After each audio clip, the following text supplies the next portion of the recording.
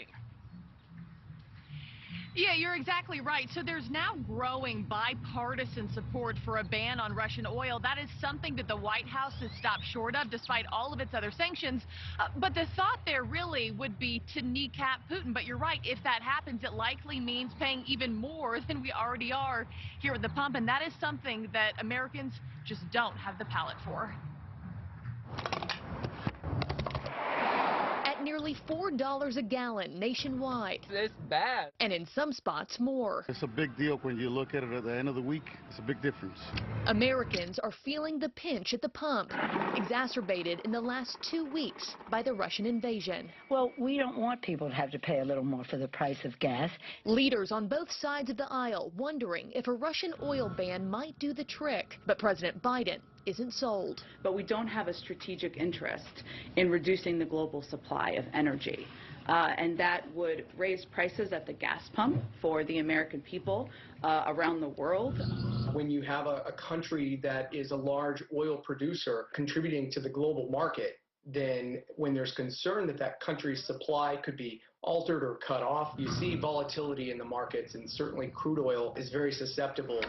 AAA predicts prices will continue to go up from here, and investors are jittery. Currently, this is the biggest price surge since Hurricane Katrina. But the big difference here is that after a hurricane, that price goes back down. Right now, we don't know when the price is going to come back down. And it's hitting the wallets of everyday Americans and nonprofits. Boy, they're light today. For 3 years, Jason Moeller has driven a weekly route for Meals on Wheels. It's volunteer work he finds rewarding.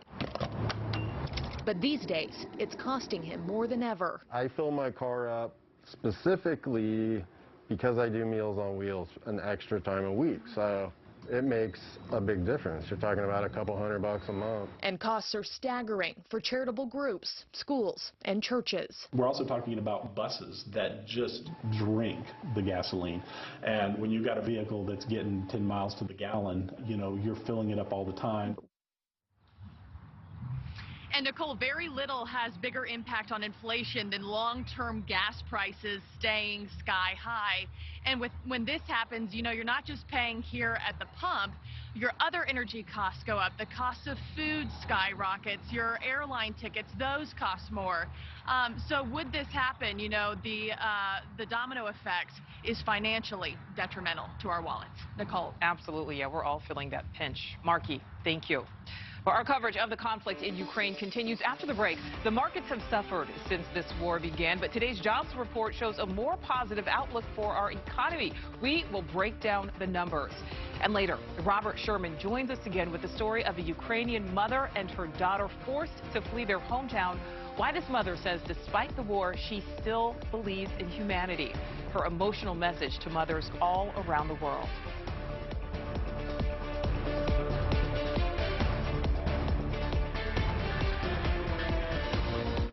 Weeknight on News Nation. Watch News Nation Rush Hour and the Donlin Report, followed by On Balance with Leland Biddert and News Nation Prime. Then close out your night with Dan Abrams Live and Ben Field. Weeknights starting at 5, 4 Central on News Nation.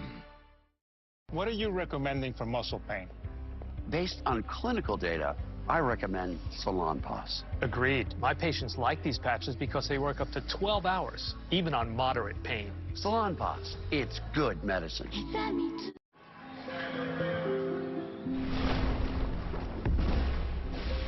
Energy is everywhere, even in a little seedling, which, when turned into fuel, can help power a plane. At Chevron's El Segundo refinery, we're looking to turn plant-based oil into renewable gasoline, jet, and diesel fuels. Our planet offers countless sources of energy, but it's only human to find the ones that could power a better future. Yo, dude, you need some help? Don't worry about me. Yo, there's no shame. No shame. You don't know my family, man. It's okay to ask for help. Find a licensed therapist at BetterHelp.com. I had multiple credit cards set at high interest rates. Lower your interest rates with a credit card consolidation loan from Lightstream. I was able to save around $450 a month. I'm saving about $5,000. It feels really good. Like, yes. Apply now at TryLightstream.com for your discount. This old toilet won't quit. It's fine, though. I'm a member of American Home Shield. They cover items no matter their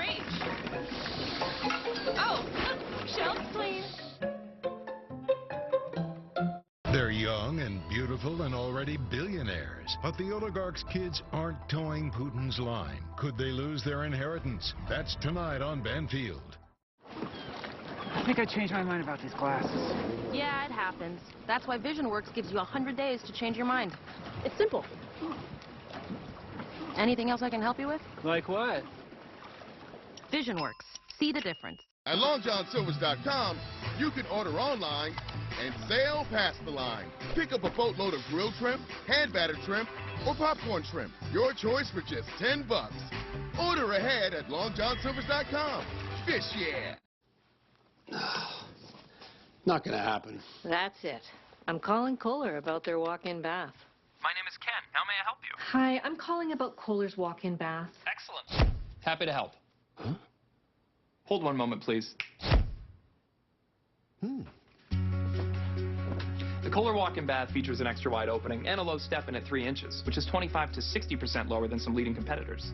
The bath fills and drains quickly, while the heated seat soothes your back, neck, and shoulders. Kohler is an expert in bathing, so you can count on a deep soaking experience. Are you seeing this? The Kohler walk-in bath comes with fully adjustable hydrotherapy jets and our exclusive bubble massage. Everything is installed in as little as a day by a Kohler certified installer. And it's made by Kohler, America's leading plumbing brand. We need this bath. Yes. Yes, you do. A Kohler walk-in bath provides independence with peace of mind. Call 1-800-558-5891 to receive $1,000 off your Kohler walk-in bath. And right now we're offering no payments for 18 months. This is News Nation. News for Oregon and news for all America.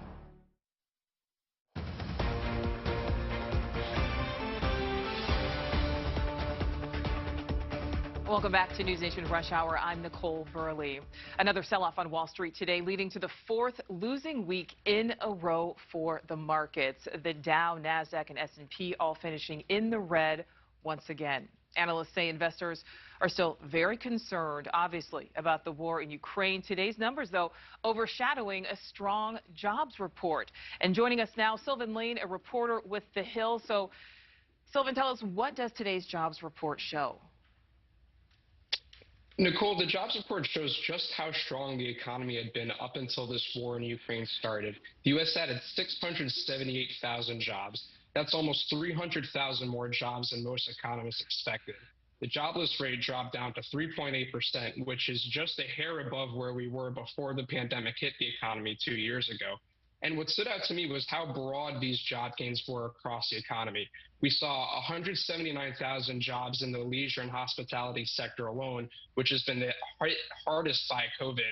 But we also saw more jobs in healthcare, more jobs in professional and business services, just broad, widespread job growth that showed a lot of workers coming back after months, if not years, left on the sidelines because of the pandemic.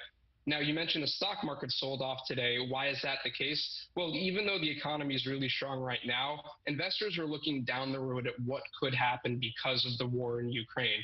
There's a good chance that gas prices and energy prices broadly are going to continue to increase as we start to deal with these supply issues coming out of Russia and Ukraine. Food prices could also be going up. And when that happens, inflation starts to rise too. So some economists and investors are concerned that this might be the best things are for a little while. Yeah, things certainly do not seem to be improving. Sylvan, thank you for that. As we continue our coverage of the war in Ukraine, we'll hear from a Ukrainian mother and her daughter who fled their home, where they landed, and what the future looks like for their family. And an American doctor training medics in Ukraine, how he's ensuring first responders on the ground there have all the tools they need in the midst of this war.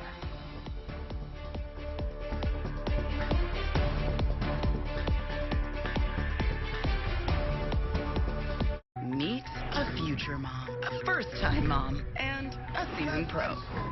This mom's one step closer to their new minivan. Yeah, you'll get used to it. This mom's depositing money with tools on hand. Cha-ching. And this mom, well, she's setting an appointment here so her son can get set up there and start his own financial journey. That's because these moms all have Chase. Smart bankers, convenient tools. One bank with the power of both. Chase. Make more of what's yours. This was when I noticed how white my son's teeth were and how yellow mine were, and I needed to make a change. My smile's yellowish or dingy, and it definitely made me self-conscious. I can't magically become younger, but I can certainly look younger.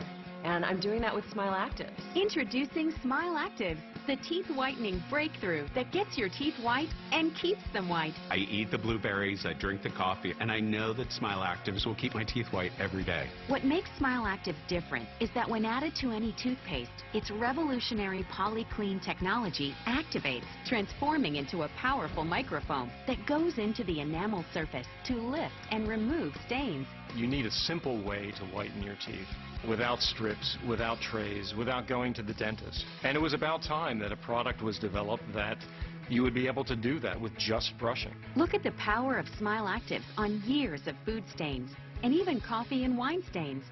Smile Actives is safe and effective and also works on veneers, crowns, and dentures. This is after using Smile Actives, and you can really see how white my teeth are now next to my son's. Why spend hundreds of dollars for whitening treatments at the dentist when you can whiten your teeth at home with Smile Actives for just $24.95? Order in the next 5 minutes and you'll get a second Smile Actives Power Whitening Gel absolutely free. That's a 50% savings. Perfect for travel, work, or to share with family or friends. Order right now and we'll sweeten the deal and include free shipping. That's 2 for the price of 1. Yours for just $24.95. Best of all, Smile Actives will get your teeth 6 shades whiter, guaranteed, or your money back. Hurry and take advantage of this special TV offer not available in stores. Call 1-800-631-4875 now.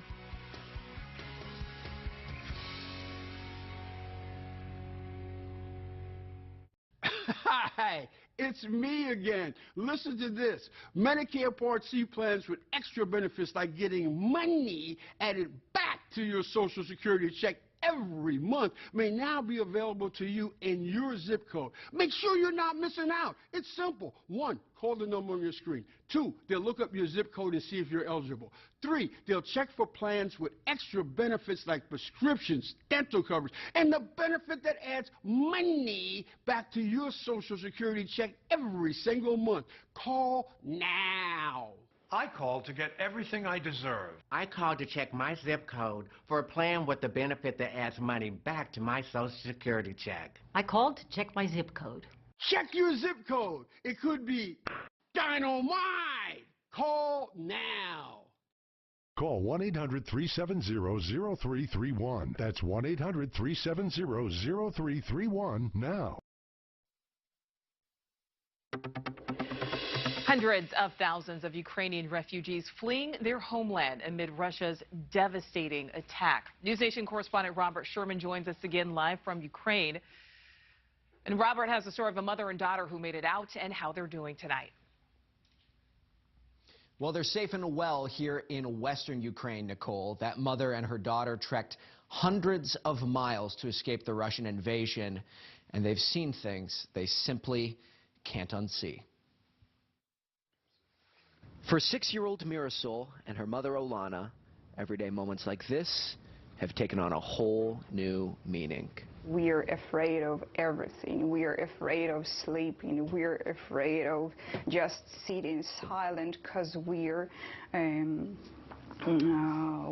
just permanently nervous. Olana's from Kherson in southern Ukraine. The bombs started falling there last week, and after days of brutal fighting, Olana's beloved city is now under Russian control. She's fled hundreds of miles west with her little girl, made to be refugees by a nation that she considers to be her literal and metaphorical neighbors. I have my sister living in Rostov. This is a Russian city.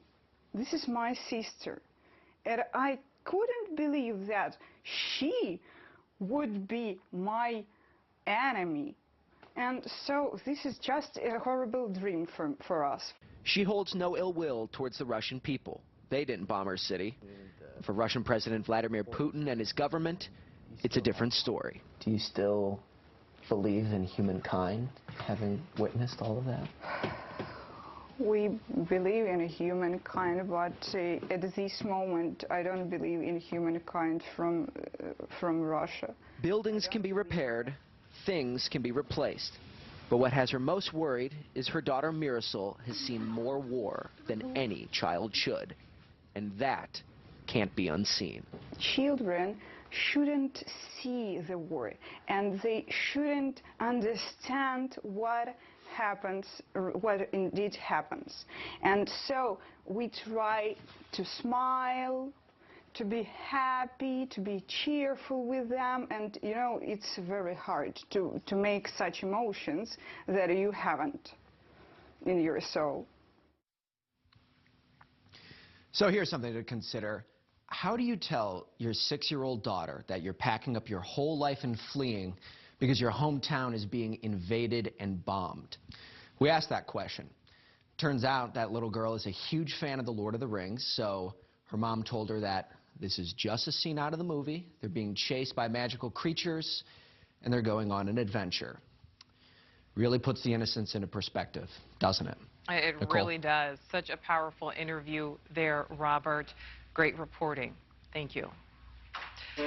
Well, meantime, a team of Southern California doctors getting ready to head to Ukraine to teach civilians how to perform combat medicine and learn how to save their friends and neighbors as their streets become battlefields. NewsNation correspondent Nancy Liu joins us live from Los Angeles. So, Nancy, these are highly trained specialists heading in.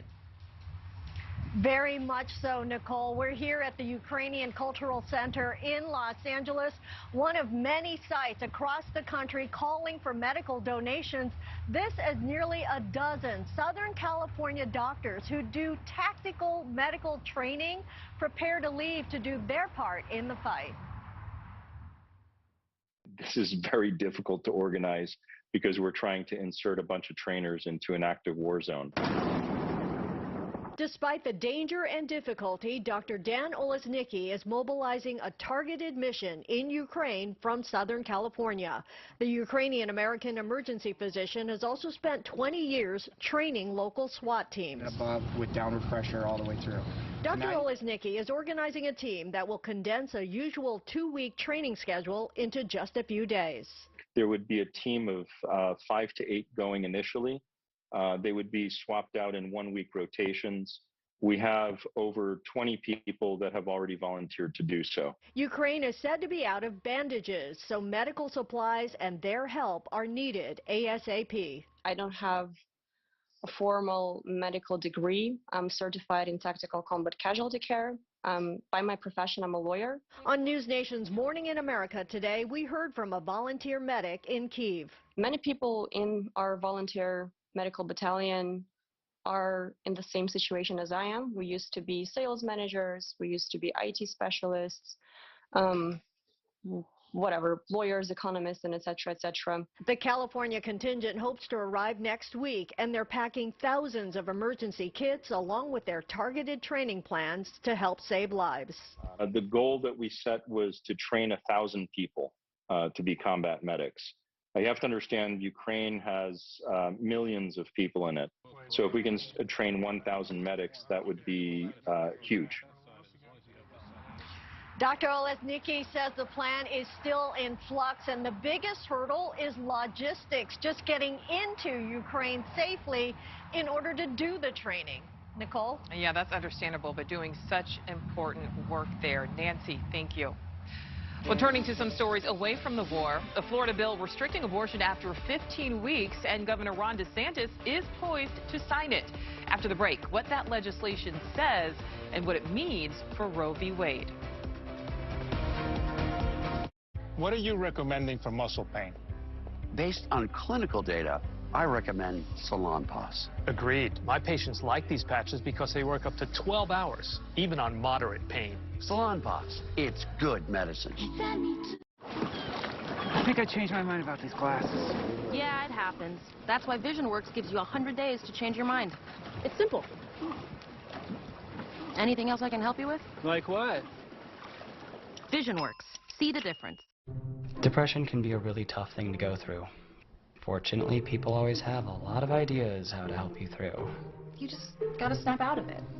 You have so much to be happy for. Fake it till it feels normal. Cheer up. It's all in your head. It's because you're a Leo. Think about all the people that have it worse than you.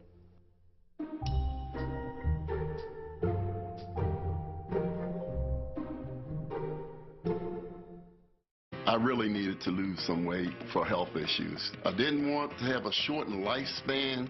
Having my wife do this with me is priceless. Get Nutrisystem's partner plan. We lost 85 pounds with Nutrisystem. Weight loss is better together. Partners lose up to 20% more weight. I could cheer her on, she would cheer me on. And it's an easy plan. You eat the meals, you lose the weight, you feel better. Eat the same meals or choose your own, including new premium meals with up to 30 grams of protein and new skillet dinners ready in minutes. It smells great. It's like, okay, it's dinner time. And we're bringing the taste of your favorite restaurant meals right to your home. Perfectly portioned with half the calories. Get food for two. Meals and snacks delivered together free. Act now and get 50% off, plus an extra $50 off. That was us. This is us. Go online or call 877-319-DIET to save 50%, plus get an extra $50 off. It's time to lose the weight for good. Try Golo. No subscriptions, just real results that last. I've lost 70 pounds, 58 pounds, 22 pounds, 128 pounds. 138 pounds in 9 months. Crazy, right? It's time to put dieting behind you and get your health and vitality back. Once you start this plan and you do what you're supposed to do, you are going to feel amazing. You're going to have a new life. Change your life now at Golo.com. This old toilet won't quit. It's fine, though. I'm a member of American Home Shield. They cover items no matter their age. Oh, shelves clean. I absolutely hated pricking my fingers. You get these calluses and these sores. Pick a finger, you know. Which one you gonna hurt today? Once I was able to use Dexcom, I could simply monitor on my phone, and I didn't have to prick. I'm not relying on a finger stick. This is News Nation, news for Florida, and news for all America.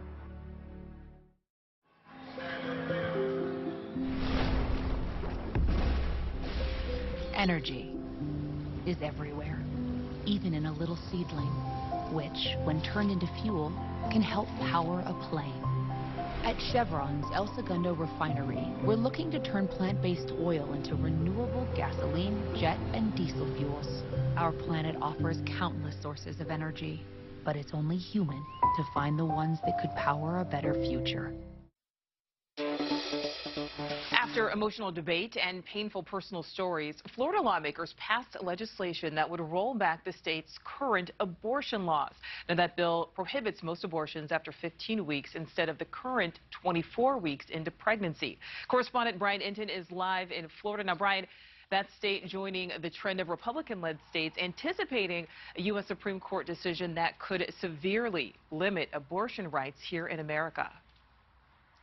Yeah, Nicole, we've seen this happening really all throughout the country. Now it's happening in Florida, too.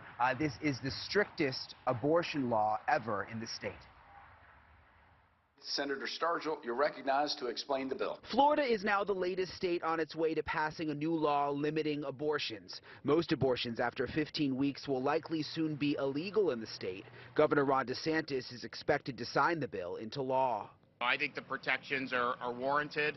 And I think that we'll be able to sign that in short order. The Florida bill has no exceptions for pregnancies resulting from rape, incest, or human trafficking. These are protections for babies that have heartbeats, that can feel pain, and this is very, very late. And so I think when you're talking about late term, you know, that's one thing. Democratic Florida State Senator Lauren Book, a victim of sexual assault, tried to add exceptions into the bill, but the Republican-led Senate was not on board. I've not talked about this experience to anyone but my close family and my close friends. Certainly never have I done so publicly, and I have never ever planned to.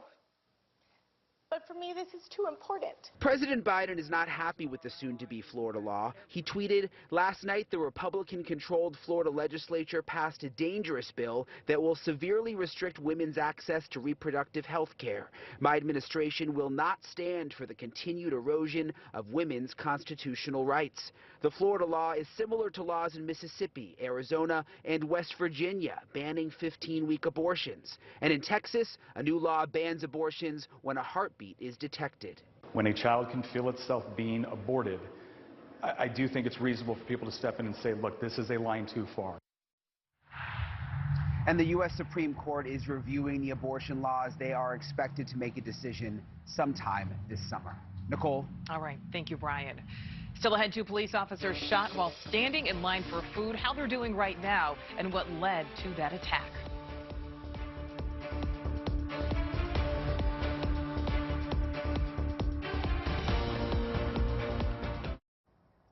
Do you take aspirin? Plain aspirin could be hurting your stomach. Basilor 325, liquid-filled aspirin capsule, is clinically shown in a 7-day study to cause fewer ulcers than immediate-release aspirin. Basilor is designed to help protect, releasing aspirin after it leaves your stomach, where it is absorbed, to help prevent another heart attack or stroke. Heart protection with your stomach in mind. Basilor, the first liquid-filled aspirin capsules. Amazing. Car shopping in a meeting. Yeah. Hey, how do I know if this car is a great deal? Because CarGuru's algorithm analyzes non-uniform data sets cross-referenced with API parameters.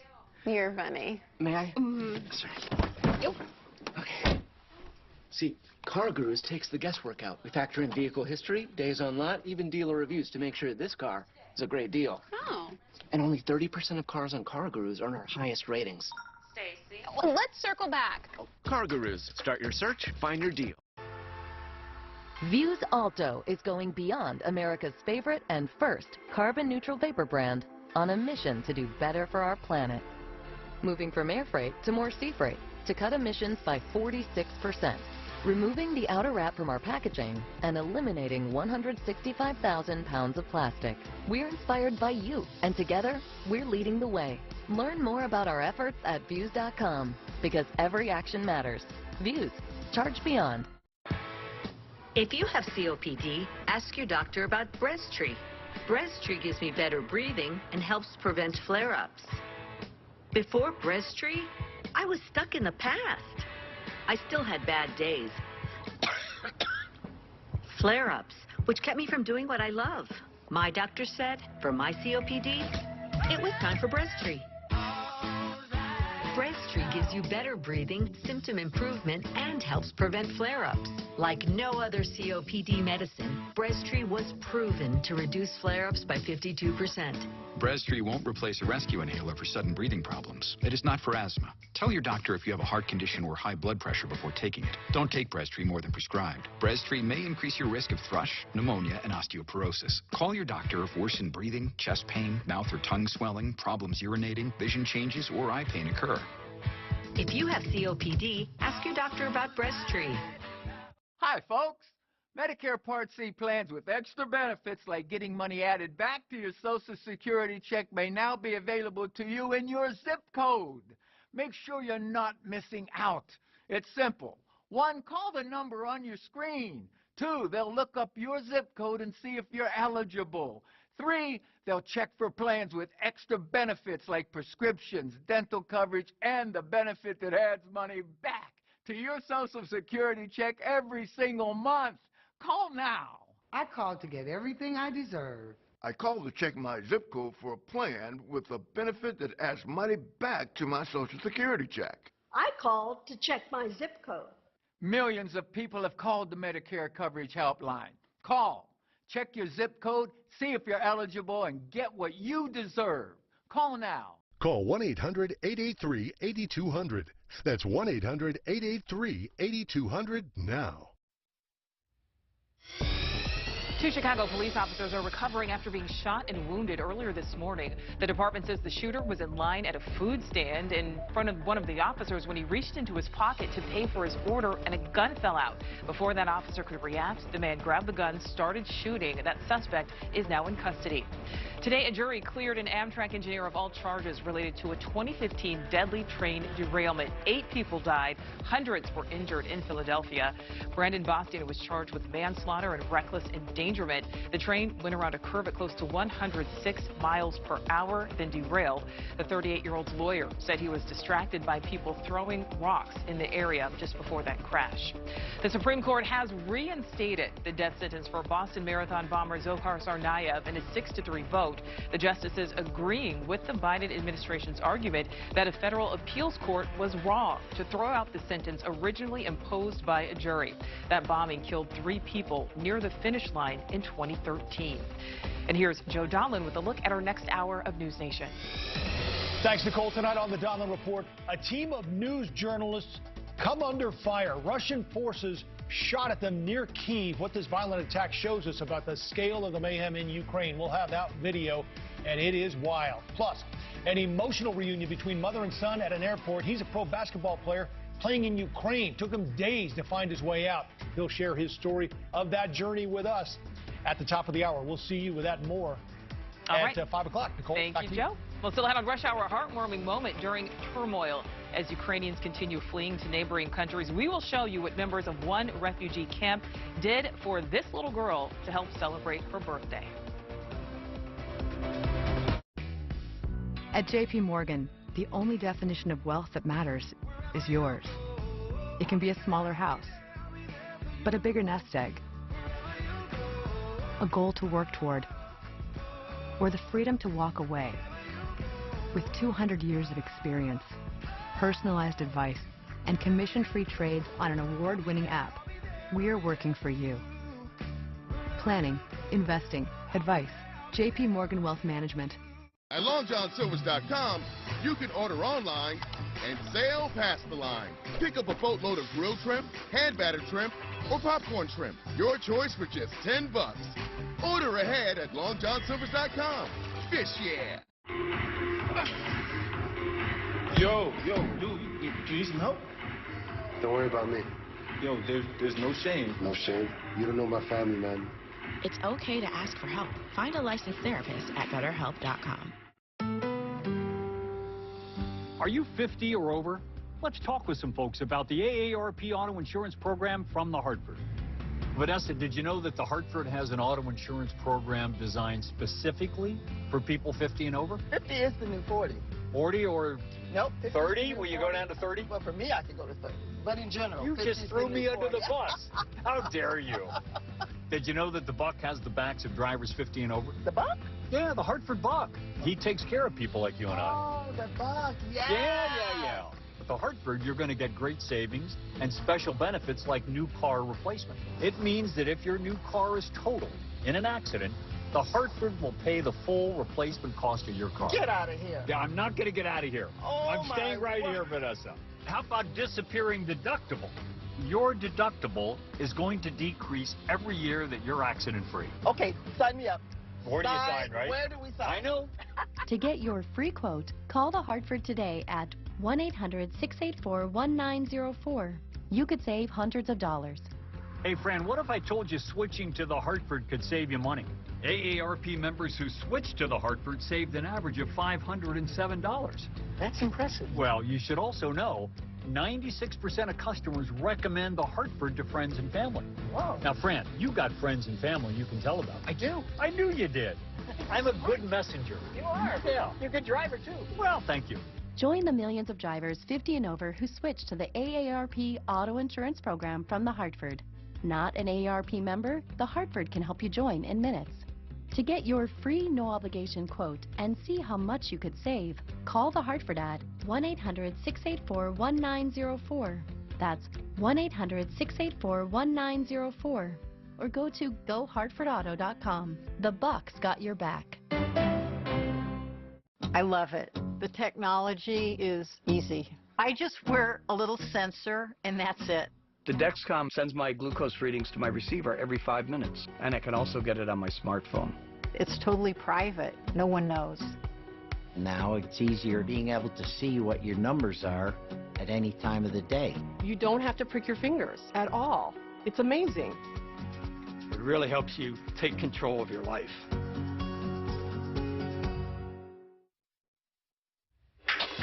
As always, we try to leave you on a positive note and a moment of joy from the war in Ukraine.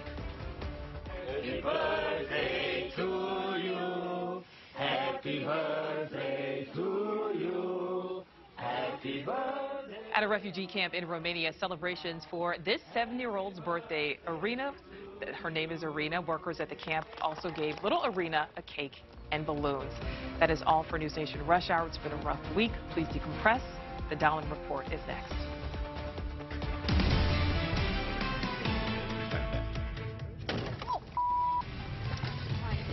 Oh, that's a bullet. That was a bullet. No, it wasn't a bullet. It wasn't. Something blew up under us. Something went bang. Oh, there's a big hole. Okay. Oh, where's it?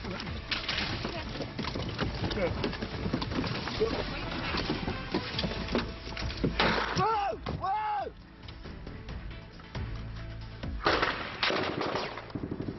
What? Whoa!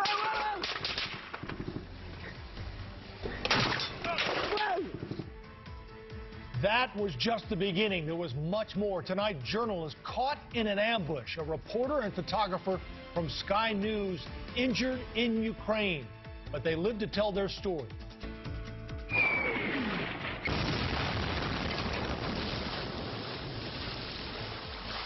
Explosions heard in Kyiv as that massive convoy looms just miles away tonight.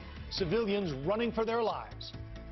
Друзья, отчитываемся, потратили все деньги, только что заработали терминалы в росте. Вот мы скупились, поразгрузились, сейчас еще закинем в метро, и мы кончились, поэтому если сбор денег снова...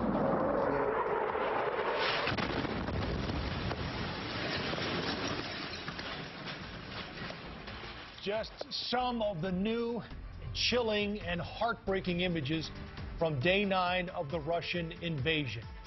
This is the aftermath of the shelling of a school. We also have more of the destruction in a town just outside the capital of Kyiv. We're going to speak with one of Ukraine's parliament members. That's coming up in just a minute. Meantime, Russia seizes a nuclear power plant, a key strategic point, but it's also a major escalation. Here's the Pentagon spokesman talking with News Nation last hour. Clearly not the behavior of a responsible nuclear power. This entire invasion, not to mention the strike on a nuclear power plant, is a violation of international law. Vladimir Putin says he wants total control of Ukraine as his army makes advances day to day. Still, the Ukrainians are not backing down. Watch as one of their missiles hits a Russian vehicle. You see it there. It is great to have you with us as we wrap up the week. Here is the latest tonight. Russia is blocking access now to Facebook and Twitter and threatening 15 years in prison for those who stray from the state narrative on the invasion of Ukraine. Also, the Pentagon confirming to News Nation now, Vice President Harris will head to Poland and Romania next week to talk with our allies and reaffirm the U.S. commitment to defending NATO. So the worst is yet to come. That's what we keep hearing. We heard it today from NATO, and we've also heard it from the French president, who spoke with Vladimir Putin, albeit from somewhat of a distance. You remember this picture. So what is it going to take for the world to do something to stop what's happening in Ukraine? That's the pulse of America tonight. If the days to come are going to be worse, and that's what we're hearing, what can be worse than attacking a nuclear power plant? Certainly a major escalation and a potentially very dangerous one. Does Putin not care about the world reaction, or is he miscalculating it? The attack on the nuclear plant shows the depravity of Putin and his tactics. In fact, former ambassador to Russia, Michael McFaul, said it's not rational to bomb a nuclear power plant. It is insane. Putin wants total victory in Ukraine, and it appears he will stop at nothing to achieve it. NATO says this is the worst military aggression in Europe in decades, again saying the days to come are likely to be worse, but adding NATO will not provide a no-fly zone for Ukraine. So again, how much worse can it get? How much longer is the world willing to watch what's happening there as the war now enters its second weekend. Here at home, gas spiking 11 cents a gallon overnight. In California, it's averaging $5.07 a gallon. And there is growing political pressure now on President Biden to stop importing Russia's oil and hit Putin where it hurts. We're going to get to that in just a minute. But first, Kira Rudik, member of Ukraine's parliament, joins us from Kyiv. Kira, we wanted to start with you on some more of this video that we just got of this news crew from Sky News coming under attack. Let's watch a little bit more of it. Whoa! Whoa! Whoa! Stop!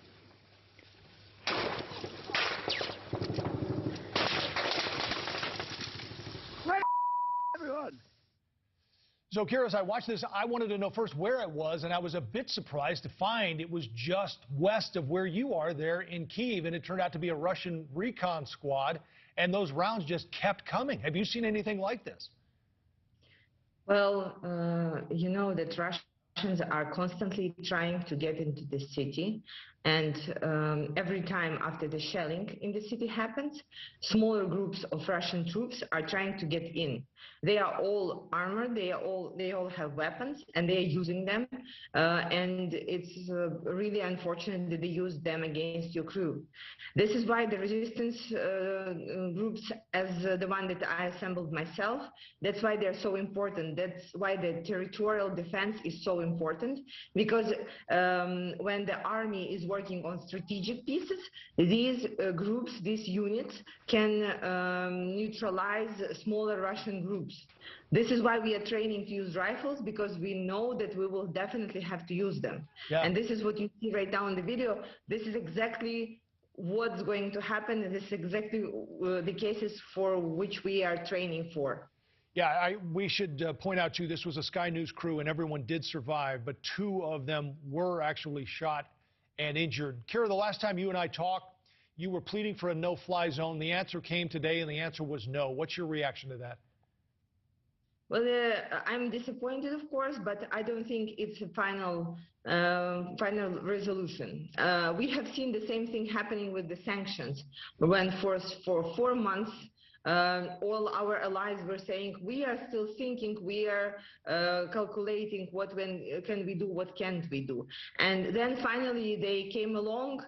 It was unfortunately too late, and right now, if sanctions were imposed at the right time, right now we would have had really different situation. Yeah. So I think with a no-fly zone, it wouldn't be called a no-fly zone, it would be called differently, but we will have to get the Air Force protection support from our allies. Otherwise, it will be just, there is no good outcome. Like, look, we are watching right now what happened today at the nuclear plant. Mm-hmm. There is no sane person in the world who would attack a nuclear plant. Are we clear on that, right? Yes. So he's, and I can tell you as a person who lived for 30 years near Chernobyl, I can tell you, radiation doesn't care what kind of passport are you holding. It doesn't care if your country is a NATO member, no NATO member, and the explosion like that would hurt the whole Europe and would damage the whole world. So it's frightening, no doubt. Kira, we were able to talk with the Pentagon spokesman today, Admiral John Kirby, about the military equipment that we're sending to you. Here's more of what he said. What we will do is continue to look for ways to give Ukraine the kinds of security materials they need to better defend themselves. And we're doing it faster. So there's an awful lot being done to help them defend themselves. And they're doing it bravely. They're doing it effectively. You are indeed, Kira. I mean, you're putting up a valiant fight. But Russian troops are now, as I understand it, as close as about 15 miles from Kyiv. Are you worried that you're running out of time? I'm not worried. I'm still angry. I'm concerned about the nuclear threat more than the other threats. And again, I'm armed, and we've been training very hard for the last 8 days. So this is under my control, like what's going to happen with me and my crew and my city. However, with the nuclear threat and with the Air Force threat, there is nothing I can do. I can do exactly nothing to protect myself from the missile going on my head from the air. And that's why we are asking for this help, because it's totally not under our control. But I want to go back to the nuclear threat. Look, Putin today committed this actually another war crime. And what was the reaction of the world leaders? President Biden condemned him. Then Prime Minister Boris Johnson condemned him, and UN sent a very angry note. Are we really thinking that this will stop Putin from moving further and raising the stakes? Is this really something that we think that the greatest tyrant of the world right now is going to take seriously? No, I can tell you as a person whose country has been at war with Putin for 8 years. He only responds to strength. He only responds to the language of power. So why does the whole world try to still hush him and hope that he will wake up and say, yeah, I was wrong, now I'm a good person, let's back off, let's stop bombing the nuclear plants, let's not try to seize the cities, and let's take my troops back. Right. It's not going to happen. Sure. We know that, and no condemnations will help that. So the only thing that will help right now is the no-fly zone 1, and then additional support that will to push Putin and to help Ukrainians push him back to where he came from. All right. Kira, it's always great to have you. Ukrainian parliament member, still in Kyiv, and I know you stayed up late for us. Again, thank you. We'll talk to you soon. Stay safe. My pleasure. Thank you. Thankfully, the world has stood up to Russia, but we got to do even more. We have to go after their energy exports and cut them off at the knees, I believe. And so it's a scary situation. That was Republican Congressman Don Bacon on News Nation's Morning in America earlier today, calling for the U.S. to stop importing Russian oil. And while the White House has refused to shut off the Russian spigot so far anyway, the calls are certainly growing more bipartisan and louder.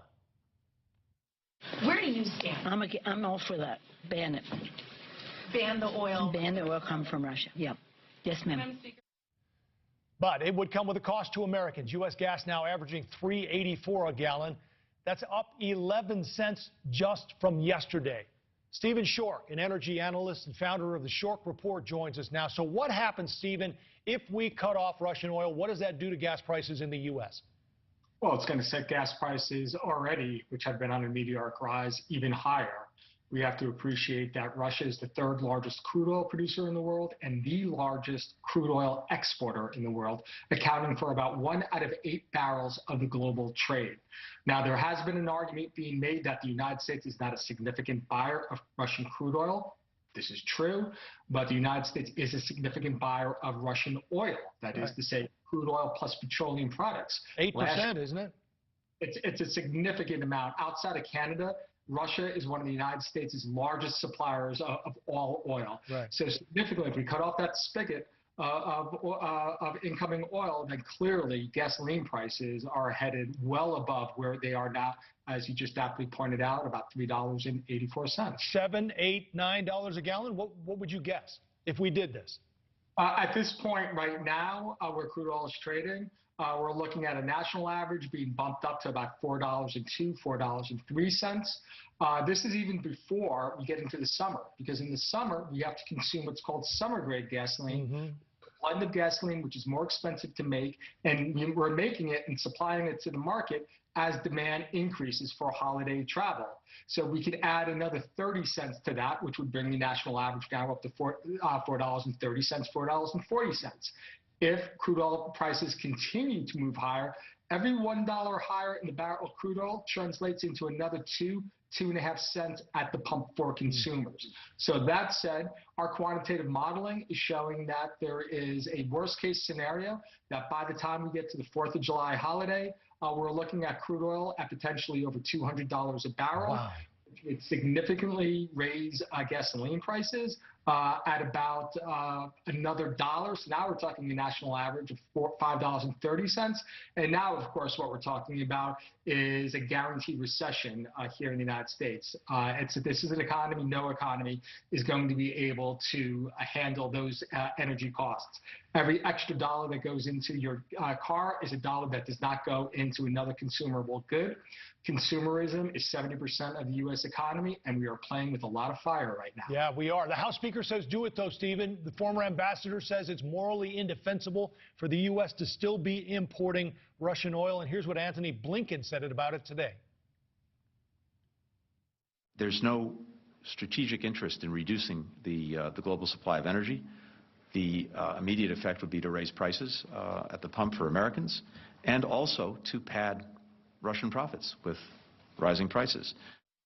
Do you agree, Stephen? Is it a net plus for Russia if we shut it off? Potentially, absolutely. They're going to find a buyer for their oil. But that said, up until today, there has been a virtual boycott on buying Russian oil by traders and by refineries. No one was buying their oil until today. Their benchmark Urals crude oil in Russia had to trade at a $28 discount to the global benchmark, that is Brent crude oil. Shell unfortunately pulled the trigger at that, so this is now the price for Russian oil, $30, $28, $30 below the benchmark. The problem is that's going to encourage other countries, even if we ban it, to continue to buy Russian oil. And of course, every barrel of Russian oil sold is another dollar that goes into Putin's war chest. Stephen Schork, the Schork Report founder and energy analyst, thanks for the time tonight. Appreciate it. Thank you. Cutting off Russia will have financial cost to Americans. That much is clear. Would it also, though, have some political cost to President Biden? Or could it actually help the president recasting himself as a wartime leader? Let's bring in News Nation's Leland Vittert right now. This feels like our sort of war bond moment, does it not? I don't want to overplay it, but it seems like at this point we're coming to possibly an inflection point where we may have to do more and we may have to sacrifice, and the president may have to step up and say that, and we'll see what happens. And that's happened in the past. It hasn't worked out well for presidents when it came to the price of oil. Think George H.W. Bush after Desert Storm had high approval ratings. Right. Recession came because of high oil prices, and we all know that he did not win a second term. Got to be very careful in terms of what we're talking about here. There is the U.S. not buying any more Russian oil. That doesn't really mean much to the Russians or to the rest of the world. The issue is whether or not the United States sanctions Russia's energy industry. So for all of the discussion by the president of sanctions against Putin and all these terrible sanctions that have happened, all of them have a right out for Russia's energy industry. Their energy industry, which is basically the lifeblood of their economy, has not been touched. You sanction Russia's energy industry, that is what creates the global supply shock and the huge price increase around the world. So the devil is in the details here. Do you think it happens? I mean, obviously he's worried about inflation, as we all are.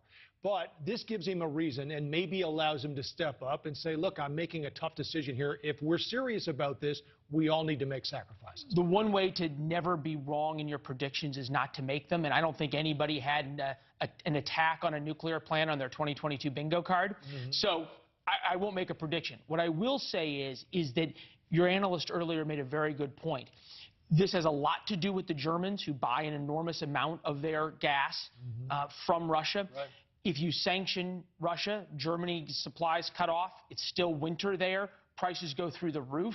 So I would say if it's going to happen, it's going to be another couple of months. All right, Leland, thanks very much. We'll see you with On Balance at the top of the hour. Appreciate it. A mother escapes a city Putin's forces now control with her 6-year-old daughter. Up next, a News Nation exclusive, that mother's message for people she knows in Russia. Plus this.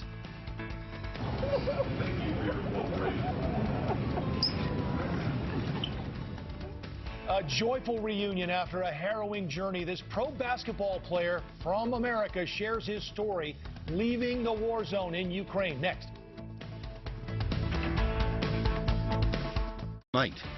Some now accusing the American and Western media of racist coverage of Ukraine. That we care more because the victims are white. But don't we care more because Putin poses an existential threat to the country and to democracy? Tonight on Dan Abrams Live. So, you found the number 7 then? It's amazing. Hydrates better than the expensive stuff. I don't live here, so I'm taking this and whatever's in the back. It's already sold in the US. But I'm not taking any chances. The UK's best-kept skincare secret. Hi, I'm Jeff from Nuts.com. When my grandfather started this business in 1929, he relied on 4 important values: freshness, quality, variety, and service. I'm proud to carry on his legacy, but from a bigger space. We still freshly roast, season, and dip delicious nuts here in New Jersey and deliver them with the freshest dried fruits, snacks, and sweets to families that love our products all around the country, including mine. We think you'll love Nuts.com too, so check us out and enjoy free shipping on your first order. If you or someone you love has developed Parkinson's disease after being exposed to Gramoxone or any herbicide containing the deadly chemical paraquat, you may be entitled to financial compensation. Call now. There are time deadlines, so don't delay. If you don't win, you pay nothing. What do we want delivered every month?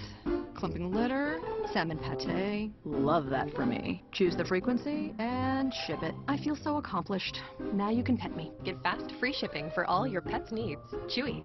New projects means new project managers. You need to hire. I need Indeed. Indeed you do. When you sponsor a job, you immediately get your short list of quality candidates whose resumes on Indeed match your job criteria. Visit Indeed.com/hire and get started today.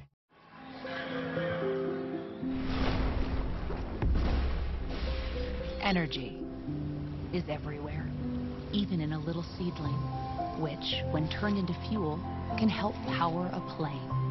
At Chevron's El Segundo refinery, we're looking to turn plant-based oil into renewable gasoline, jet, and diesel fuels. Our planet offers countless sources of energy, but it's only human to find the ones that could power a better future. This is News Nation, news from Missouri and news for all America. So I had to quit college to help my mom, but I never wanted to quit my dream of a career in IT. There are 200,000 unfilled IT support roles in America. On Coursera, you can earn Google's IT Support Professional Certificate designed to prepare you for an IT support career in about 5 months for $39 a month. No degree or experience needed. My job now is amazing. I can spend more time with my family. Find courses, certificates, and degrees on Coursera. Join for free at Coursera.org. Coursera. Learn without limits. Depression can be a really tough thing to go through. Fortunately, people always have a lot of ideas how to help you through. You just gotta snap out of it. You have so much to be happy for. Fake it till it feels normal. Cheer up. It's all in your head. It's because you're a Leo. Think about all the people that have it worse than you.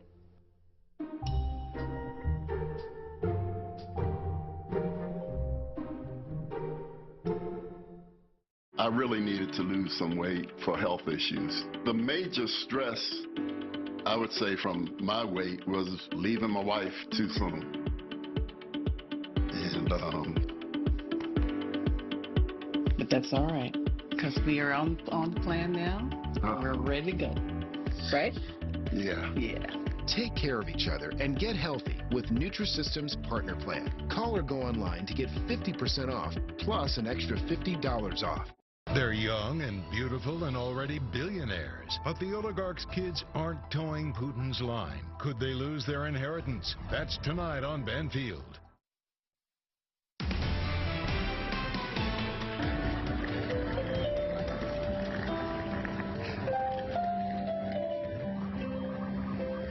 Ukrainian refugees fleeing to Poland greeted with the sounds of live music as a man played the piano near the border crossing.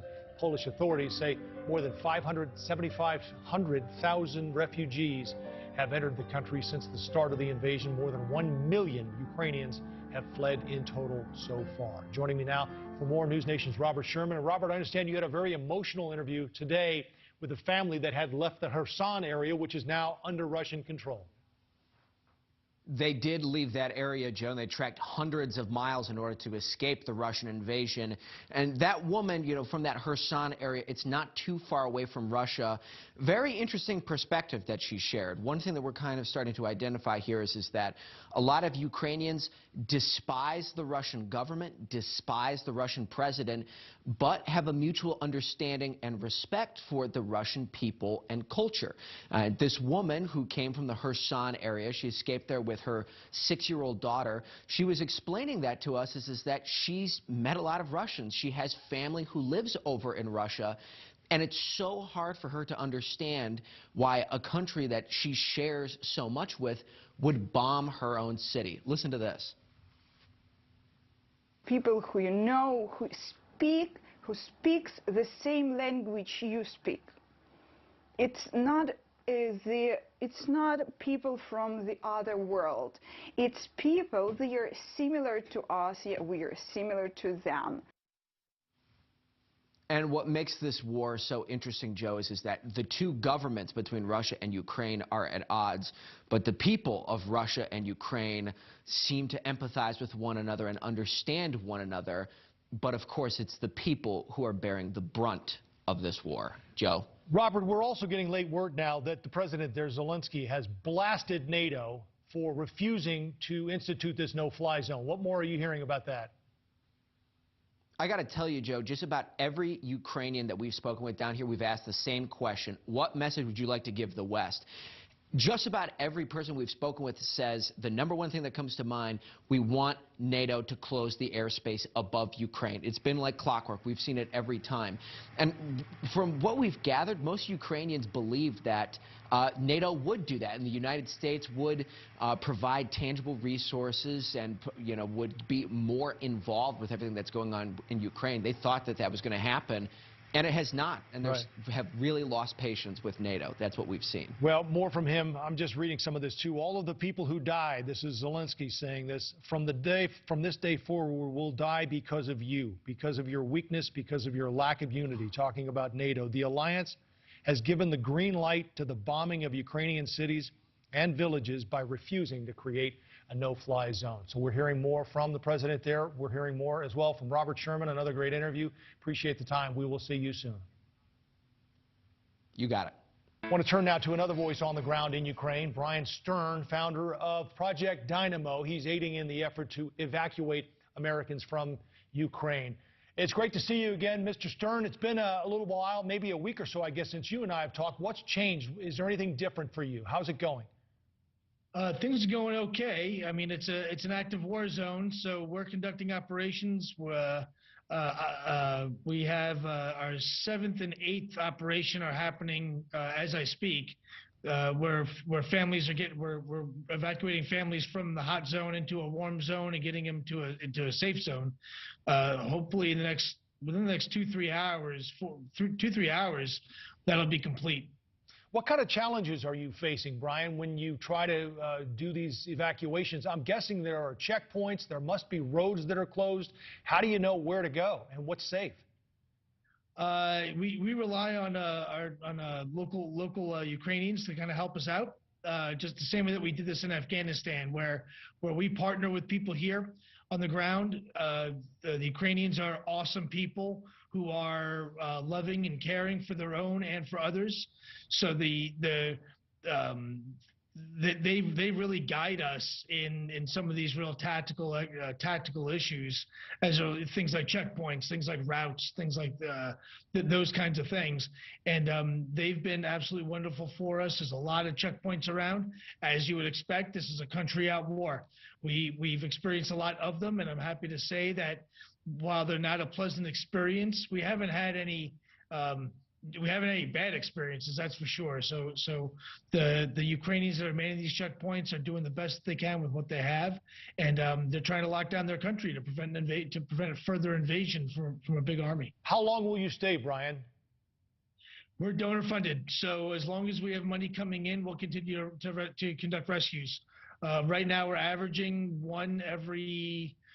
Not every day, but almost every day.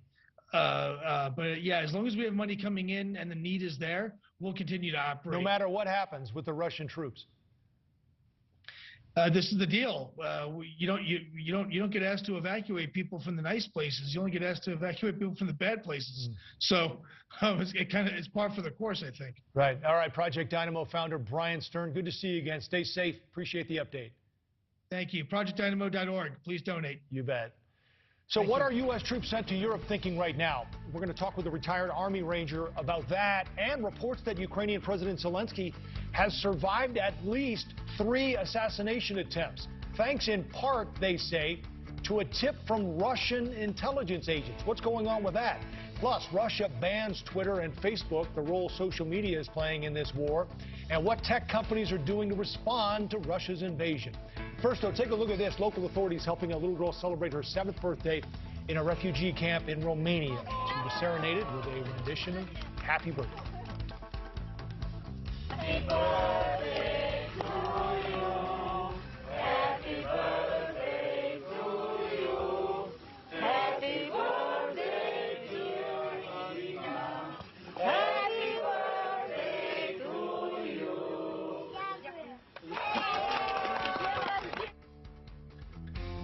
Psoriatic arthritis made my joints stiff, swollen, painful. Emerge Tremfyant. Tremfya is approved to help reduce joint symptoms in adults with active psoriatic arthritis. Some patients even felt less fatigued. Serious allergic reactions may occur. Tremfya may increase your risk of infections and lower your ability to fight them. Tell your doctor if you have an infection or symptoms, or if you had a vaccine or plan to. Emerge Tremfyant with Tremfya. Ask your doctor about Tremfya today. Hi, folks. Medicare Part C plans with extra benefits like getting money added back to your Social Security check may now be available to you in your zip code. Make sure you're not missing out. It's simple. 1, call the number on your screen. 2, they'll look up your zip code and see if you're eligible. 3, they'll check for plans with extra benefits like prescriptions, dental coverage, and the benefit that adds money back to your Social Security check every single month. Call now. I called to get everything I deserve. I called to check my zip code for a plan with a benefit that adds money back to my Social Security check. I called to check my zip code. Millions of people have called the Medicare Coverage Helpline. Call, check your zip code, see if you're eligible, and get what you deserve. Call now. Call 1-800-649-2005. That's 1-800-649-2005 now. Got crypto brain? You could satisfy it by getting crypto the same way everyone else does. Or with a tax advantage at Alto Crypto IRA. With as little as $10, you can now put retirement dollars in crypto. Over 125 coins through Coinbase Exchange, including Bitcoin, all with the full tax advantages of an IRA. Everyone's got their eye on crypto. Get yours with the Alto Advantage. Sign up free at altoira.com/crypto. Non-attorney spokesperson. This is a paid advertisement for legal services sponsored by Nightline Legal. Cases assigned on a random basis to participating law firms. Attention parents! If your child was born premature and later diagnosed with necrotizing enterocolitis, also known as NEC, call right now. You may be entitled to financial compensation. Certain types of baby formulas have been linked to an increased risk of newborns developing NEC, a severe and potentially fatal intestinal illness that oftentimes requires surgery. If your child was born premature or at a low birth weight and later diagnosed with necrotizing enterocolitis, the baby formula your child was fed may be to blame, and you may be entitled to significant compensation from the manufacturer. Call right now to find out if you qualify. Don't be a victim. Get the help you deserve. There are time deadlines to file a claim, so don't wait. Call right now. Call 1-800-571-3054. That's 1-800-571-3054. Meet apartment 2A, 2B, and 2C. 2A is monitoring his money with a simple text. Like what you see, Abe? Yes. 2B is covered with 0 overdraft fees when he overdraws his account by $50 or less. And 2C? Well, she's not going to let a lost card get her stressed. Am I right? That's right. That's because these neighbors all have Chase. Alerts that help check, tools that help protect. One bank that puts you in control. Chase, make more of what's yours. If you've ever considered getting a walk-in tub, we have great news. For a limited time, when you purchase a Safe Step walk-in tub, we'll upgrade your order to include a free shower package. Yes, a free shower package. With Safe Step's shower package, you can conveniently shower in your brand new walk-in tub. And if you call today, you'll also receive $1,600 off your entire order. Now, you can finally enjoy the best of both worlds with the therapeutic benefits of a warm, soothing bath that can help increase mobility, relieve pain, boost energy, and improve sleep. Or if you prefer, you can take a safe, refreshing shower all in one amazing product. Call today to receive your free shower package plus $1,600 off the price of your brand new Safe Step walk-in tub. That's 1-800-903-9006. Call today. That we will defend every inch of NATO territory. The Article 5 says that an armed attack on one ally is going to be deemed an attack on all, and the alliance will come to the defense of the ally attack. That was Pentagon Press Secretary John Kirby last hour here on News Nation, saying American troops will only engage if there's an attack on NATO allies, something the administration's been saying all along. Now, according to the most recent Pentagon report, the total number of U.S. troops at the Ukrainian border is about 90,000, including some soldiers transferred from European bases to be closer to Ukraine. In particular, President Biden directed Defense Secretary Lloyd Austin to mobilize forces to the Baltic republics, Poland, and Ukraine's southeastern flank. Joining me now, retired Army Ranger Captain Jesse Jensen. Captain, let me start with this. If an attack on a nuclear power plant isn't enough, thank goodness it wasn't worse. Is there anything Russia could do that would make the world sit up and say, okay, that's it, we need to go in there? Yeah, there's been reports of, President Putin calling for mass executions in the streets. I've called for President Putin to be declared a war criminal. You talked about Article 5, Press Secretary Kirby did.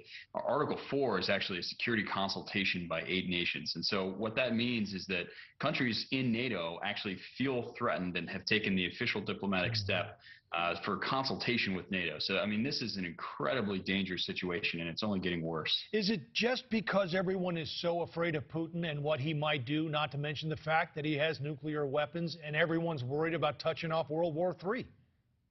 Yeah, I think that's the reason that we don't have a no-fly zone in Russia, or excuse me, in Ukraine right now, because it would require us to enforce that, which means shooting down Russian planes. There are steps that have been proposed, such as providing, high-altitude air defense artillery to Ukraine. I think all options are on the table there. But I mean, again, just an incredibly dangerous situation, and I think that it's unfortunate that we've gotten here. I think some weakness has led to this particular situation. We need to do everything that we can now to support the Ukrainians. So this is exactly why NATO was created. I don't need to tell you that, Captain. Yet when a country comes under fire, NATO does nothing because they're not a member. That's how it works. Yeah, it's great to be in the club, right? And you've got Finland and Sweden that are now seriously considering joining NATO because of the benefits that have come with it. And Ukraine actually enshrined this in their constitution. They wanted to become part of the EU, wanted to become part of NATO. And, again, we need to have a robust defense. And I think that, your previous guest led Project Dynamo. I actually co-founded Task Force Argo along with a couple other veterans, and we rescued 2,600 people out of Afghanistan. So this is not the first time that the veteran community has felt that more needs to be done to protect our allies. And again, I think it's unfortunate that we found ourselves in this position. Yeah, so I want to get you on these attempted assassinations. Apparently, at least 3 of them against President Zelensky. Foiled, in part, Ukraine says, thanks to tips from Russian intelligence agents. What do you make of this? Because they are apparently, these agents, not in favor of what's going on. Yeah, it's incredible. You see the protests in the streets. Google restaurant reviews have been used by Ukrainians to get information to the Russian people about what's going on.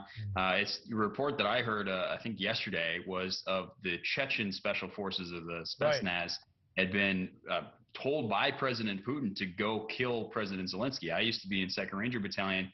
We went on kill capture missions all the time, but they were vetted targets, and these went through a robust screening process. President Putin's trying to assassinate world leaders, and it's incredibly interesting that he publicly shamed his FSB chief in that sort of Security Council meeting. Now you have FSB agents, right, that are leaking this information to Ukraine. So the cracks are there, right? You're starting to see the inner circle kind of close in on President Putin. I think that's our best path off of the current track that we're on. Great information from retired Army Ranger Captain Jesse Jensen. Captain, thanks for the time. Thank you. Appreciate being on, Joe. The latest move in Putin's censorship push, Russia blocking access to Facebook entirely and Twitter as well. The move effectively cuts off Russians from reliable information shared on the social media platform, as well as the ability to connect with friends and family on the platform, too. The move comes after multiple tech companies have been limiting the reach of Russian state media due to attempts to spread misinformation and silence dissidents. So joining me now for more on this is NetChoice Vice President and General Counsel Carl Szabo. Carl, it's great to have you. So Russia's blocking Facebook and Twitter. They're threatening 15 years in prison. This shows you how important social media and the internet in general can be in times like this.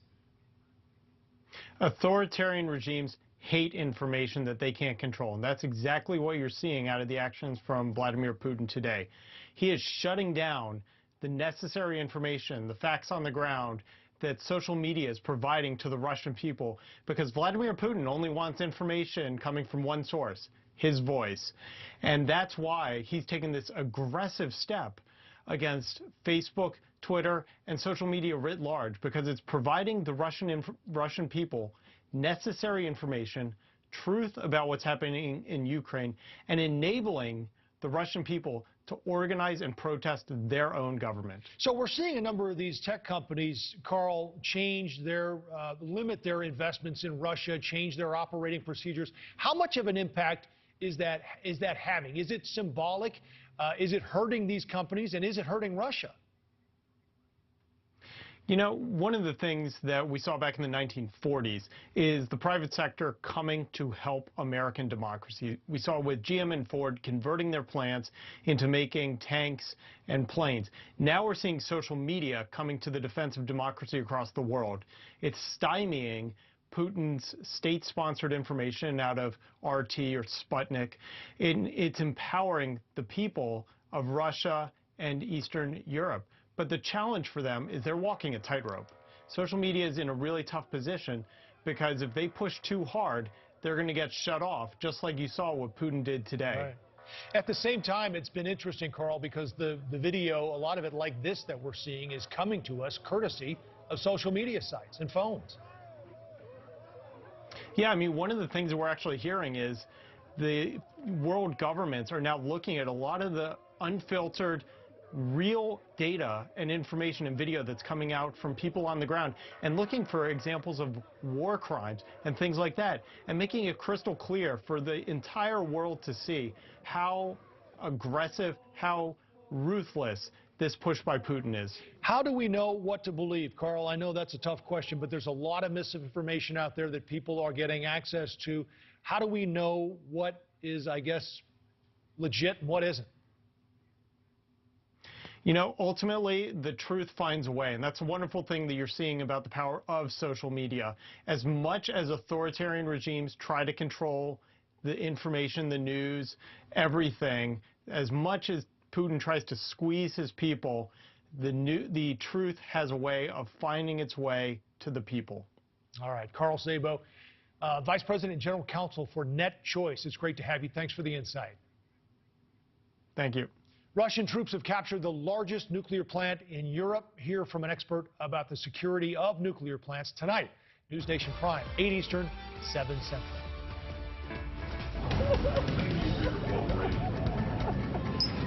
Up next, trapped in Ukraine as the invasion and bombing started. An American playing professional basketball in Ukraine wasn't sure he would make it out alive. He sent a text to his family telling them he loved them. We're going to talk with Mo Creek and his parents next. And tonight, more on the reality of information and misinformation. A Russian language media outlet asked some citizens what they thought about the invasion. Here are just a few of the comments they got. Я за Путина, я во всем за него. Да, Киев никто не бомбит, я этому не верю. Правительство России хочет ухудшить своим действиям жизнь простых граждан. Как-то мне не хочется прямо это говорить, потому что у нас как-то может за это быть какая-то опасность, поэтому я лучше воздержусь от этого. Я просто за мир и все. Мне не хочется войны. This is News Nation, news for New Mexico and news for all America. I don't just play someone brainy on TV. I'm an actual neuroscientist, and I love the science behind Neuriva Plus. Unlike ordinary memory supplements, Neuriva Plus fuels 6 key indicators of brain performance. More brain performance? Yes, please. Neuriva, think bigger. So, you found the number 7 then? It's amazing. Hydrates better than the expensive stuff. I don't live here, so I'm taking this and whatever's in the back. It's already sold in the US. But I'm not taking any chances. The UK's best kept skincare secret. Your kindness outshines your highs and lows.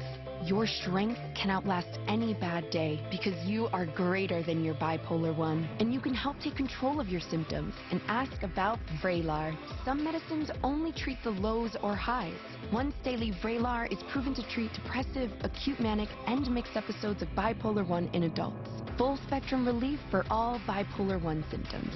Elderly patients with dementia-related psychosis have an increased risk of death or stroke. Call your doctor about unusual changes in behavior or suicidal thoughts. Antidepressants can increase these in children and young adults. Report fever, stiff muscles or confusion, which may mean a life-threatening reaction, or uncontrollable muscle movements, which may be permanent. High cholesterol and weight gain, and high blood sugar, which can lead to coma or death, may occur. Side effects may not appear for several weeks. Common side effects include sleepiness and stomach issues. Movement dysfunction and restlessness are also common. You are greater than your bipolar 1. Ask about Vraylar. The International Fellowship of Christians and Jews is on the ground in Ukraine right now responding to this devastating crisis. The current situation here is very critical. There is a great concern for the more than 200,000 Jewish people who desperately need food, medicine, and emergency supplies. Your urgently needed gift of only $45 will help rush food, water, medicine, and emergency supplies for one suffering Jewish family in Ukraine who has nowhere to turn. The fellowship has been working here on the ground in Ukraine with our trusted partners for over 30 years. The distribution centers and volunteers are standing by. We need your help now. Your emergency gift of only $45 will help rush food, water, medicine, and emergency supplies for one Jewish family in Ukraine. Please call or go online now. In this market, you'll find Fisher Investments is different than other money managers. Different how? Aren't we all just looking for the hottest stocks? Nope. We use diversified strategies to position our clients' portfolios for their long-term goals. But you still sell investments that generate high commissions for you, right? No, we don't sell commission products. We're a fiduciary, obligated to act in our clients' best interest. So when do you make more money? Only when your clients make more money? Yep, we do better when our clients do better. At Fisher Investments, we're clearly different. Meet Ron. That man is always on. And he's on it with Jardiance for type 2 diabetes. His underhand SkyServe, on fire. His grilling game, on point.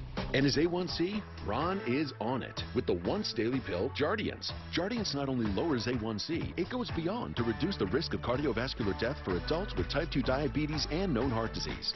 And Jardiance may help you lose some weight.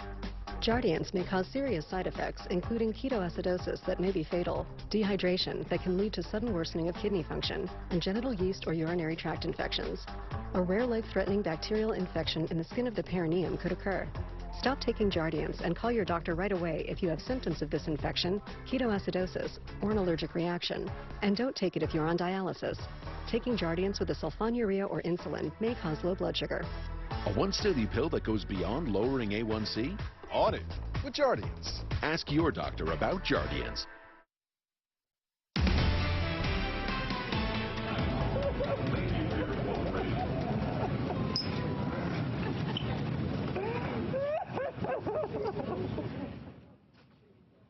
Boy, how's that for powerful video? An emotional reunion at Dulles Airport in Washington yesterday. Former NCAA basketball star Maurice Creek finally able to hug his family after being stuck in war-torn Ukraine since the start of the invasion. Creek been playing professionally in the Ukrainian Basketball Super League for 3 years, but now he, along with some 1 million Ukrainians, have fled the country. And he joins us now, along with his mom, Pammy, and his dad, Mike, as well. It's great to have all three of you. Mo, let's start with you. When did you realize this thing was going down and you needed to get out? It took a while. I'm not going to sit here and lie. Like, at first, I didn't think of it happening. But when you start to see the media blasting it, and you see it happening from the Ukrainian side and the American side, now we talking about getting out. So, you know, once I felt like it was time, then I was talking to my agent and trying to get out. But you literally, at one point, heard the bombs and were shuffled off to a bomb shelter, were you not? Yeah, I heard them at night, you know, and it's scary. You know, you get reports of shelling. Power was cutting out at some points in time. When it hit nighttime, it was very dark outside, like no lights, no street lights, no nothing. The only light you was getting if somebody rolled past with a car and they wasn't even supposed to be on the street. So, you know, just to see all that type of stuff, it was hard for me to sleep at night. I know me and my family. So, yeah, we really got to do something very dramatic. So how did you get out? How long did it take you? It took a while, but, you know, like I tell everybody else, like, with the good family, fan base, friends, like I said, you never know who you're going to meet. You know, the person who got me out, his name is Eric Norbert, and I met him once and through sideline cancer, and, you know, he saved my life. Him and his group saved my life. Pammy, I'm going to tell you about this text, and I want you to tell us what the reaction was. Mo sent you a text at one point that said, "Know that I love you all." It sounded like he wasn't sure he was going to make it out. What was your reaction when you got that text? Sick. And I didn't want to give up hope, but I'm still human. And I just said, I may not get my child back. I may not see him again. I was literally devastated, dropped to the floor. My mental was completely done. My physical was giving out on me. The only thing that held me together was my spiritual glue. And I had to hold it together because he needed us. He needed the strength of his mom and the power from his father. And he held on. I mean, he is traveled all over the place. I told him so many times, I just respect you so much. You can just pick up and just go. His passport is just pages filled. I'm like, Maurice, do you have any more pages left for them to stamp? And he just is all over the place, and I respect him so much for that. But it's like, man, this is so scary. Like, he was literally in the middle of a war, and we're just regular people. And our son is in the middle of a war. We were devastated. Mike, what was it like for you when you finally saw him and you knew he was back home safe? Oh, I was elated. I'm glad to see him. Saw the little chicken legs coming through the door.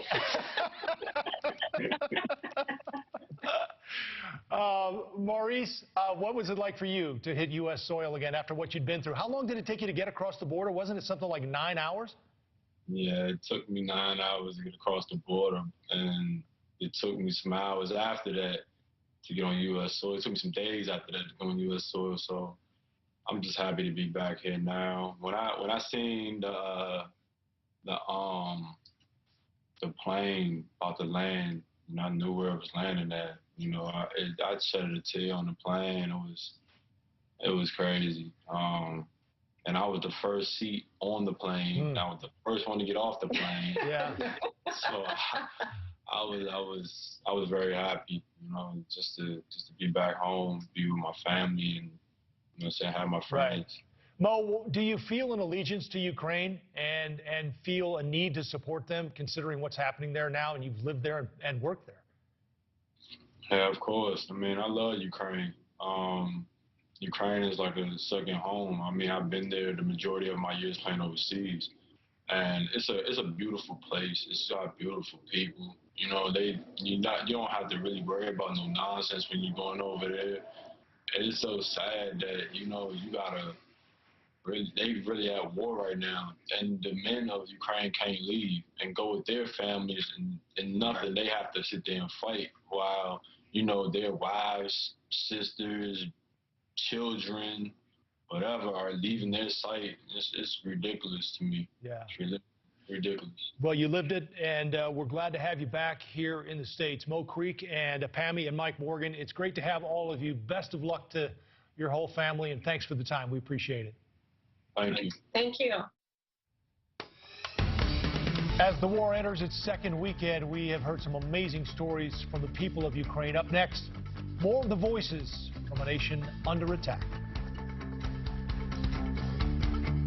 These are the faces of Listerine. The face of millions of germs zapped in seconds. The face of clean. The face of woe. Some are of intensity. Others, joy. All are of Listerine. Feel the woe.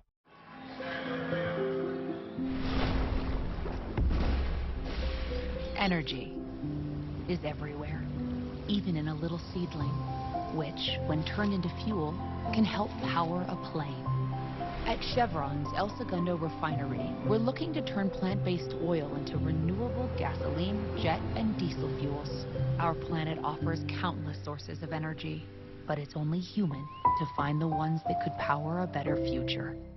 Non-attorney spokesperson. This is a paid advertisement for legal services sponsored by Nightline Legal. Cases assigned on a random basis to participating law firms. Attention all women who have been diagnosed with ovarian cancer. If you or a loved one used talcum powder for routine feminine hygiene and later suffered from ovarian cancer, call right now. You may be entitled to financial compensation. The use of talc-based powders has been linked to ovarian cancer, and many large manufacturers of talc-based products fail to properly warn women that the use of talcum powder could lead to ovarian cancer. If you were diagnosed with ovarian cancer, or if a loved one even died from ovarian cancer, talcum powder may be to blame. Call right now. You may be owed significant compensation from the manufacturer.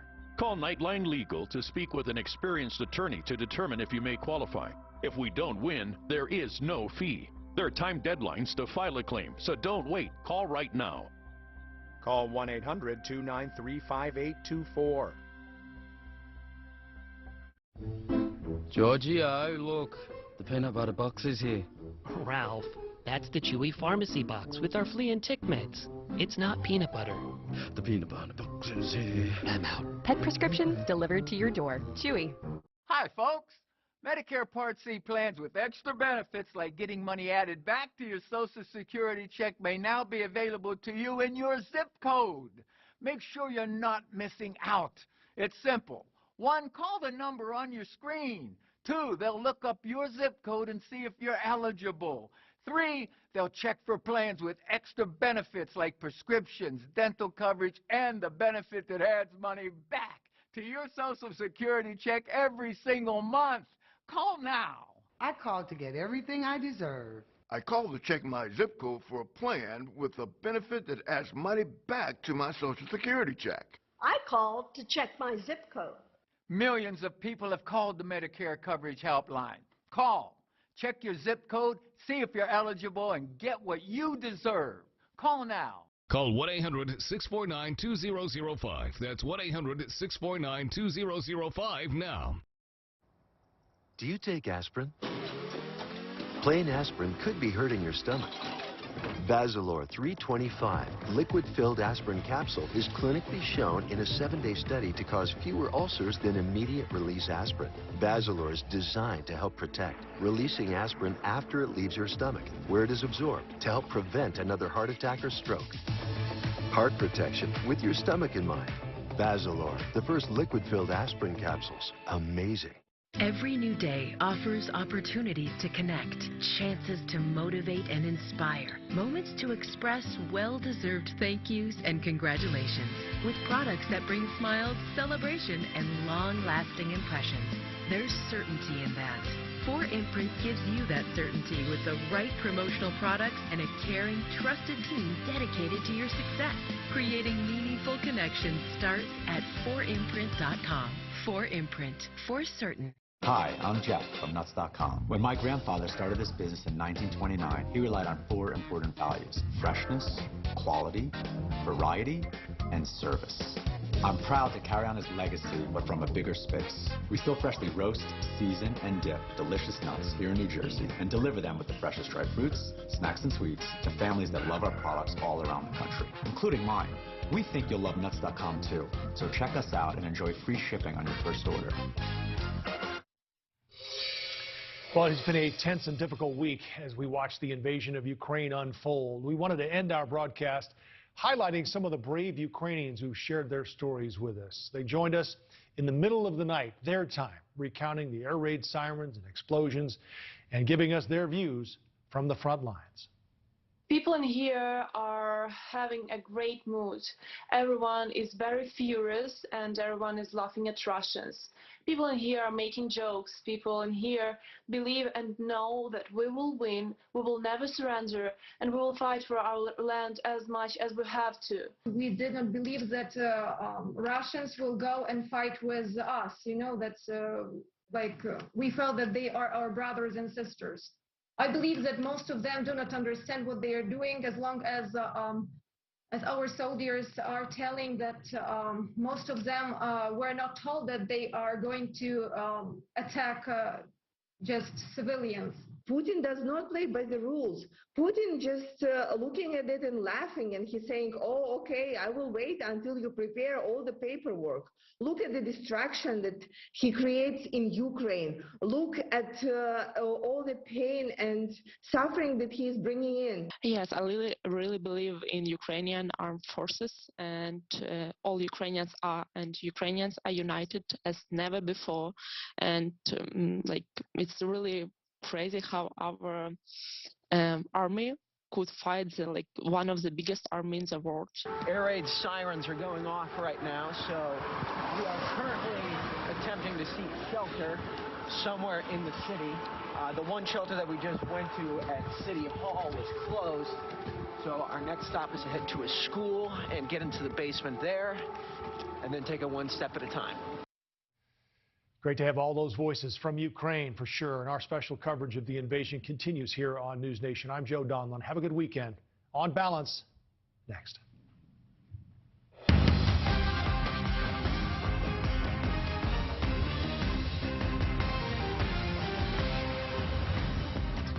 Good evening. I'm Leland Vittert. There is universal agreement. The next few days will be worse in Ukraine and thus more dangerous for the entire world than the past week. In short, these are very serious times, perhaps the most dangerous since the Cuban Missile Crisis. And in the past few hours, President Biden headed to his vacation home in Delaware. He walked to Marine One less than 48 hours after the Russian foreign minister threatened nuclear war. And it's not just the executive branch. The House of Representatives left town without passing the billions in urgent military aid requested by the Pentagon for Ukraine. The Senate isn't back in session till Monday. Must be nice. A weekend of fundraisers awaits, so they hit the road. Have a great weekend, one member of Congress told the reporter at 10:42 a.m. on Thursday. The House just took its last vote of the week. Let's review the past 10 days. Russia defied the world and invaded a U.S. ally. Vladimir Putin twice, and the Russian foreign minister once, threatened nuclear war. Oil is at the highest in a decade and undoubtedly heading higher, along with the prices of just about everything else. Tens of thousands of U.S. troops are forward deployed to the edge of NATO's border in case of a Russia attack. Russian troops attacked and nearly caused a nuclear meltdown in a power plant in Ukraine. The Ukrainians are begging for a no-fly zone, and most of the weapons and resupply authorized by Congress has been spent, meaning the Ukrainians need more weapons, and Congress is not there to authorize it. I could go on, but let's listen to the only person who seems to be working these days, Secretary of State Antony Blinken. Here's his prediction after a NATO meeting earlier today. I think the terrible expectation is that the suffering we've already seen is likely to get worse before it gets better. We saw that. Vladimir Putin also sees that clip, and then he sees President Biden head out to Marine One. If you're Putin, what do you think? Save that for a second. As I said, this is not a partisan issue. At the most serious time since Russia parked nuclear missiles 90 miles from Miami, we have effectively unserious leaders. For example, here is longtime Russia hawk Lindsey Graham. Somebody in Russia has to step up to the plate. Is there Brutus in Russia? Is there a more successful Colonel Stauffenberg in the Russian military? The only way this ends, my friend, is for somebody in Russia to take this guy out. You would be doing your country a great service. At a time when the slightest miscalculation can lead to war, is there anything more dangerous to say than a senior United States senator suggesting the assassination of Vladimir Putin? We may all think that way. We may all agree with Senator Graham, but could you dream up any better soundbite for Putin's propaganda machine to play over and over on state TV? Seriously, there is nothing better for Vladimir Putin than telling his population, America wants to kill me because I am standing up and protecting Russia. Lindsey Graham gave Vladimir Putin that soundbite. It is what you might call an unforced error. This is not partisan, nor is it the fault of leaders of either party. It is our fault. This is a democracy, or a republic. As my friend Christopher Steyerwalt likes to say, we elect our representatives. Thomas Jefferson, in fact, predicted it. The government you elect is the government you deserve, he said. This brings us back to what we said Wednesday and heard from a lot of you about on social media. We have unserious leaders in serious times, evidenced by Congresswoman Boebert and Green's childish heckling of Mr. Biden during his State of the Union. Not as if they started it. Speaker Pelosi famously tore up President Trump's State of the Union. Granted, there wasn't a war going on at the time, but you better believe Putin loves seeing the childish behavior of American politicians. He, Putin, more than just about anybody, realizes American politics are much more about Twitter followers and dunking on the other side than getting anything done, rather than protecting America. Ronald Reagan and Democratic Speaker Tip O'Neill didn't agree on most issues, but you could never imagine O'Neill tearing up a Reagan speech. It would show weakness. It would show division to the Soviets. We used to have serious men, war heroes, as president. John Kennedy saved the men on his PT boat in the South Pacific. George H.W. Bush was among the youngest dive bomber pilots in the Pacific. They were serious because they had to be. They grew up in that time. Can you imagine Kennedy going to Hyannisport for the weekend during the Cuban Missile Crisis? The unseriousness of today is a luxury for soft people. The good times of the past 70 years were produced by hard men. They didn't always necessarily agree, but they got things done. Eisenhower, Kennedy, Johnson, Ford, Reagan, George H.W. Bush. That in turn produced a new generation of politicians, more interested in their Twitter following than all of us. And in the end, it's our fault. We elected a Congress and president who are gone for the weekend during the most serious time in 3 generations. Consider the 6 top elected leaders we have: President, Vice President, Speaker of the House, and the Senate Majority Leader, House and Senate Minority Leaders.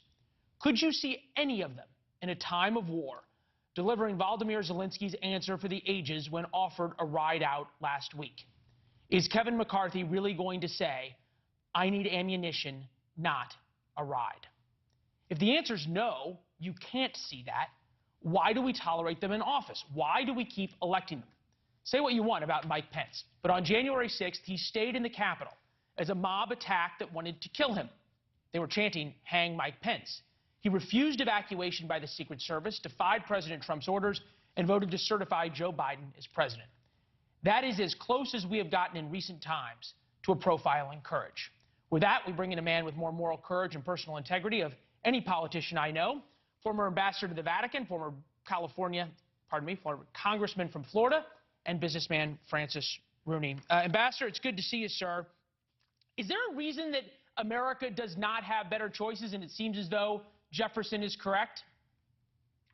Well, I think the competency to get elected is to know how to speak, not necessarily how to do anything or lead. And we seem to be self-sorting for a lot of weak people who will do anything to stay in their office. That's why I pushed for term limits when I was in Congress. I remember you pushed for term limits, and I think it was Leader McCarthy who wasn't too happy with you, right? I mean, I don't think Mitch McConnell was too happy either. Why is that? If term limits are so popular with the voters, why are politicians so scared of them? Well, because they want to keep their job. It's the best thing that ever happened to them. They have people treating them with adulation. They have staffs. Some of them, it's the most money they've ever made in their life, which is hard to believe. And they'll do anything to stay there. And the whole system, as Alexander Hamilton prophesied, has become a rent-seeking program. Well, Hamilton has been proven correct, as has Jefferson. My friend Michael Vaquera, who's the bureau chief for News Nation, longtime correspondent both at the White House and in Congress, made a great point that one of the reasons we have all gotten so soft is because we've been allowed to fight with each other, whereas during the Cold War, in the time of great American expansion, we all had a common enemy. In some sort of perverse way, is Vladimir Putin going to once again become and give us a common enemy, and then we can get better people in office? You know, I think that's a really good point. You know, there's an expression in Spanish, there's no small enemy. You've got to have something to hold you together, and we haven't had it for a long time, and we're degenerating into the kind of internecine discourse that you're talking about. And maybe this would be enough to do it. But you look at the optics of what you were just speaking about, of everybody going out of town, instead of having a joint session of Congress to approve money to support the Ukraine, you got to wonder what those optics say. Yeah, the one person who is going to go overseas, Antony Blinken's overseas right now, and you and I talked earlier this week. People are giving him high marks, and perhaps with good reason. We'll see how this turns out. But Kamala Harris is heading to Poland on Wednesday. Her notable trips have included Munich, France, back in November of 2021, June 2021, Guatemala and Mexico, August 2021, Vietnam and Singapore. Take a listen to some of the sound bites from those trips. I mean, listen, guys. We're talking about the potential for war in Europe. I mean, let's really take a moment to understand the significance of what we're talking about. We campaign with the plan. Uppercase T, uppercase P, the plan. We've been to the border. You haven't been to the border. And I haven't been to Europe. And I mean, I don't know. And that is one of our highest, if not the highest priority right now, and a big area of focus for me. Does the rest of the world in Europe, where you spend so much time as both an ambassador and in business, take her seriously? I can't imagine why. I'd sure put my money on Secretary Blinken if it were me. I agree with you. And I'm wondering, as you've watched and studied the Europeans, you've been with them for a long time, the leadership and the senior politicians over there, how do they view our politicians back in the United States, and where are they looking now for leadership?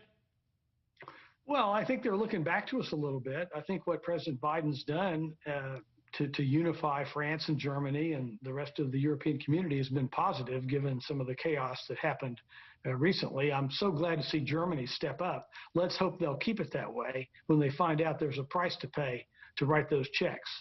But they've at least done something better than they've done in a long time. Did Vladimir Putin unite Europe once again, or did Joe Biden? Oh, I think Putin has been the big uniter here. Biden at least cleaned up the tone that the United States is here for Europe. But this Putin thing has brought, as you said correctly, has brought everybody together. You know, the guy only respects strength. And as you alluded to in your lead-in about the congressman going out of session, we need to show strength. We need a Theodore Roosevelt to walk softly and carry a big stick around here right now.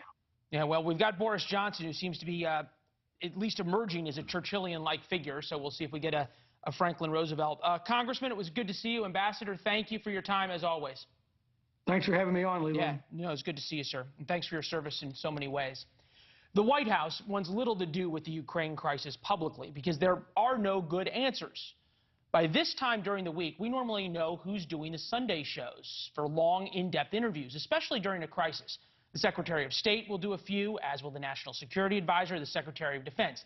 It's 7 p.m. on Friday in Washington. The president is in Delaware, and as of now, Antony Blinken is the only principal doing the Sunday shows, and he's only doing 2. Joining us now, Niall Stanage, White House columnist for The Hill, our sister company. Niall, is there a sort of reasoning behind the White House that they don't want big names associated over and over with this story and facing real long-term interviews?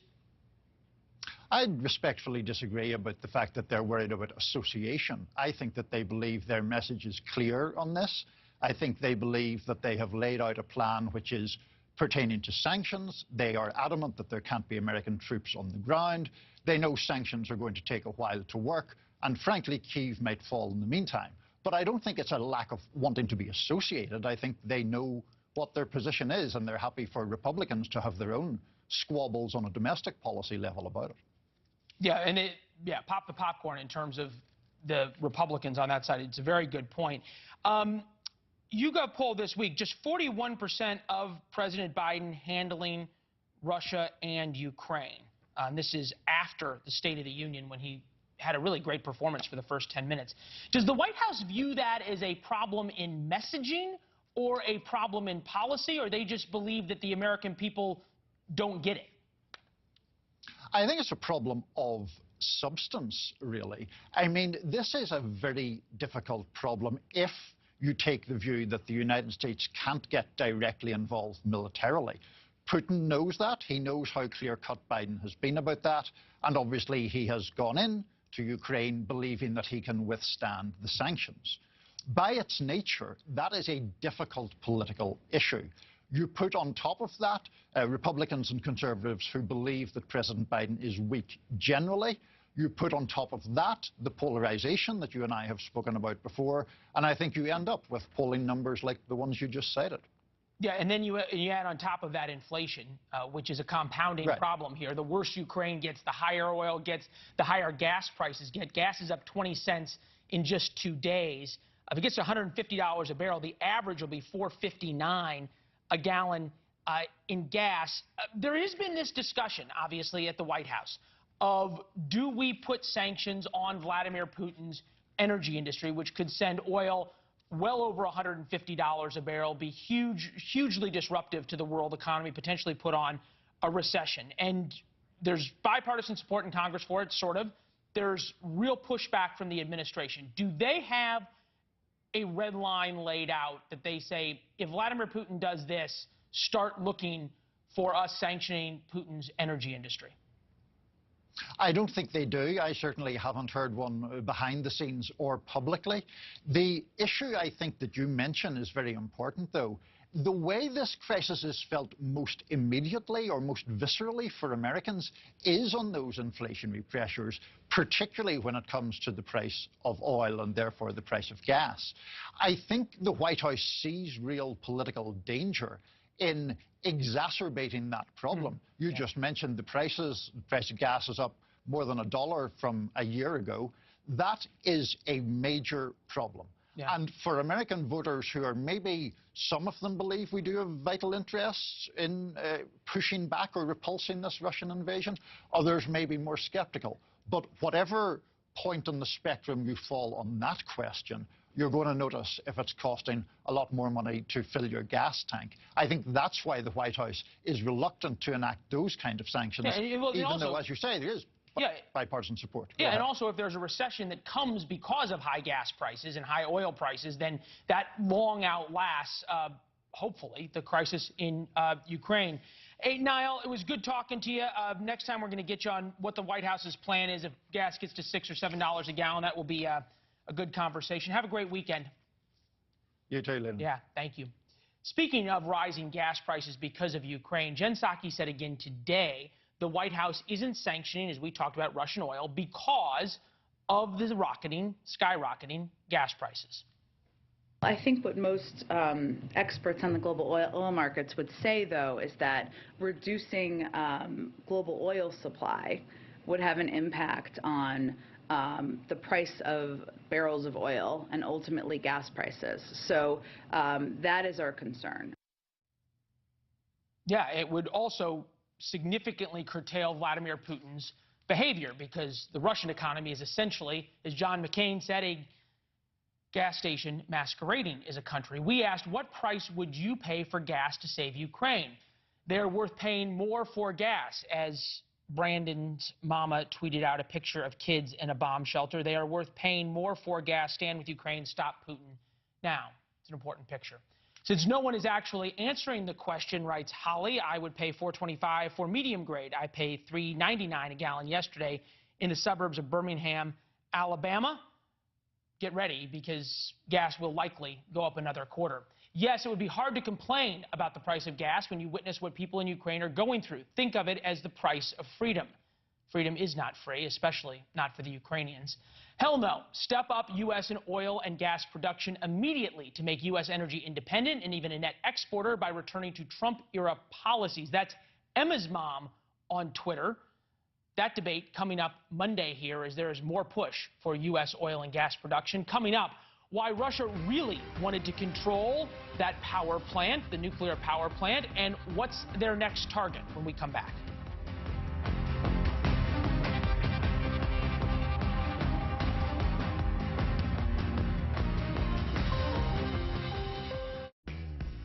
At JP Morgan, the only definition of wealth that matters is yours. It can be a smaller house, but a bigger nest egg, a goal to work toward, or the freedom to walk away. With 200 years of experience, personalized advice, and commission-free trades on an award-winning app, we're working for you. Planning, investing, advice. JP Morgan Wealth Management.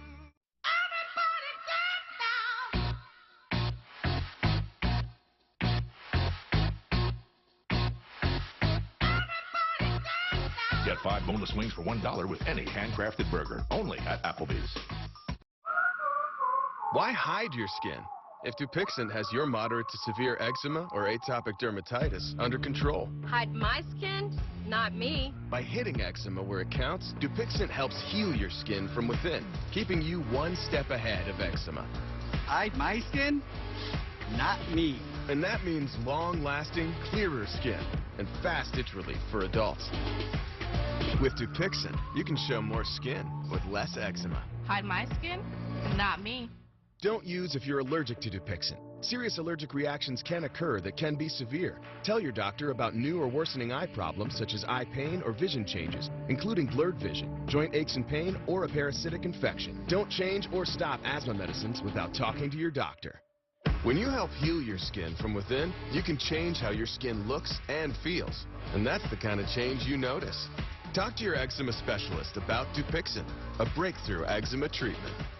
Do you have trouble hearing conversations? Are you constantly asking loved ones to repeat themselves? Do you miss out on discussions or talking with friends? Then you would benefit from Nano hearing aids. Don't waste thousands of dollars on expensive hearing aids or settle with the frustration of cheap amplifiers. Right now, you can get 2 revolutionary Nano CIC Recharge hearing aids, regularly $797 for just $397, or opt into our payment plan of 4 easy payments. I love how affordable the Nano hearing aids are. Compared to some hearing aids, they're as much as $3,000, $4,000, $5,000. Don't be fooled by higher-priced hearing aids. The CIC Recharge is a true hearing aid, not an amplifier. It has rechargeable technology that many customers say is superior to more expensive models. Well, these Nano hearing aids are fantastic. They're affordable, they're easy to fit into the ear. And what really impressed me is I'm hearing things I haven't heard in years. Our friendly operators are standing by to take your order. 800-360-7114. The CIC Recharge offers superior noise reduction and a tiny in-the-ear canal design that is nearly invisible. Best of all, they are incredibly affordable. And if you call now, we'll add a portable charging dock and ship your order absolutely free. I love how they feel. They're very light. I don't even know they're there. You know, I've used other hearing aids before that were bulky. These are light and easy to use, too. Stop missing out on important conversations or wasting thousands of dollars on expensive hearing aids. Order now and get 2 CIC Recharge hearing aids and a portable charging dock for only $397 with free shipping. Or opt in to make 4 easy payments. Supplies are limited, so don't delay. Better hearing is just a phone call away. 800-360-7114. Again, 800-360-7114. No matter where you live, with Dish you get 99% signal reliability. Okay, everybody, let's get to the basement. 99% signal reliability anywhere in the country with Dish.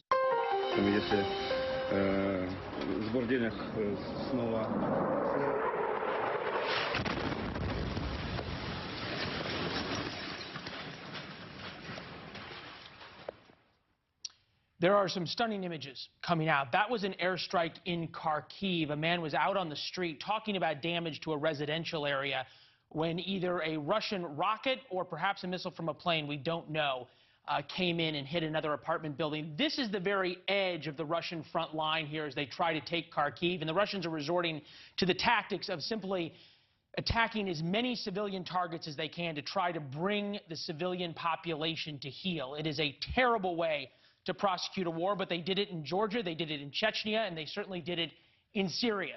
The Ukrainians, though, are giving the Russians a much better fight than any of those three previous wars. You might remember the nuclear power plant that was on fire last night. That's right here, Endohardar. It's a key river, and probably the reason that the Russians wanted it is because it had a huge strategic advantage to allow them to cross the river and move into western Ukraine. So far, the Russians have been bogged down here. After they came out of Kherson, they started moving west. They took an airfield. We'll go ahead and look at the airfield. It's right about here. A satellite image of the airfield that the Russians took, and then the Ukrainians took it back. Take a look at this video from Ukrainian forces pushing the Russians back.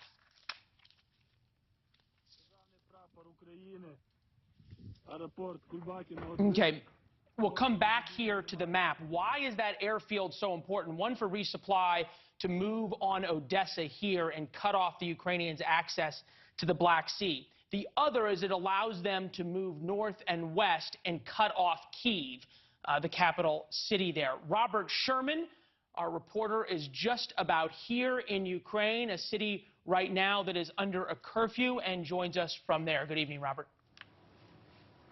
Good evening to you, Leland. As you said, night has fallen here, so martial law and curfew are in effect. As you can see behind us, you don't want to be going outside because if you're caught on the streets, the expectation and suspicion is that you are a Russian saboteur. But we have been speaking with Ukrainians for days, and we keep asking them the exact same question. What do you want from NATO, the West, and the United States? They always give us the same answer. Listen to this.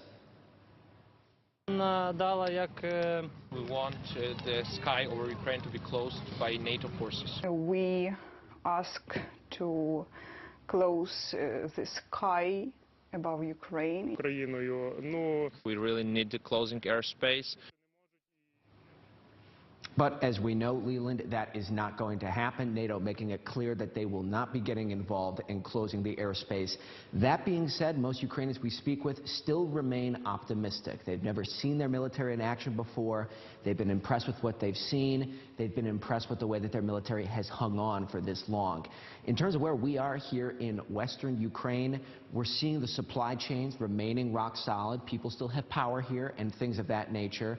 We're actually seeing a lot of people volunteering and helping send supplies, food, water to those in Kyiv and Kharkiv out east. One other thing to mention, though, Leland, for those who are trying to leave the country, sometimes you have to walk 20 to 30 miles. It is very cold here, less than 30 degrees and dropping. Leland?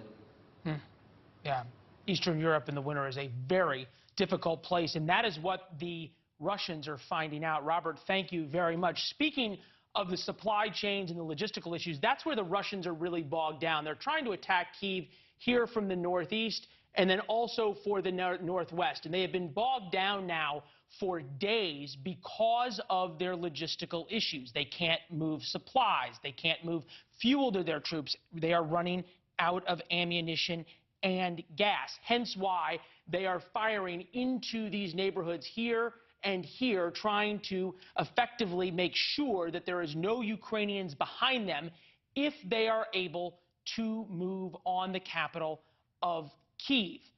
There's a little bit of a cognitive disconnect here because we keep hearing from the United States and from the Pentagon that these convoys are bogged down and the Russians are having a difficult time. At the same time, we hear from NATO commanders and the Secretary General of NATO that it's likely this weekend is going to see even worse fighting and even more civilian casualties at the hands of the Russians. How to square that circle?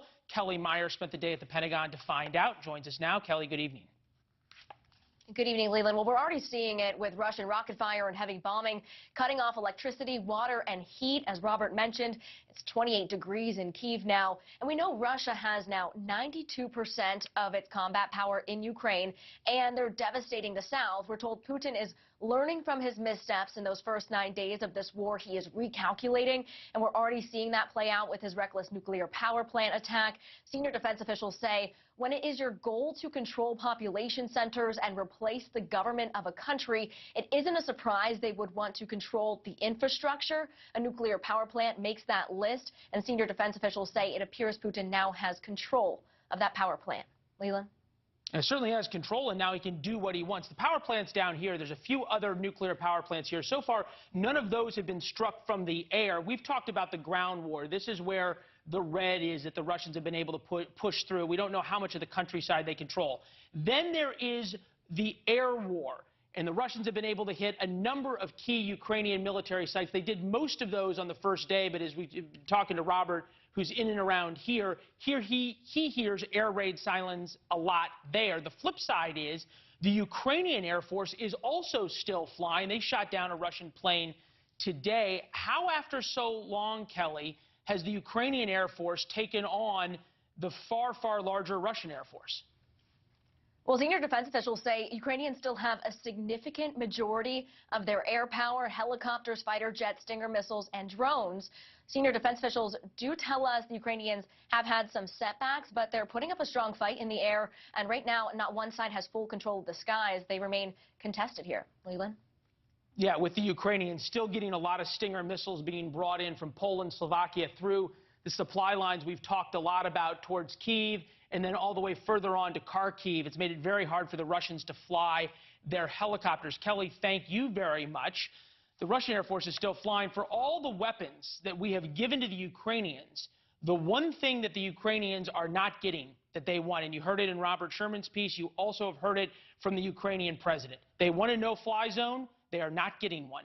Here's Secretary Blinken explaining why. The only way to actually implement something like a no-fly zone is to send NATO planes into Ukrainian airspace and to shoot down Russian planes, and that could lead to a full-fledged war.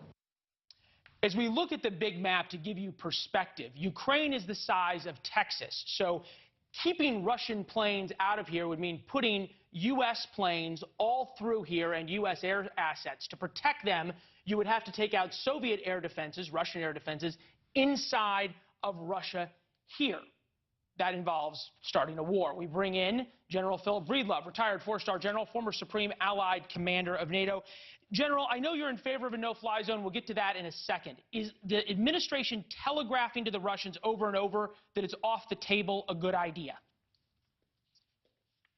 Well, and for a military person, you don't want to telegraph your intentions to your opponent. But I don't want to, that's not the fight that we need to be fighting. What we want to talk about is how we could maybe get to a yes.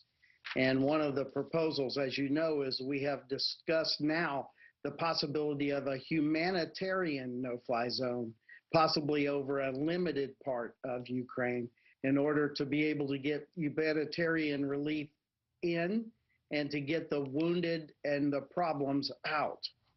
Would that be a no-fly zone that's agreed to by the Russians or unilaterally put in place by NATO? So the explanation that I had several days ago with you and others, we talked about that sort of military no-fly zone, which is exactly what Secretary Blinken was talking about, and he's right. It is an act of war. You will shoot down those that come in, and you have to take down the ground forces that are firing at you in the zone.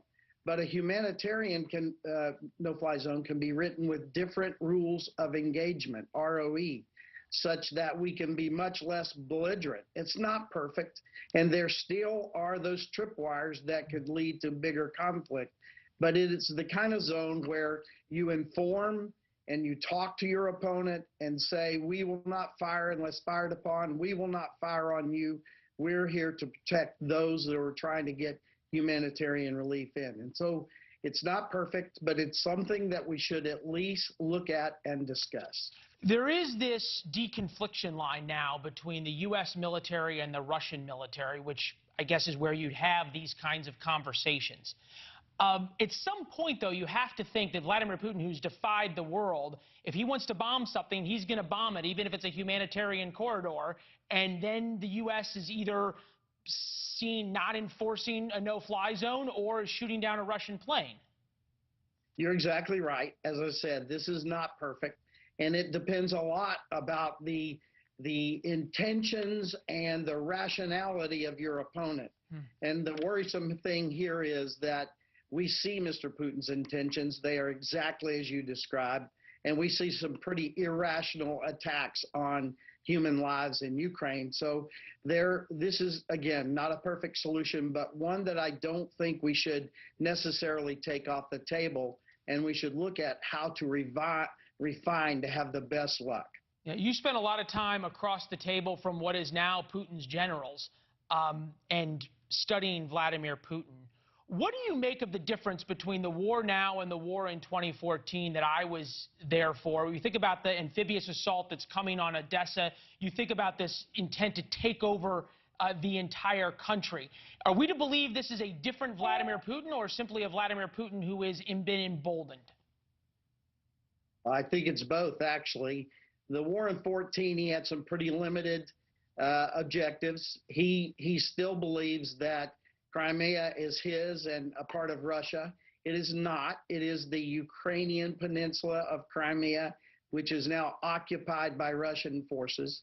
And he had limited objectives in the Donbass.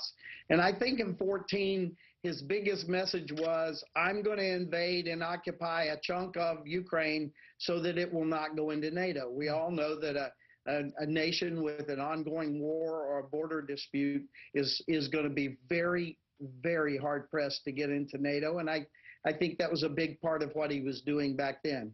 But since he has weathered the sanctions that we put on him then, and we told him the sanctions we were going to put on him now if he went into Ukraine, he's made the calculus that I can weather this, and so now I'm about a bigger objective. And remember, Leland, the two papers that he told us to sign, or there'll be other measures. We now understand what the other measures were.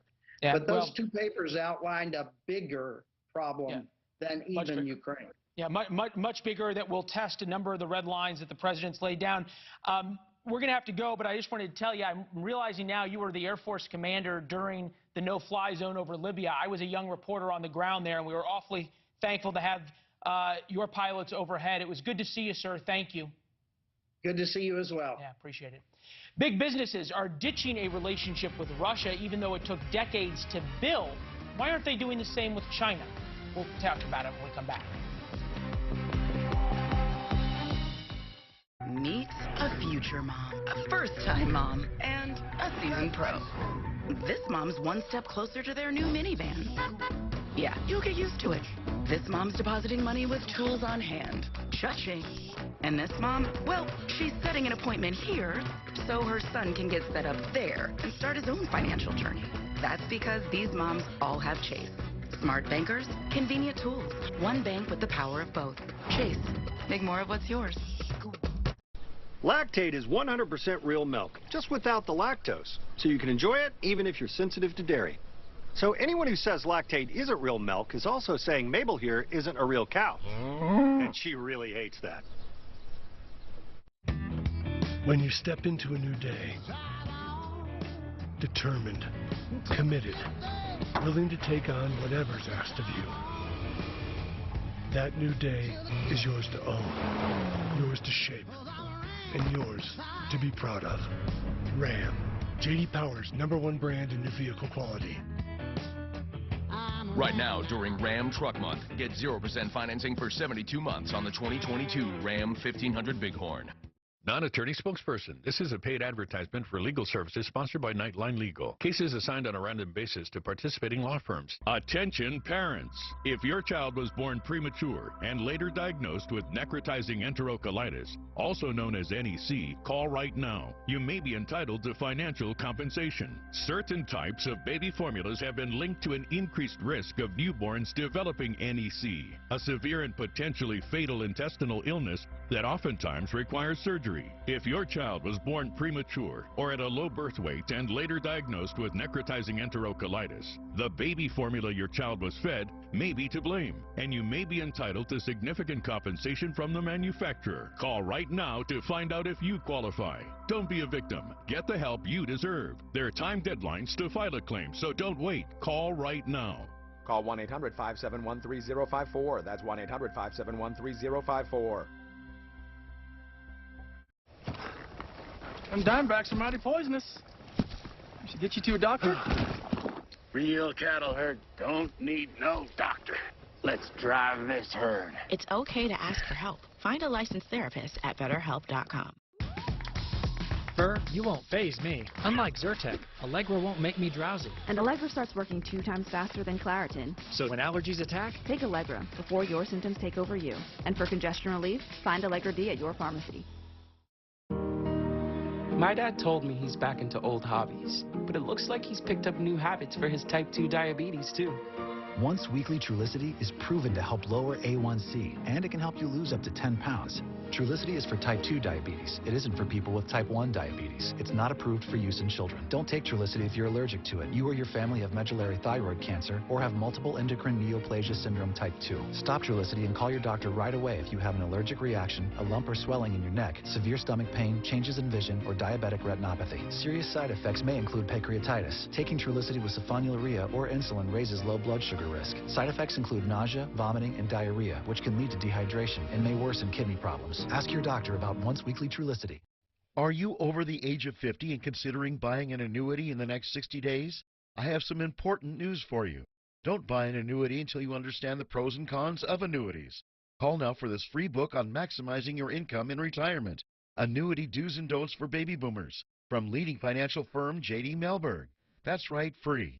This book reveals little-known truths about annuities in simple-to-understand terms. Grab a pen right now, because we're about to offer you this free book that unlocks the 5 little-known truths we believe baby boomers and seniors should know before buying an annuity, and it's free. Call 800-616-3998. As a bonus, we'll also throw in a free annuity rate report.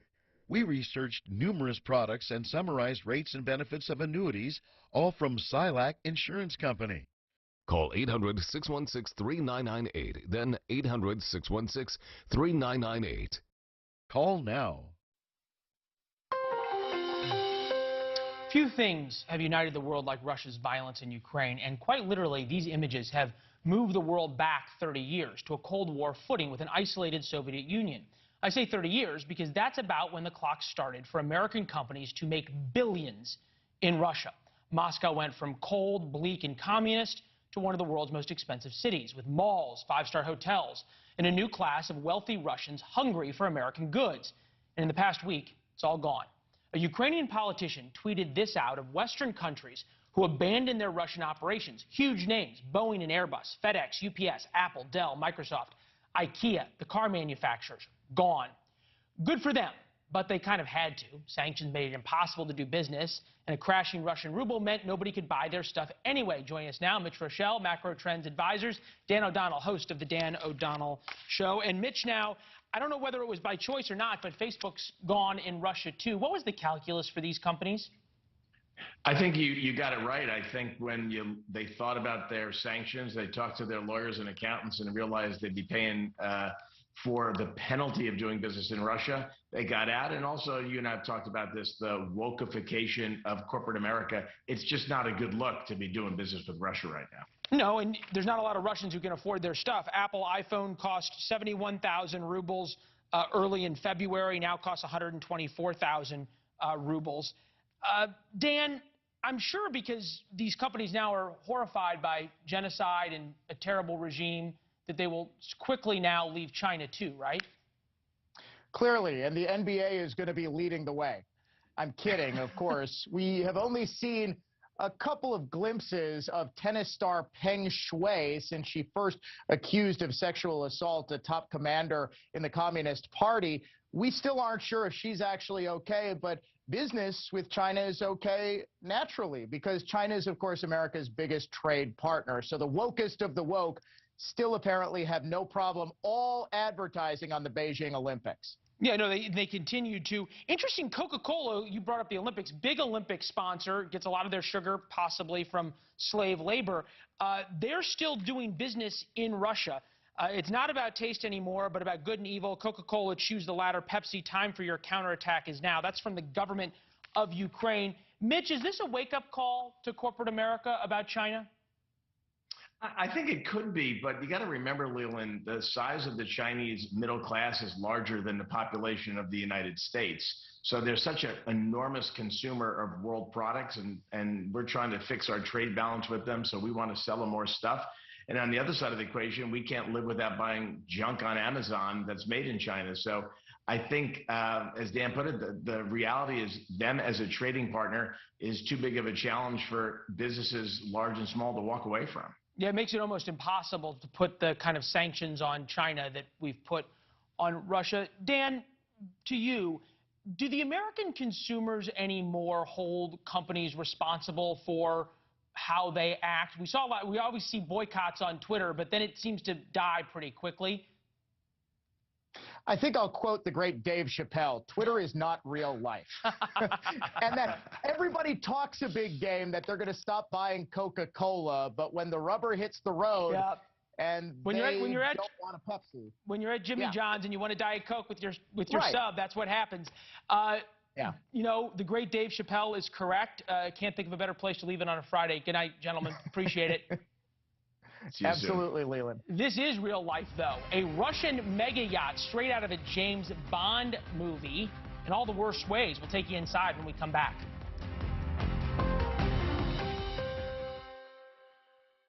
This is News Nation. News for Arkansas and news for all America. What are you recommending for muscle pain?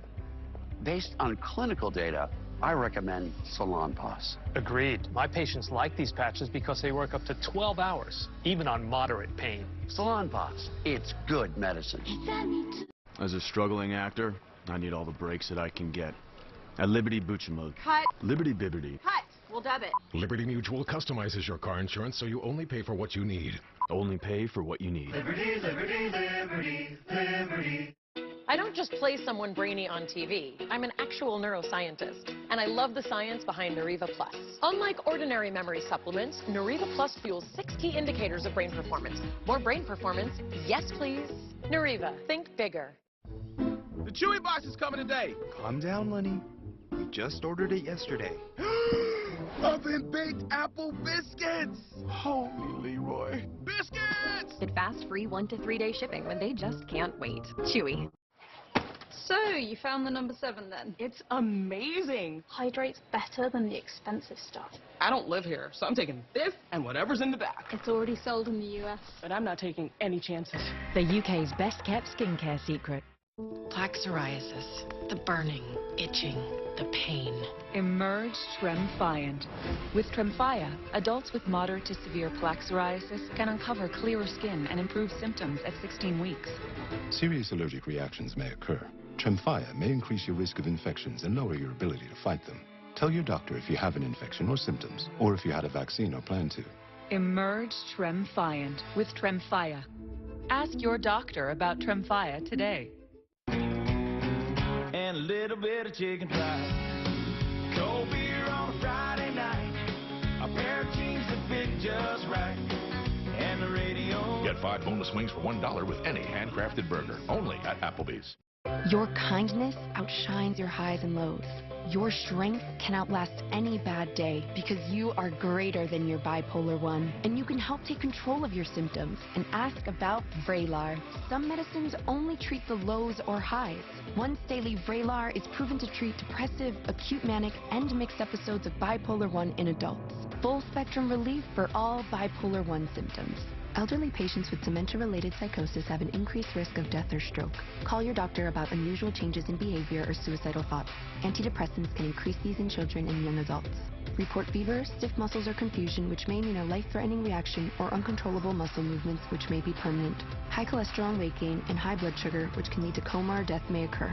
Side effects may not appear for several weeks. Common side effects include sleepiness and stomach issues. Movement dysfunction and restlessness are also common. You are greater than your bipolar 1. Ask about Vraylar.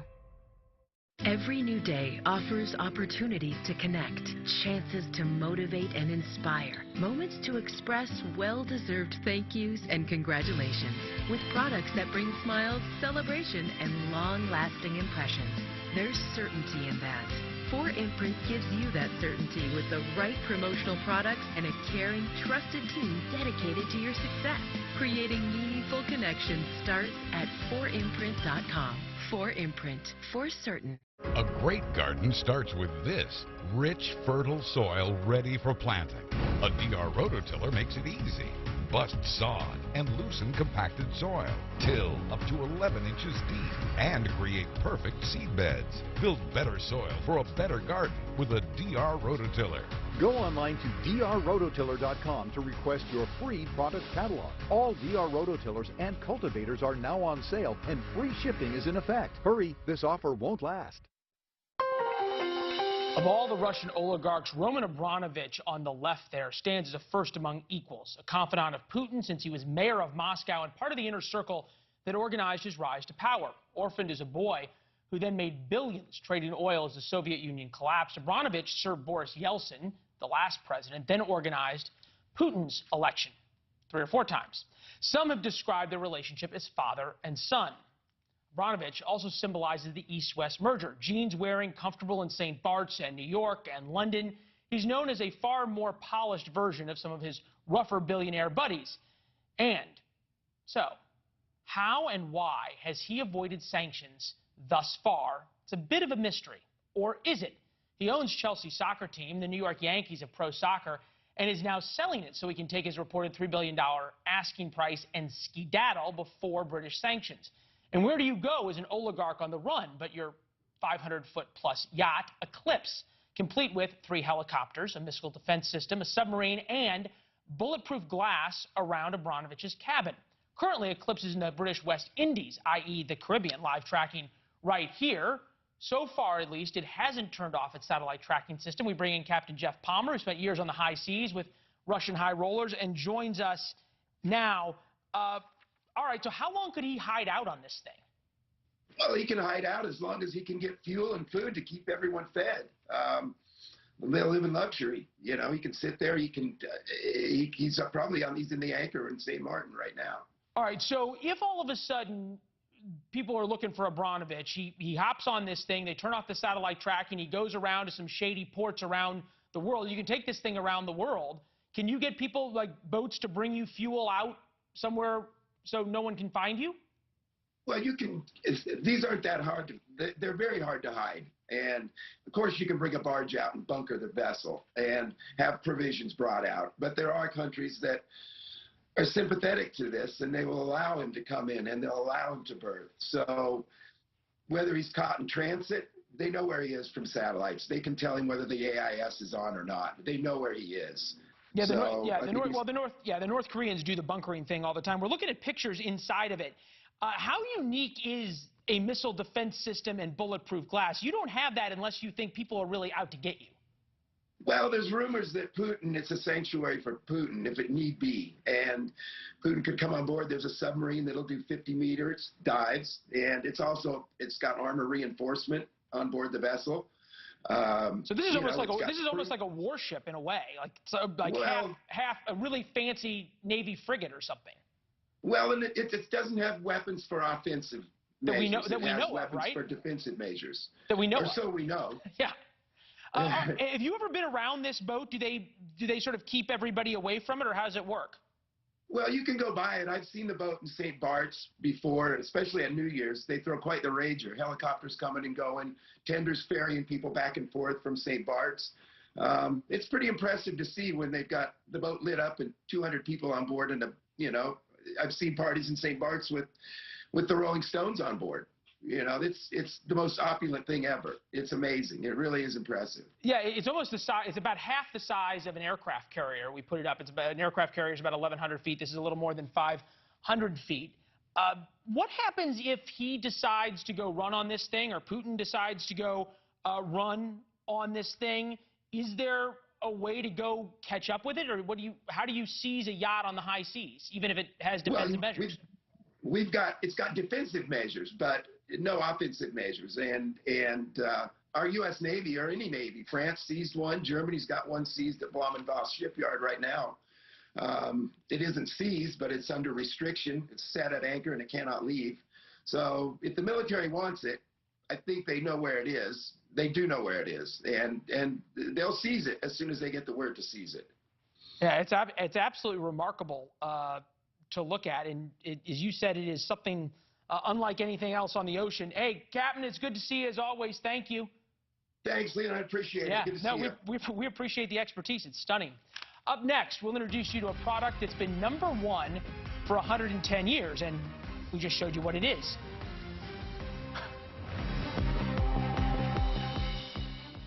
Tonight, some now accusing the American and Western media of racist coverage of Ukraine. That we care more because the victims are white. But don't we care more because Putin poses an existential threat to the country and to democracy? Tonight on Dan Abrams Live. Who's on it with Jardiance? We're 25 million prescriptions strong. We're managing type 2 diabetes and heart risk. We're working up a sweat before coffee and saying no thanks to a Boston cream. Jardiance is a once-daily pill that can reduce the risk of cardiovascular death for adults who also have known heart disease. So it could help save your life from a heart attack or stroke. And Jardiance lowers A1C. Jardiance can cause serious side effects including dehydration, genital yeast or urinary tract infections, and sudden kidney problems. Ketoacidosis is a serious side effect that may be fatal. A rare but life-threatening bacterial infection in the skin of the perineum could occur. Stop taking Jardiance and call your doctor right away if you have symptoms of this bacterial infection, ketoacidosis, or an allergic reaction. And don't take it if you're on dialysis. Taking Jardiance with a sulfonylurea or insulin may cause low blood sugar. Lower A1C and lower risk of a fatal heart attack? We're on it. We're on it with Jardiance. Ask your doctor about Jardiance. 60 miles per hour with a cell moving toward the north and east. No matter where you live, with Dish you get 99% signal reliability. Okay, everybody, let's get to the basement. Abby, Austin, hurry.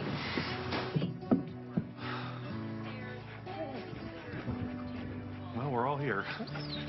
99% signal reliability anywhere in the country with Dish. Tuned in to you. At JP Morgan, the only definition of wealth that matters is yours. It can be a smaller house, but a bigger nest egg, a goal to work toward, or the freedom to walk away. With 200 years of experience, personalized advice, and commission-free trades on an award-winning app, we are working for you. Planning, investing, advice. JP Morgan Wealth Management. This is News Nation, news for Virginia and news for all America. Non-attorney spokesperson. This is a paid advertisement for legal services sponsored by Nightline Legal. Cases assigned on a random basis to participating law firms. If you or a loved one were exposed to paraquat and later diagnosed with Parkinson's disease, call right now. You may be entitled to financial compensation. Paraquat, a highly toxic commercial herbicide, has been linked to a significant increased risk in developing Parkinson's disease. Exposure to paraquat can occur via mixing, loading or spraying, inhaling or ingesting, direct contact with skin or coming into contact with sprayed plants. Farmers, agricultural workers, as well as individuals who lived in close proximity to farmland that were later diagnosed with Parkinson's disease. Paraquat may be to blame. Call now to find out if you qualify. Don't be a victim. Get the help you deserve. There are time deadlines to file a claim, so don't wait. Call right now. Call 1-800-433-5316. That's 1-800-433-5316. Hi, folks. Medicare Part C plans with extra benefits like getting money added back to your Social Security check may now be available to you in your zip code. Make sure you're not missing out. It's simple. 1, call the number on your screen. 2, they'll look up your zip code and see if you're eligible. 3, they'll check for plans with extra benefits like prescriptions, dental coverage, and the benefit that adds money back to your Social Security check every single month. Call now. I called to get everything I deserve. I called to check my zip code for a plan with a benefit that adds money back to my Social Security check. I called to check my zip code. Millions of people have called the Medicare Coverage Helpline. Call, check your zip code, see if you're eligible, and get what you deserve. Call now. Call 1-800-649-2005. That's 1-800-649-2005 now. They're young and beautiful and already billionaires. But the oligarch's kids aren't towing Putin's line. Could they lose their inheritance? That's tonight on Banfield. Welcome back. This day in history, March 4th, 1912. A baker in Manhattan's Chelsea Market produced the world's first Oreo cookie. And since then, it's been the best-selling cookie in the world. No, actually, they have been number one in the world for 110 years. That's worth noting. An early ad explains why. If you want to keep everyone happy, the ad says, have an Oreo. Who doesn't like Oreos? Originally, Oreos were sold by the pound, 25 cents. That's close to $7 a pound in today's dollars. I would buy them by the pound if I could. They don't do that anymore. Then came make your own double stuffs in one ad. Imagine the genius of the person to put them together. By 1974, Nabisco was making them together for sale, double stuffs. They're awesome. And they were the favorite of my grandmother, who kept them in a cookie jar. Grandmother Betsy, GB as we called her, said a balanced diet was a cookie in each hand. And to this day, every time I have an Oreo or even see one, I think of her. It's interesting, if you ask scientists, they will tell you, taste and smell associations are some of the most powerful of our memories. Just smelling an Oreo takes me back to her kitchen and that cookie jar. I now have that cookie jar. I never spoke to GB about this, but I can imagine she would not be a fan of the flavors right now. Java, chocolate chip, Swedish fish, fudge-covered mint. The whole point of the Oreo is the fantastic simplicity. Why would you ever ruin a carrot cake or an Oreo by combining the two? They actually make this flavor. And they sell a lot of them. Each year, Nabisco sells 34 billion Oreos. Stacked on top of each other, it would reach almost to the moon. You have to wonder if that's actually true. I did the math, so one can wonder whether it's true or not, but I checked it at least twice. I think so.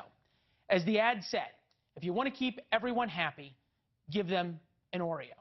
So this weekend, have an Oreo or two, original or double stuffed. Remember someone from your childhood who made you happy. Think about having an Oreo with them, and I'll see you Monday. This is the time Ruta Bay and I would have some casual conversation about Oreos. She, however, has a show that starts with a slightly more serious topic, so Ruta Bay, I will not force the awkward crosstalk. Take it away. Well, I just have to say I like the way GB rolls. Yes. And now it starts right now.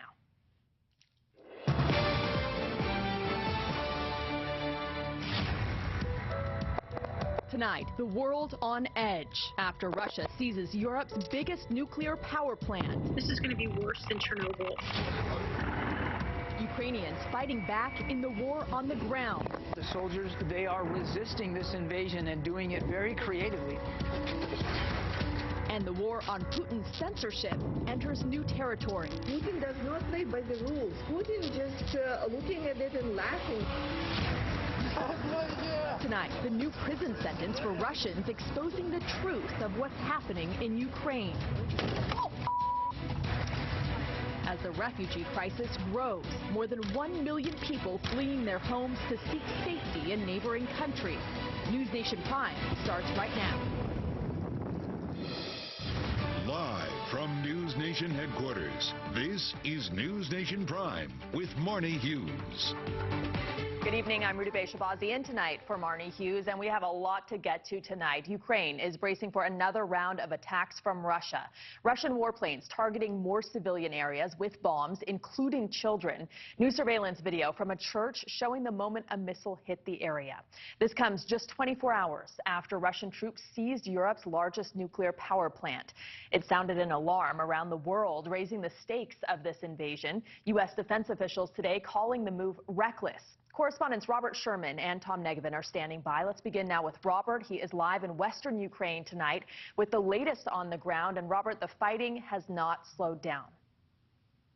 It has not gone anywhere, Rudabeh, and new tonight, Ukrainian President Volodymyr Zelensky hammering NATO for not moving to enforce a no-fly zone. He said this evening, and I quote, "All the people who die from this day forward will also die because of you, because of your weakness, because of your lack of unity." And the reality here, Rudabeh, is that on the ground, it doesn't matter if you're a journalist or whomever, in eastern Ukraine, it can be pretty dangerous.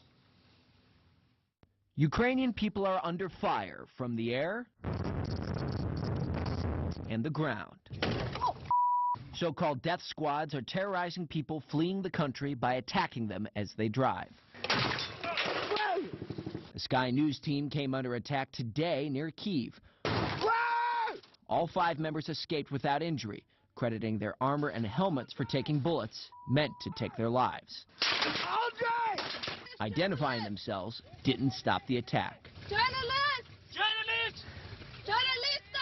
They ran for cover and managed to wait out a battle between forces. They were lucky. And so were those living in and around the nuclear power plant to the south. A catastrophic disaster was averted there, but just barely. Europe's largest nuclear power plant blasted by Russian forces overnight. A fire breaking out in a training facility about 1,500 feet from one of the plant's 6 nuclear reactors. Remarkably, no elevated levels of radiation are being detected, but Russia claims to control the power plant, leaving worldwide concern about the ramifications. Some calling it a war crime, many considering this a dangerous escalation in Russia's invasion of Ukraine and supplies 50% of the power to the country. In the process of seizing them, they might, yes, damage the containment structures, but more likely interrupt the flow of electricity, interrupt the power to the plant, both the existing power and the backup power. If that were to happen, and if the electricity is cut off, then the plumbing stops. Then the circulation of water that cools the fuel rods stops. And that's when you get a meltdown. And President Volodymyr Zelensky is still planning to take his message to the Western world. He'll be speaking in front of the whole United States Senate Saturday morning. Rudabeh? And Robert, so many people pleading for a no-fly zone.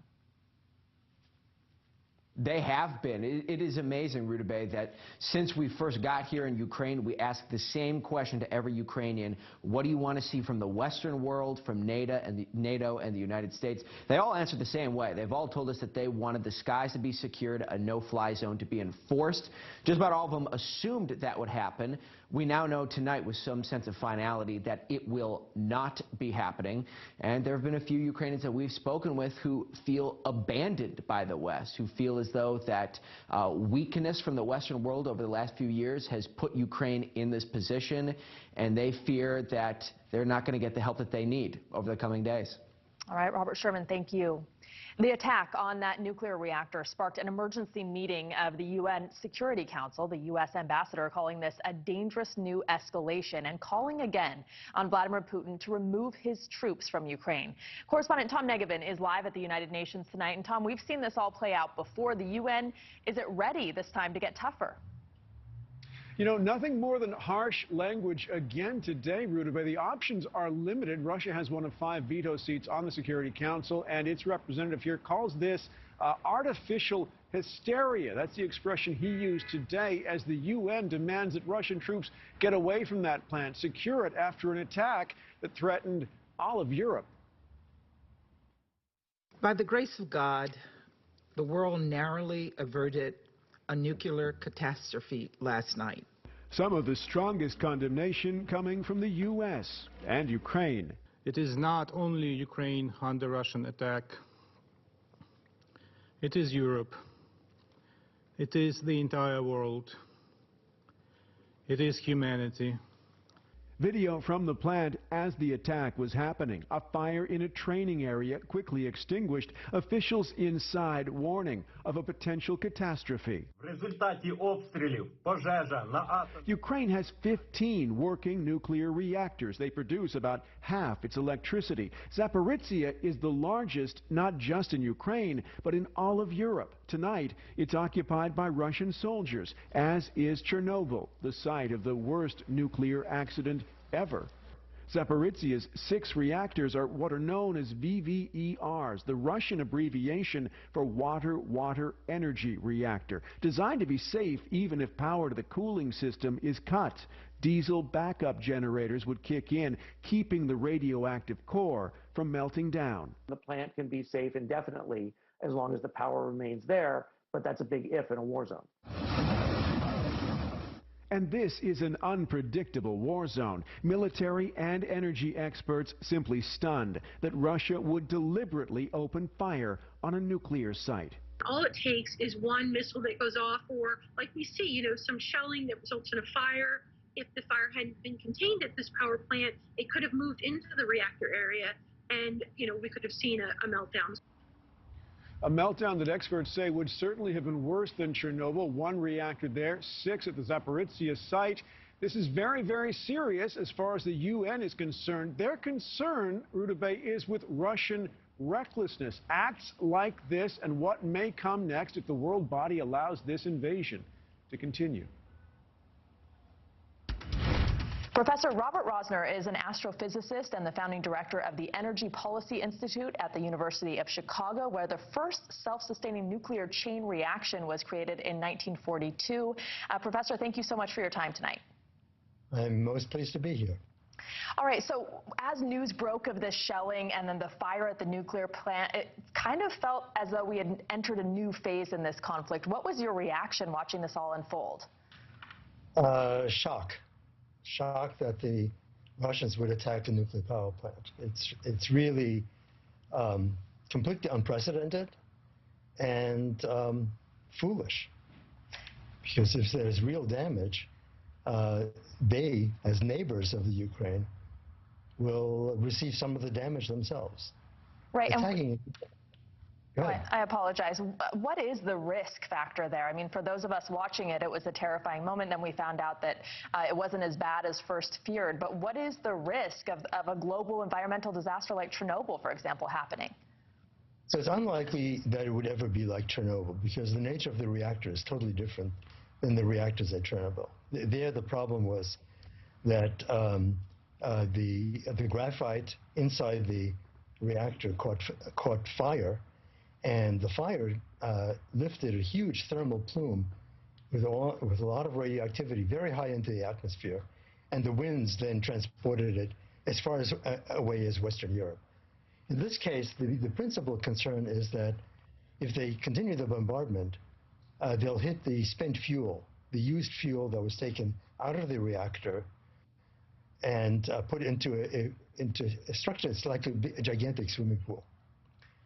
And if they hit that, then the explosions could spread nuclear material over a fairly large area locally.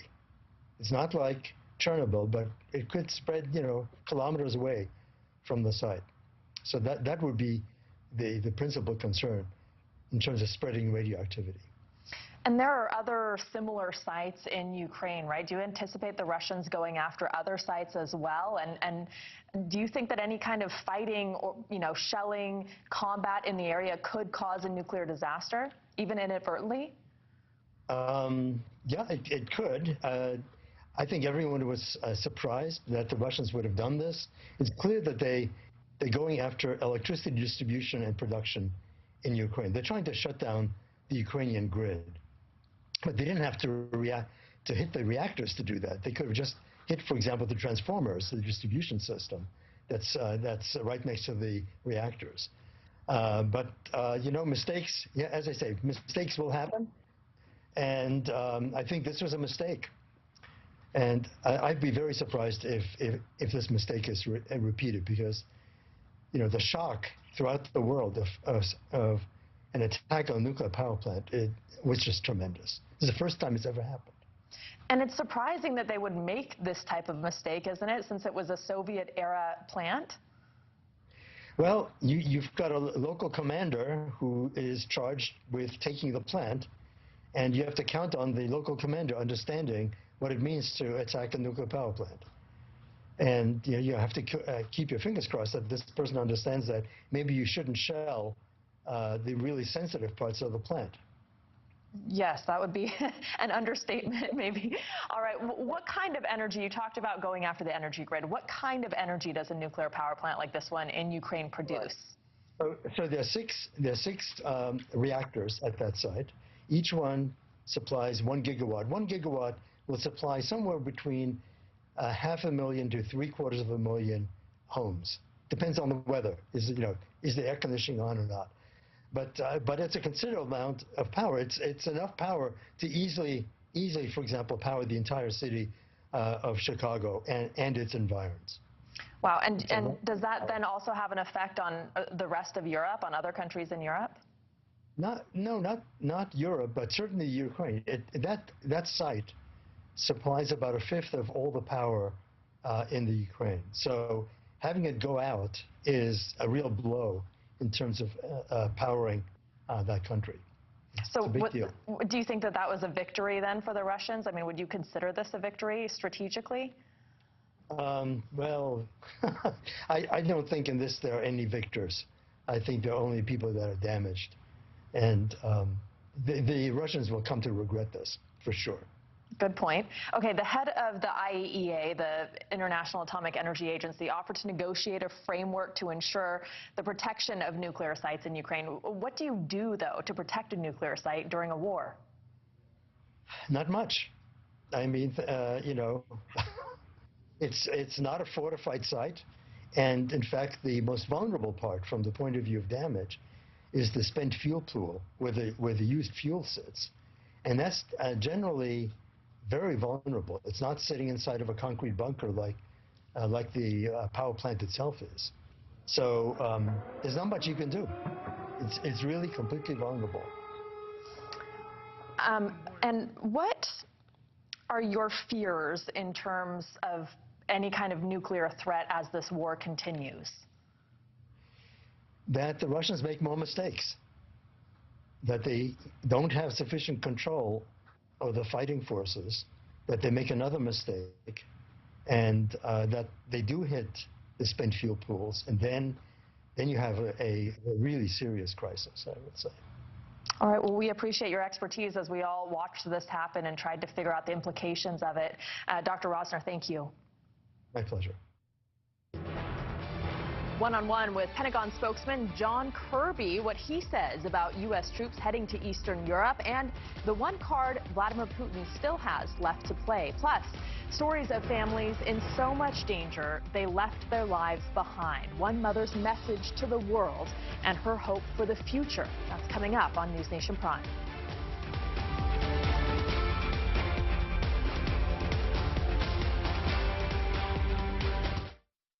In this market, you'll find Fisher Investments is different than other money managers. Different how? Aren't we all just looking for the hottest stocks? Nope. We use diversified strategies to position our clients' portfolios for their long-term goals. But you still sell investments that generate high commissions for you, right? No, we don't sell commission products. We're a fiduciary, obligated to act in our clients' best interest. So when do you make more money? Only when your clients make more money? Yep. We do better when our clients do better. At Fisher Investments, we're clearly different. These are the faces of Listerine. The face of millions of germs zapped in seconds. The face of clean. The face of whoa. Some are of intensity. Others, joy. All are of Listerine. Feel the whoa. What do we want delivered every month? Clumping litter, salmon pate. Love that for me. Choose the frequency and ship it. I feel so accomplished. Now you can pet me. Get fast free shipping for all your pet's needs. Chewy. Why are so many people turning to SuperBeets crystals? Because SuperBeets crystals give you the energy and blood pressure support you want from real beets without the beet taste. This is SuperBeets, and I swear by it. It gives me more healthy energy to keep up with my hectic schedule and supports healthy blood pressure. Inspired by the Nobel Prize-winning discovery of nitric oxide as a blood vessel signaling molecule, SuperBeets black cherry flavored crystals unlock the nitric oxide boosting power of beet nutrients to help widen your blood vessels, supporting healthy blood flow, so your body can produce energy more efficiently. That's why over 120 professional and college sports teams use our beet crystals, because SuperBeets not only supports healthy blood pressure, it also promotes energy and stamina for peak performance. I'm Hunter Kemper, I'm a 4-time Olympian in the sport of triathlon. Super Beets, it helped me win big races late into my 30s. It's increasing your circulation, and that's why this product is so amazing. Call now and find out how to get a free 30-day supply of Super Beets with your first order. Just 1 teaspoon of Super Beets gives you the functional benefit of 40 teaspoons of fresh beets without the beet taste. You'll also receive a free kit of nitric oxide indicator strips to measure your results, plus a free travel pack of our delicious Super Beets Chews with added grapeseed extract for powerful antioxidant support. Perfect for on-the-go energy. Act now, and we'll even include free shipping and free returns. That's over $30 in free gifts, all backed by our 90-day money-back guarantee. So do something good for your heart, your circulation, your blood pressure, and your energy. You'll love Super Beets, or your money back. This offer is only available if you call 1-800-778-9019 or go to superbeetsdeal.com. So call 1-800-778-9019 or visit superbeetsdeal.com right now. I don't just play someone brainy on TV. I'm an actual neuroscientist, and I love the science behind Neuriva Plus. Unlike ordinary memory supplements, Neuriva Plus fuels 6 key indicators of brain performance. More brain performance? Yes, please. Neuriva, think bigger. Russia invades Ukraine. NewsNation has live continuing coverage. What you see behind me is just a portion of the product of war. From the front lines to our homeland.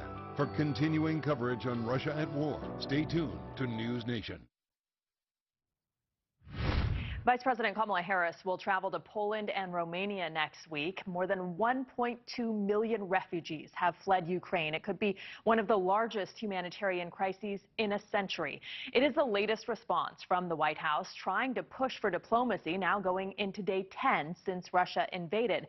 But during an emergency meeting today in Brussels, foreign ministers condemned Russia's unprovoked attacks in Ukraine, warning that things on the ground are going to get worse before they get better. Correspondent Kelly Meyer is live for us in Washington tonight. And Kelly, what are some of the major takeaways from the NATO talks?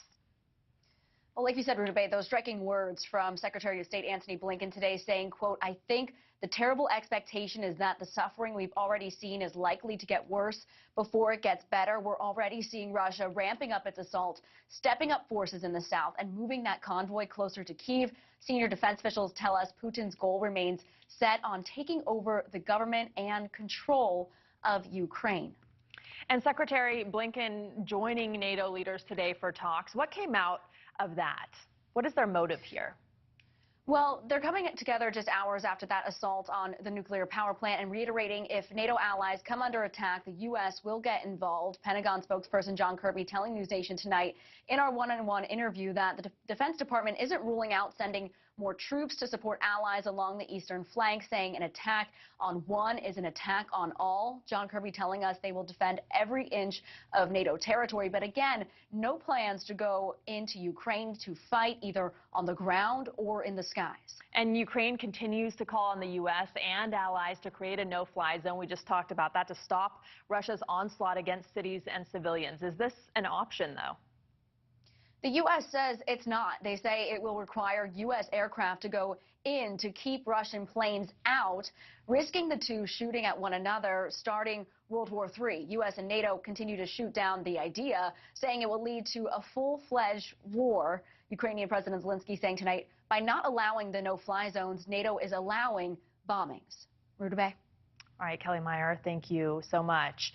And here is the destruction in a town just outside of the capital. We will speak to one of Ukraine's parliament members in just a minute. NewsNation's Nicole Burley went one-on-one with Pentagon spokesperson John Kirby today about the war in Ukraine. He is sending more U.S. troops to Europe and saying it's not off the table, while President Biden has pledged an additional $350 million in military aid for Ukraine. Well, the U.S. also providing weapons like Stinger missiles to Ukraine. How confident are you that the Ukrainians know how to use what we've given them, and how good are they at using the items that we've already given them? They're very competent in the field using the security assistance materials, the weapon systems that we have provided, as well as 14 other nations. I'm not at liberty to get into an inventory list in terms of exactly what they have and in what quantity, but we are giving them material that will help them with their anti-mechanized forces capability. In other words, anti-tank weapons. We're also giving them weapons that will help them with airborne threats. We will defend every inch of NATO territory. The Article 5 says that an armed attack on one ally is going to be deemed an attack on all, and the alliance will come to the defense of the ally attack. Now, look, you mentioned a couple of scenarios there. I don't want to speculate and hypothesize about an errant missile, but an armed attack on the alliance will be deemed an armed attack on all of us, and so we're going to respond, and that's why the president has flowed more forces from the United States to Europe. That's why we have been repositioning forces in Europe, moving them from places like Germany to Romania and to the Baltic states to make sure that we, the United States, are doing everything we can to help our NATO allies better defend themselves. And we're not going to take off the table the possibility that we could send additional forces even on top of what we already have there to do that. Well, speaking of those U.S. troops on the ground in surrounding countries there, does the U.S. have enough firepower and boots on the ground in those allied countries to deal with worst-case scenarios, whatever those may be defined as? Yeah. I'm really glad you asked that question, because we have been focused so much lately with these additional 10 to 15,000 troops or so that President Biden has either repositioned or moved from the United States to Europe. We need to remember that they are falling on top of more than 80,000 American troops that are either permanently based in Europe or on rotational orders already. So, you know, that's just putting it into perspective. And that, by the way, is only a drop in the bucket to the 1.9 million troops that all 30 NATO allies have at their disposal at any given time. There's an awful lot of combat capability inside the alliance, and we're confident that Mr. Putin understands that. Well, Admiral, you know, we're seeing some horrific images coming out of Ukraine. Russia killing civilians with monstrous displays of violence. Ukraine's ambassador, the only Ukrainian-American member of Congress, begging the Biden administration to do more. At what point will the U.S. be willing to go beyond these sanctions? Well, first of all, I think the president has made clear that he's not taking off the table additional economic measures if he deems fit, and other nations are also doing the same thing. The president has also been clear there won't be U.S. troops fighting in Ukraine or in the skies over Ukraine. But what we will do is continue to look for ways to give Ukraine the kinds of security materials they need to better defend themselves. You know, Admiral, at this point, we're more than a week into the war, but let's flip this. What's the best-case scenario for how this all ends? The best scenario, and that's another great question, is for Mr. Putin. He has a lot of options available to him militarily, clearly.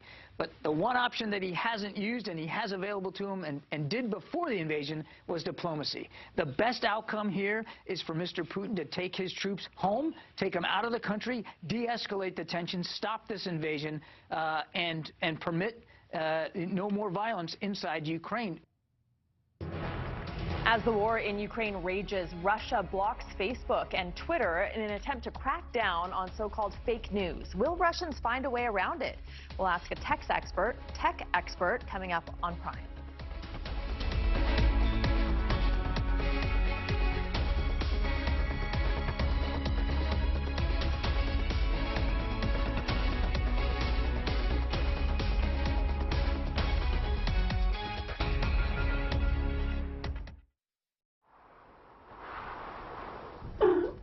You want to go out, Walter?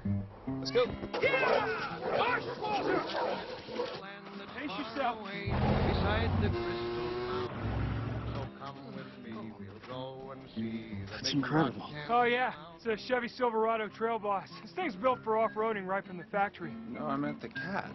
It's like nobody's seen a cat before. The Chevy Silverado Trail Boss. Find new friends. Find new roads. Chevrolet. Are you over the age of 50 and considering buying an annuity in the next 60 days? I have some important news for you. Don't buy an annuity until you understand the pros and cons of annuities. Call now for this free book on maximizing your income in retirement.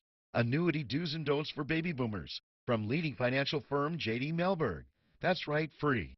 This book reveals little-known truths about annuities in simple-to-understand terms. Grab a pen right now, because we're about to offer you this free book that unlocks the 5 little-known truths we believe baby boomers and seniors should know before buying an annuity, and it's free. Call 800-379-4046. As a bonus, we'll also throw in a free annuity rate report. We researched numerous products and summarized rates and benefits of annuities, all from Silac Insurance Company. Call 800-379-4046. That's 800-379-4046. Call now. Who's on it with Jardiance? We're 25 million prescriptions strong. We're managing type 2 diabetes and heart risk. We're working up a sweat before coffee and saying no thanks to a Boston cream. Jardiance is a once-daily pill that can reduce the risk of cardiovascular death for adults who also have known heart disease, so it could help save your life from a heart attack or stroke. And Jardiance lowers A1C. Jardiance can cause serious side effects including dehydration, genital yeast or urinary tract infections, and sudden kidney problems. Ketoacidosis is a serious side effect that may be fatal. A rare but life-threatening bacterial infection in the skin of the perineum could occur. Stop taking Jardiance and call your doctor right away if you have symptoms of this bacterial infection, ketoacidosis, or an allergic reaction. And don't take it if you're on dialysis. Taking Jardiance with a sulfonylurea or insulin may cause low blood sugar. Lower A1C and lower risk of a fatal heart attack? We're on it. We're on it with Jardiance.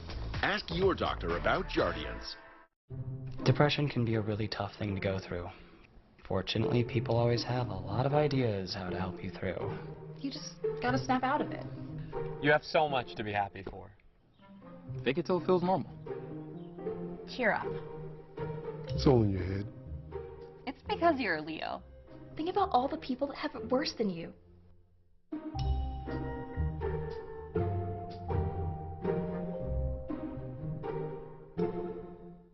Hi, I'm Jeff from Nuts.com. When my grandfather started this business in 1929, he relied on 4 important values: freshness, quality, variety, and service.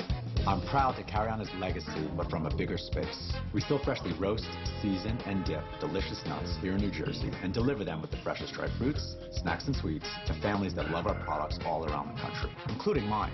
We think you'll love Nuts.com too, so check us out and enjoy free shipping on your first order. In a war on information, Vladimir Putin is taking new steps to isolate his country from the rest of the world. Today, the Russian president signed a new law that threatens a 15-year prison sentence for spreading war information the Russian government deems to be false. This comes as the country banned access to social media giants Facebook and Twitter. Burton Kelso is a technology expert. He is joining us live tonight. Welcome to Prime. Thanks for being here. Russia has a long history of releasing disinformation and propaganda. We know that.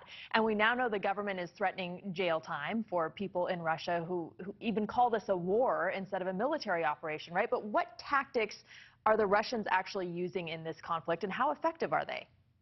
Well, thanks for having me. And it's unfortunate that the situation is going on in Russia, but some of the tactics that they're using to spread misinformation is that they're shutting down most of the media outlets in Russia, but also, too, they're going to social media and blocking Facebook and Twitter just to make sure that dissidents in Russia can't see what's actually going on with the war in Ukraine. And we know state-run media, obviously not a reliable source in Russia. So how do Russians get a clear picture of what is going on? Are they able to find a way around it? Because I know in my experiences in Iran and Cuba and other places where regimes crack down on internet access and information, there's always a way around it that people somehow figure out. Definitely. Probably one of the best methods that people can use to get around misinformation, especially as far as social media is concerned, is to utilize a VPN or a virtual private network. VPNs can definitely make sure that you can see what's going on in the outside world without having to be blocked by specific servers in Russia. So they've clearly, many people, would you say, have figured it out in Russia and are able to get information from the outside world? I would say probably not a lot of people know about VPN access, but the ones that know a little bit about technology definitely can download the VPN and use it to get access to the outside world. Okay, and let's talk about Americans and how we get our news and information, because a lot of Americans get their news from social media. And in a war like this, sometimes that's the way to see what's actually going on in places that journalists don't have access to. But there is so much disinformation and deep fakes, etc. How do we know if what we're seeing is real? That's a good question, and it's very difficult, especially with social media, to get around what's fake and what's real on social media. One of the best ways to look and verify that accounts aren't Russian bots or other fake accounts is to look at the account that you're following on Twitter or on Facebook. If it has a small amount of users, then that can be an indicator that it's a fake account. Also, websites are sometimes posted by fake accounts. So rather than clicking on the link and viewing and thinking that the information is legitimate, always check where the website is coming from. If it's like a unknown website, obviously it could be fake news. You want to make sure it's coming from a legitimate news source before you believe the information that's being shared on social media. And are social media companies doing an efficient job of vetting what's being put out there in connection with the war in Ukraine? They're doing as best as they can, because the challenge with fake social media accounts and Russian bots is that there is just so many out there. I know I manage a group on Facebook, and it's just a constant onslaught of Russian bots that are fake accounts that are trying to get into the group and spread misinformation. So they're doing as much as they can, but the challenge is it's just so much as far as bots coming in trying to fake or to trick people into believing what's going on with this conflict. And we know they've done their fair share of damage here in the U.S. What should we all, let's shift gears a little bit, and I want to ask you if we should all be prepared for cyber attacks here at home and what they would look like.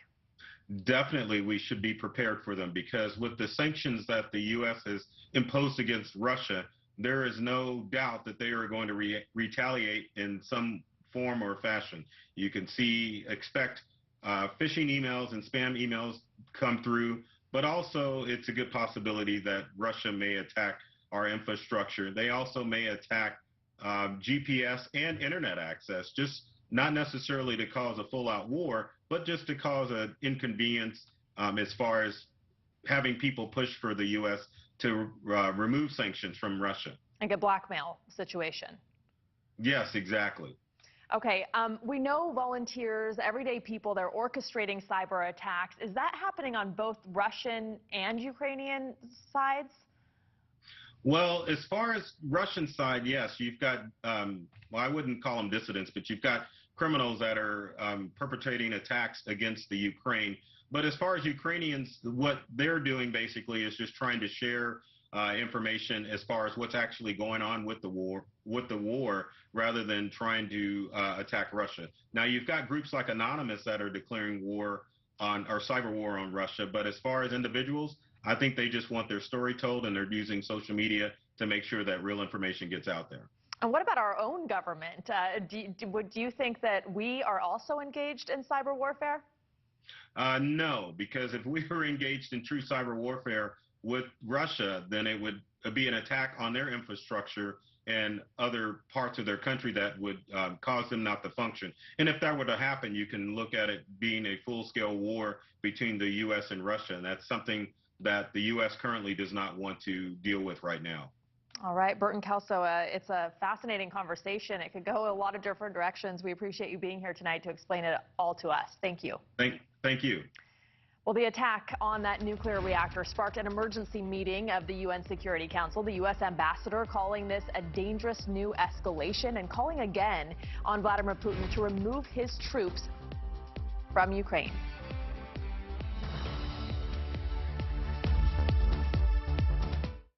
Meet apartment 2A, 2B, and 2C. 2A is monitoring his money with a simple text. Like what you see, Abe? Yes. 2B's covered with 0 overdraft fees when he overdraws his account by $50 or less. And 2C? Well, she's not going to let a lost card get her stressed. Am I right? That's right. That's because these neighbors all have Chase. Alerts that help check, tools that help protect. One bank that puts you in control. Chase, make more of what's yours. As a professional bull rider, I'm used to taking chances.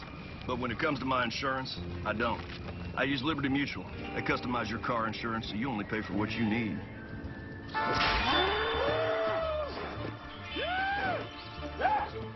And by switching, you could even save $665.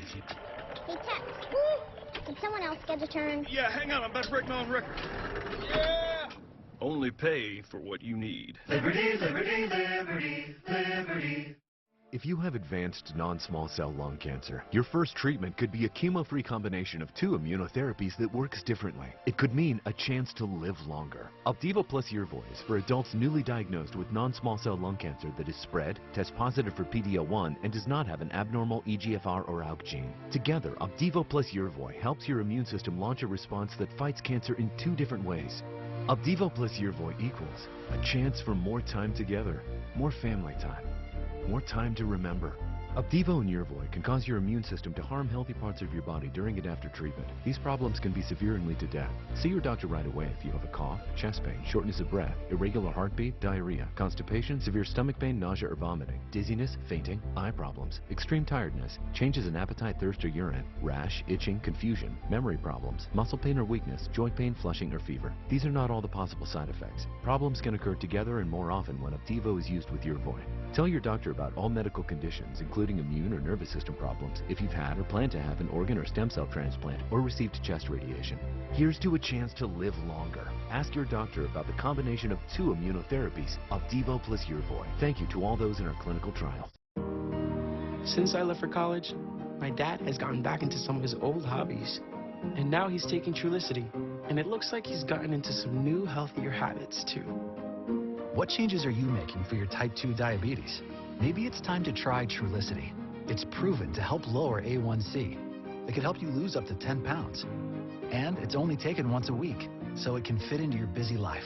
Trulicity is for type 2 diabetes. It isn't for people with type 1 diabetes. It's not approved for use in children. Don't take Trulicity if you're allergic to it. You or your family have medullary thyroid cancer or have multiple endocrine neoplasia syndrome type 2. Stop Trulicity and call your doctor right away if you have an allergic reaction, a lump or swelling in your neck, severe stomach pain, changes in vision, or diabetic retinopathy. Serious side effects may include pancreatitis. Taking Trulicity with sulfonylurea or insulin raises low blood sugar risk. Side effects include nausea, vomiting, and diarrhea, which can lead to dehydration and may worsen kidney problems. The choices you make can help control your A1C. Ask your doctor about once-weekly Trulicity. News Nation Prime, in association with Applebee's. And a little bit of chicken fried. Cold beer on a Friday night. A pair of jeans that fit just right. And the radio. Get 5 boneless wings for $1 with any handcrafted burger. Only at Applebee's. Gas prices across the country have soared almost 30 cents since Russia invaded Ukraine more than a week ago. Currently, the national average for a gallon of regular is $3.84, 11 cents higher than just yesterday, and the highest price since September of last year. Now, U.S. lawmakers in both parties are pushing President Biden to ban Russian energy imports. Correspondent Marky Martin is live in Dallas tonight, and Marky, a move like this could send gas prices surging even higher here in the U.S. Yeah, hey, good evening, Rudabeh. There's now growing bipartisan support for this to ban Russian oil. It's something that the White House has stopped short of despite all of the other sanctions that it has put in place. But the idea here would be to kneecap Putin, right? But exactly as you mentioned, if this happened, this would likely mean paying even more than we are now here at the pump. And that is something that Americans just don't have the palate for. Nearly $4 a gallon nationwide. It's bad. And in some spots, more. It's a big deal when you look at it at the end of the week. It's a big difference. Americans are feeling the pinch at the pump, exacerbated in the last 2 weeks by the Russian invasion. Well, we don't want people to have to pay a little more for the price of gas. Leaders on both sides of the aisle wondering if a Russian oil ban might do the trick. But President Biden isn't sold. But we don't have a strategic interest in reducing the global supply of energy. And that would raise prices at the gas pump for the American people around the world. When you have a country that is a large oil producer contributing to the global market, then when there's concern that that country's supply could be altered or cut off, you see volatility in the markets, and certainly crude oil is very susceptible. AAA predicts prices will continue to go up from here, and investors are jittery. Currently, this is the biggest price surge since Hurricane Katrina. But the big difference here is that after a hurricane, that price goes back down. Right now, we don't know when the price is going to come back down. And it's hitting the wallets of everyday Americans and nonprofits. Boy, they're light today. For 3 years, Jason Moeller has driven a weekly route for Meals on Wheels. It's volunteer work he finds rewarding. But these days, it's costing him more than ever. I fill my car up specifically because I do Meals on Wheels an extra time a week. So it makes a big difference. You're talking about a couple $100 a month. And costs are staggering for charitable groups, schools, and churches. We're also talking about buses that just drink the gasoline. And when you've got a vehicle that's getting 10 miles to the gallon, you know, you're filling it up all the time. Yeah, people are feeling it right now. And, you know, very little has bigger impact on inflation than long-term gas prices staying sky high. When that happens, the cost of business goes up, and all of a sudden, you're not just paying more here at the pump. All of your energy costs are going up. It's costlier to go out and eat, to buy your food. Airline tickets are more expensive as well. It's a domino effect, Rudabeh, that is financially detrimental. Marky, thank you. A Ukrainian mother and her daughter forced to flee their hometown. Coming up, her emotional message to mothers all over the world. Plus, an American doctor training medics in Ukraine, how he's ensuring first responders on the ground have all the tools they need in the midst of war. That's coming up next on News Nation Prime.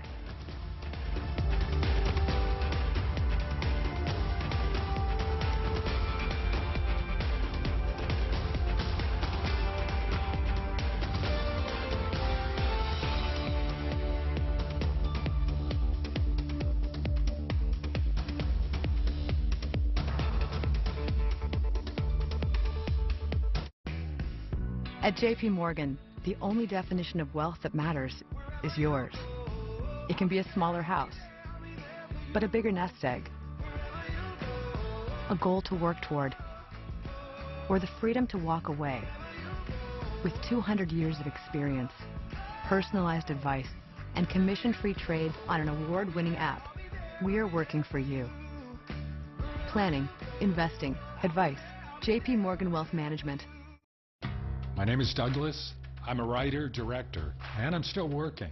In the kind of work that I do, you are surrounded by people who are all younger than you. I had to get help somewhere along the line to stay competitive. I discovered Prevagen. I started taking it, and after a period of time, my memory improved. It was a game changer for me. Prevagen, healthier brain, better life. Lactate is 100% real milk, just without the lactose, so you can enjoy it even if you're sensitive to dairy. So anyone who says Lactate isn't real milk is also saying Mabel here isn't a real cow. And she really hates that. Your kindness outshines your highs and lows. Your strength can outlast any bad day because you are greater than your bipolar 1. And you can help take control of your symptoms and ask about Vraylar. Some medicines only treat the lows or highs. Once daily Vraylar is proven to treat depressive, acute manic, and mixed episodes of bipolar 1 in adults. Full spectrum relief for all bipolar 1 symptoms. Elderly patients with dementia-related psychosis have an increased risk of death or stroke. Call your doctor about unusual changes in behavior or suicidal thoughts. Antidepressants can increase these in children and young adults. Report fever, stiff muscles, or confusion, which may mean a life-threatening reaction, or uncontrollable muscle movements, which may be permanent. High cholesterol and weight gain, and high blood sugar, which can lead to coma or death, may occur. Side effects may not appear for several weeks. Common side effects include sleepiness and stomach issues. Movement dysfunction and restlessness are also common. You are greater than your bipolar 1. Ask about Vraylar. So, you found the number 7 then? It's amazing. Hydrates better than the expensive stuff. I don't live here, so I'm taking this and whatever's in the back. It's already sold in the US. But I'm not taking any chances. The UK's best kept skincare secret. Are you over the age of 50 and considering buying an annuity in the next 60 days? I have some important news for you. Don't buy an annuity until you understand the pros and cons of annuities. Call now for this free book on maximizing your income in retirement. Annuity Do's and Don'ts for Baby Boomers from leading financial firm J.D. Mellberg. That's right, free. This book reveals little-known truths about annuities in simple-to-understand terms. Grab a pen right now, because we're about to offer you this free book that unlocks the 5 little-known truths we believe baby boomers and seniors should know before buying an annuity, and it's free. Call 800-616-3998. As a bonus, we'll also throw in a free annuity rate report. We researched numerous products and summarized rates and benefits of annuities, all from Silac Insurance Company. Call 800-616-3998, then 800-616-3998. Call now. More than 1 million people have now left Ukraine, packing their belongings and leaving their things behind. But hundreds of thousands of others have stayed in the country, relocating to other parts of Ukraine, often staying with family members. Our correspondent Robert Sherman sat down with one such mother and her 6-year-old daughter who left their home in Kherson, which is now under Russian occupation. Your home of Kherson, of course, a city that has been constantly under attack the last few days. Do you know what's happened to your home? Is your home okay? Our home is still okay, yes, but the stories we heard from our relatives and from our close people, they are terrible, awful, and I can't even say. Young girls are raped, if I'm not mistaken. Buildings are destroyed, just any building. This is not the army, that is not the military building, this is just building where people live, where just usual ordinary people live. And you know, we sometimes can't call our relatives because there is we can't call them, or just we are calling, we are speaking, and our call is interrupting, and that's awful because we don't know what is happening now. Why is it interrupting? Yeah, probably some bomb is falling there, and so that's just horrible. And I mean, for you, I mean, as you said, I mean, everyday buildings, everyday homes being destroyed. Can you believe that war has just entered your community, your homeland like this, and is quite literally in your own backyard? No, I can't believe it. Just sometimes we wake up and it seems that it's just a horrible dream. You know, I can't imagine it. I couldn't imagine that these neighbors. I have my sister living in Rostov. This is a Russian city. This is my sister, and I couldn't believe that she would be my enemy. You know. And so this is just a horrible dream for us, for everybody of us, because a lot of Ukrainian people have relatives in Russia. How hard is it, you as a mother, for your 6-year-old daughter to witness war? How hard is that? It's very hard because, you know, I think, and most of mothers believe that children shouldn't see the war, and they shouldn't understand what happens, what indeed happens. And so we try to smile, to be happy, to be cheerful with them, and you know, it's very hard to make such emotions. How hard is it that your city is at the moment not a Ukrainian city, but it's currently under Russian control. We hope that this is still the Ukrainian city, because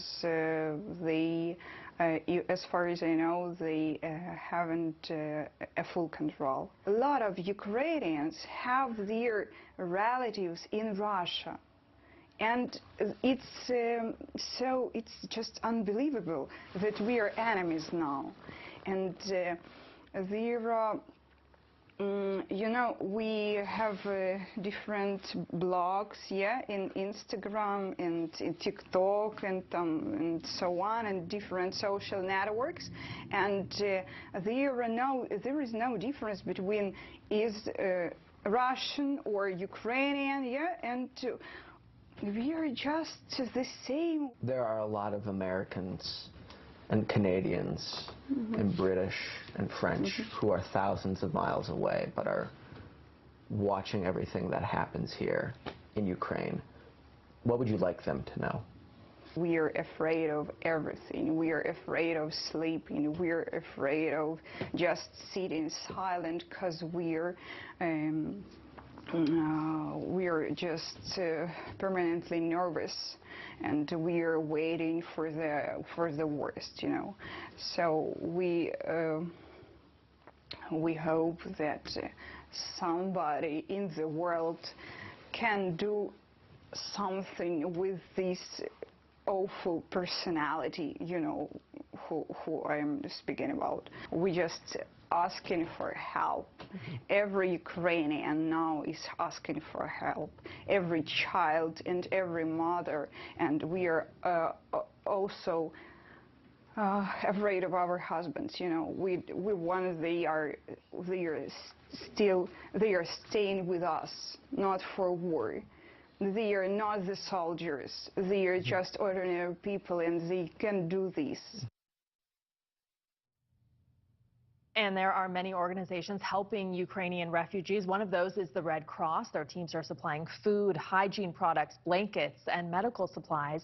Just go to redcross.org to donate. A team of doctors from California is headed to Ukraine to provide life-saving training. More on their mission and what called them to action. That's next on Prime.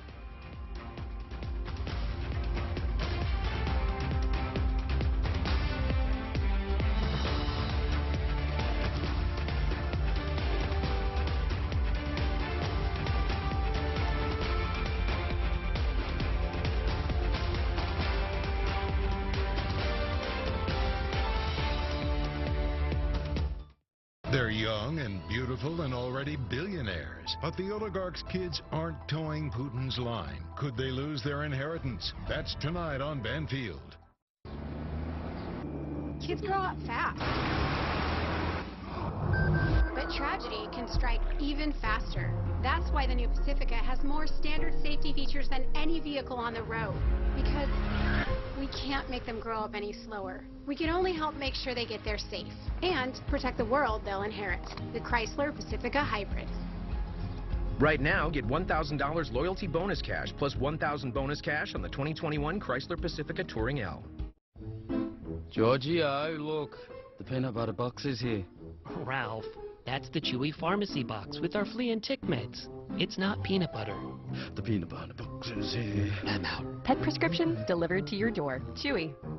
Showing appreciation with a perfect promotional item is a meaningful gesture that can be touched, held, and enjoyed.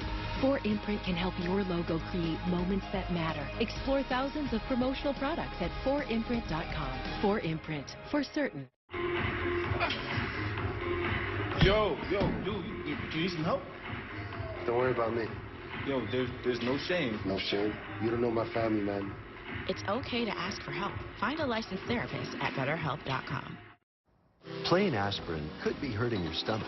Basilor 325 liquid-filled aspirin capsule is clinically shown in a 7-day study to cause fewer ulcers than immediate-release aspirin.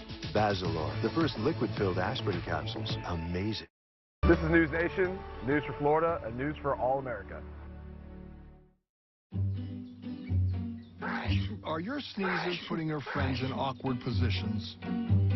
Stick with Zyrtec.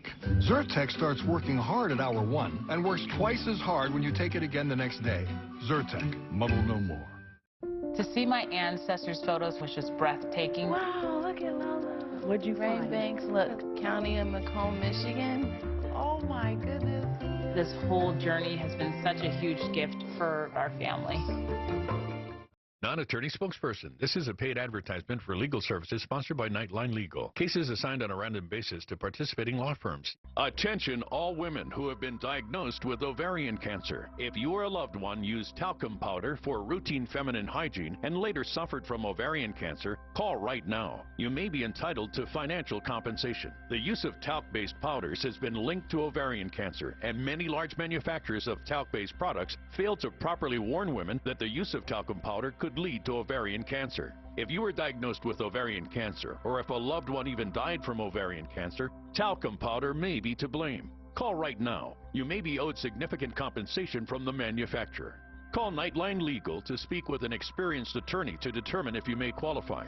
If we don't win, there is no fee. There are time deadlines to file a claim, so don't wait. Call right now. Call 1-800-293-5824. Next, some now accusing the American and Western media of racist coverage of Ukraine. That we care more because the victims are white. But don't we care more because Putin poses an existential threat to the country and to democracy? Next on Dan Abrams Live. A team of doctors from Southern California is getting ready to head to Ukraine. Their orders to teach civilians how to perform combat medicine so they can treat and save their friends and neighbors as their streets become battlefields. News Nation correspondent Nancy Liu joins us live from the Ukrainian Cultural Center in Los Angeles tonight. And Nancy, what a mission. It is, Ruta Bay, and we're talking nearly a dozen Southern California doctors who do tactical medical training. And ahead of that, a call for medical supplies to be dropped off this weekend here at the Ukrainian Culture Center in Los Angeles. This is very difficult to organize because we're trying to insert a bunch of trainers into an active war zone. Despite the danger and difficulty, Dr. Dan Olesnicki is mobilizing a targeted mission in Ukraine from Southern California. The Ukrainian American emergency physician has also spent 20 years training local SWAT teams. Above with downward pressure all the way through. Dr. Olesnicki is organizing a team that will condense a usual 2-week training schedule into just a few days. There would be a team of 5 to 8 going initially. They would be swapped out in 1-week rotations. We have over 20 people that have already volunteered to do so. Ukraine is said to be out of bandages, so medical supplies and their help are needed ASAP. I don't have a formal medical degree. I'm certified in tactical combat casualty care. By my profession, I'm a lawyer. On News Nation's Morning in America today, we heard from a volunteer medic in Kyiv. Many people in our volunteer medical battalion are in the same situation as I am. We used to be sales managers, we used to be IT specialists, whatever, lawyers, economists, and et cetera, et cetera. The California contingent hopes to arrive next week, and they're packing thousands of emergency kits along with their targeted training plans to help save lives. The goal that we set was to train 1,000 people to be combat medics. You have to understand Ukraine has millions of people in it. So if we can train 1,000 medics, that would be huge. Dr. Olesnicki says the plan is still in flux, and the biggest hurdle is logistics, just getting into Ukraine safely in order to do the training. Ruta Bay? Wow, such admirable work. Nancy, thank you. And that is our time for tonight. Thank you for joining us. I'll be back with Leland Bittert in 2 hours for a News Nation special report. Dan Abrams Live starts right now.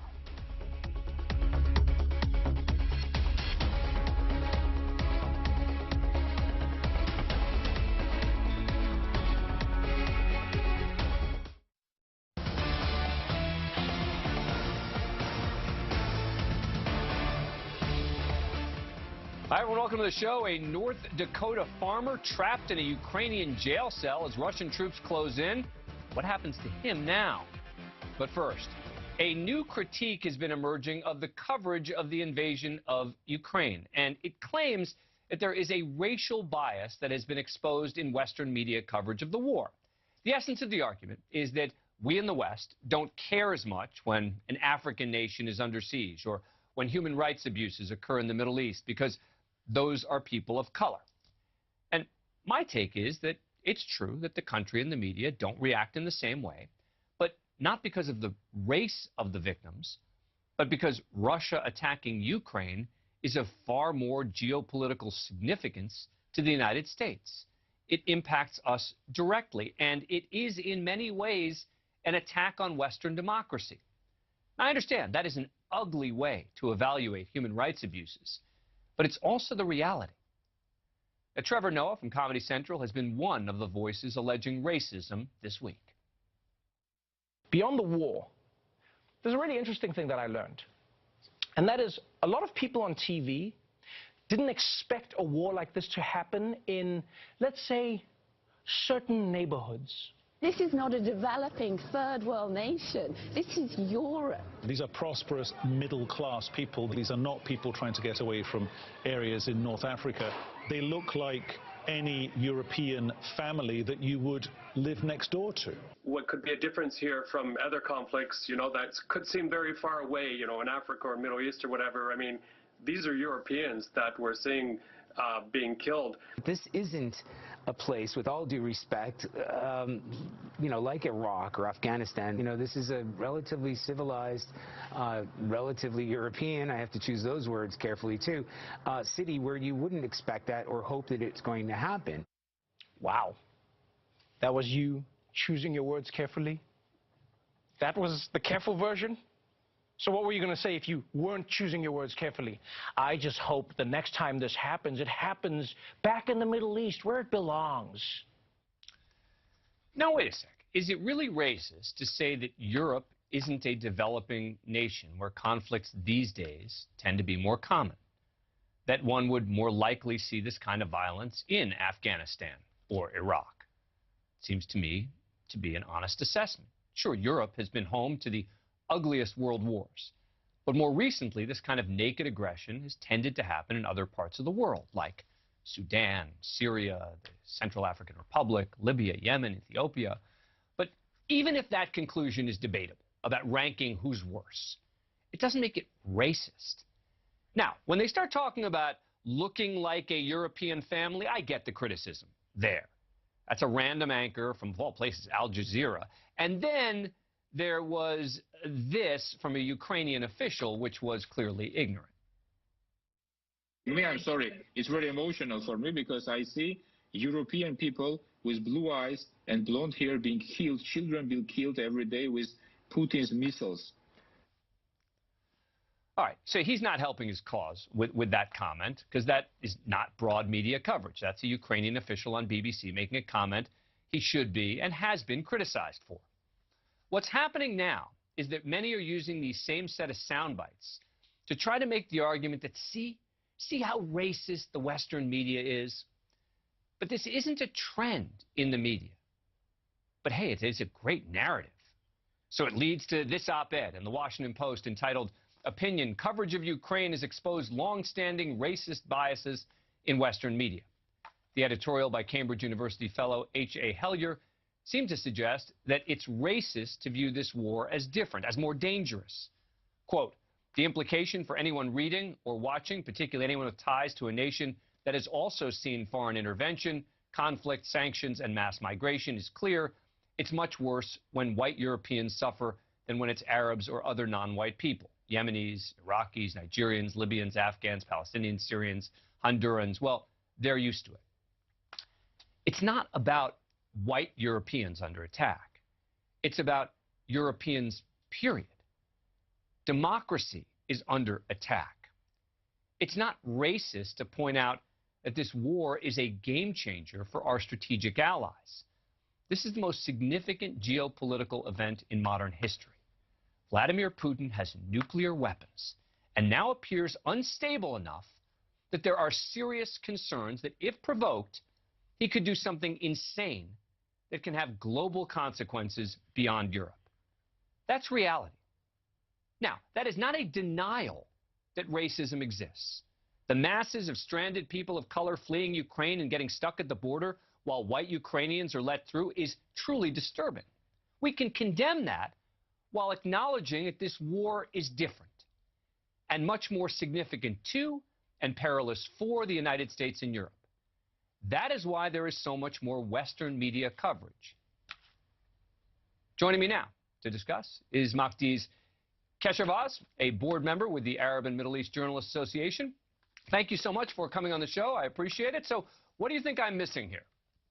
Well, I think there's a couple things, Dan. I think beginning with the reason that Amija felt compelled to issue the statement in the first place, and that wasn't in any way to take away from the significance of the story. We are truly facing a historic moment that has put the globe at risk. We recognize that 100% and stand in solidarity with the Ukrainian people and their suffering.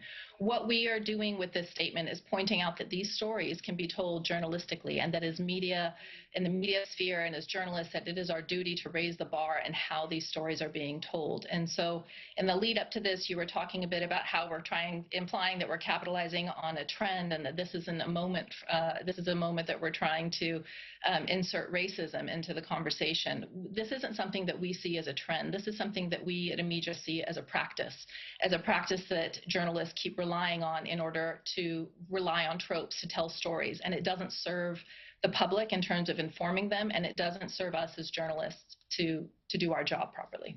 So, but what are the tropes? Putting aside the couple of people who made comments that they shouldn't have made, and I criticized them, what are the broad tropes that you're talking about when it comes to the Russian invasion of Ukraine, the amount of coverage, the kind of comments, and again, I'm not saying that you made this, but the kinds of comments that some are making suggesting that, oh, the media, this shows the media doesn't care about what happens in these other areas. How does any of that fit into what we're actually seeing? Well, I think one way of looking at this is to look at how over the past, let's even go back 20 or 30 years of coverage and what's happened in terms of wars. One, we're ignoring the fact that Yugoslavia and its division were just in the early 90s, so that wasn't too far apart from the invasion of Iraq, the initial invasion. And we covered those issues quite differently. And I think we have seen again and again that there's a reliance on comparing economic factors of the individuals that we perceive are leaving Ukraine, and it overlooks the fact of what actually it takes for any refugee anywhere to be able to leave their country, the amount of money it takes, the amount of resources that are required, and how many people get left behind. That is as true in the Ukraine as it is in Afghanistan or elsewhere. And so I think when we rely on comparing it to Middle Eastern imagery and things that we have seen over the course of time and then being shocked at that, it undermines and dehumanizes the experiences of the people that we have been charged with covering.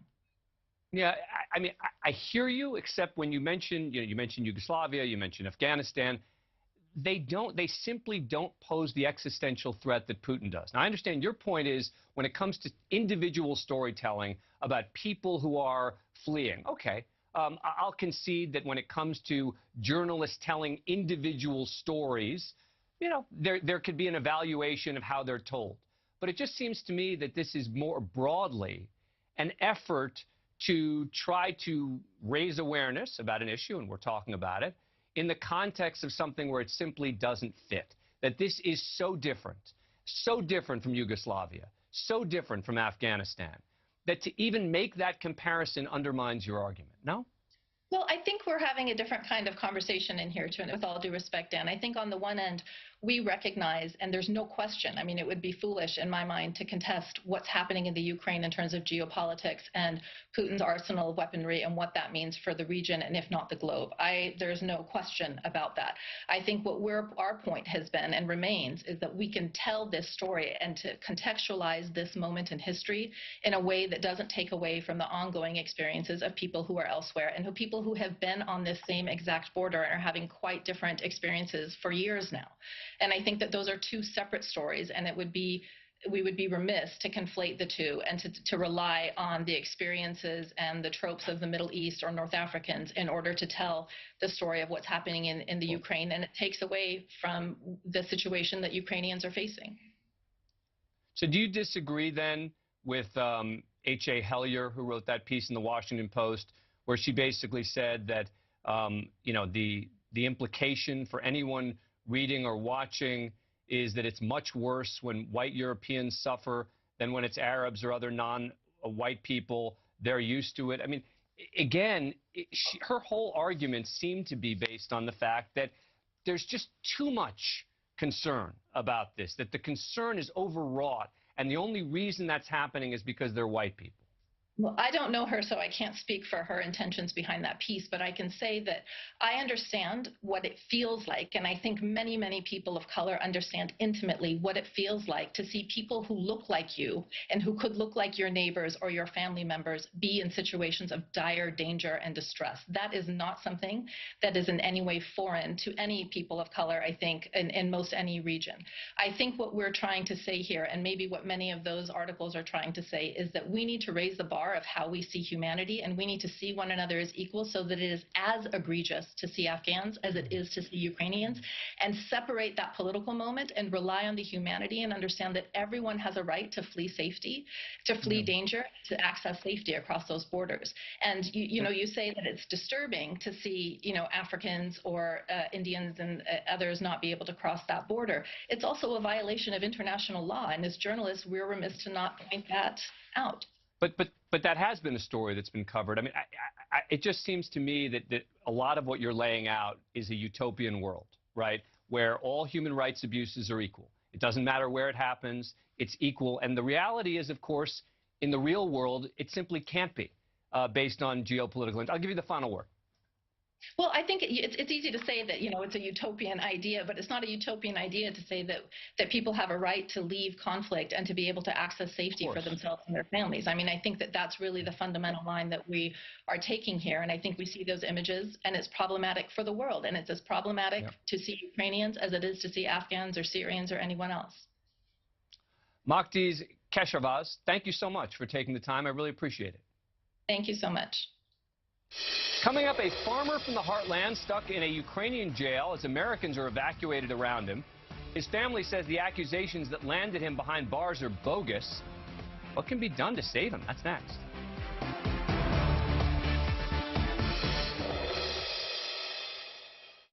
This is News Nation, news for California and news for all America. Meet a future mom, a first-time mom, and a seasoned pro. This mom's one step closer to their new minivan. Yeah, you'll get used to it.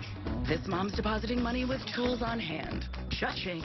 And this mom, well, she's setting an appointment here so her son can get set up there and start his own financial journey.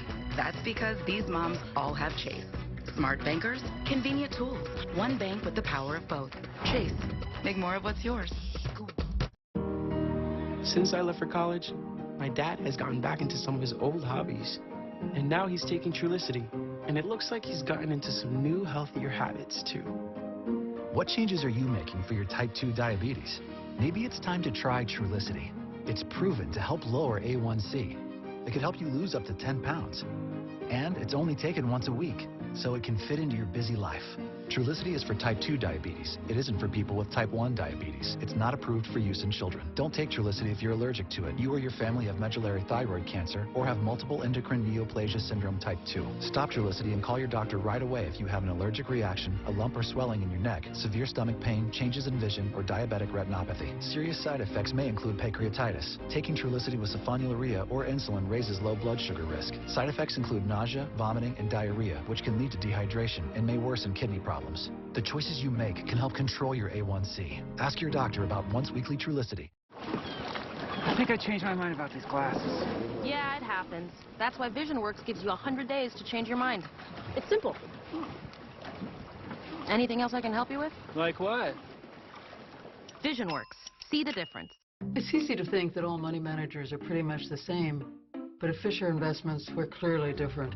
Different how? You saw high commission investment products, right? Nope. Fisher avoids them. Well, you must earn commissions on trades. Never at Fisher. Okay, then you probably sneak in some hidden and layered fees.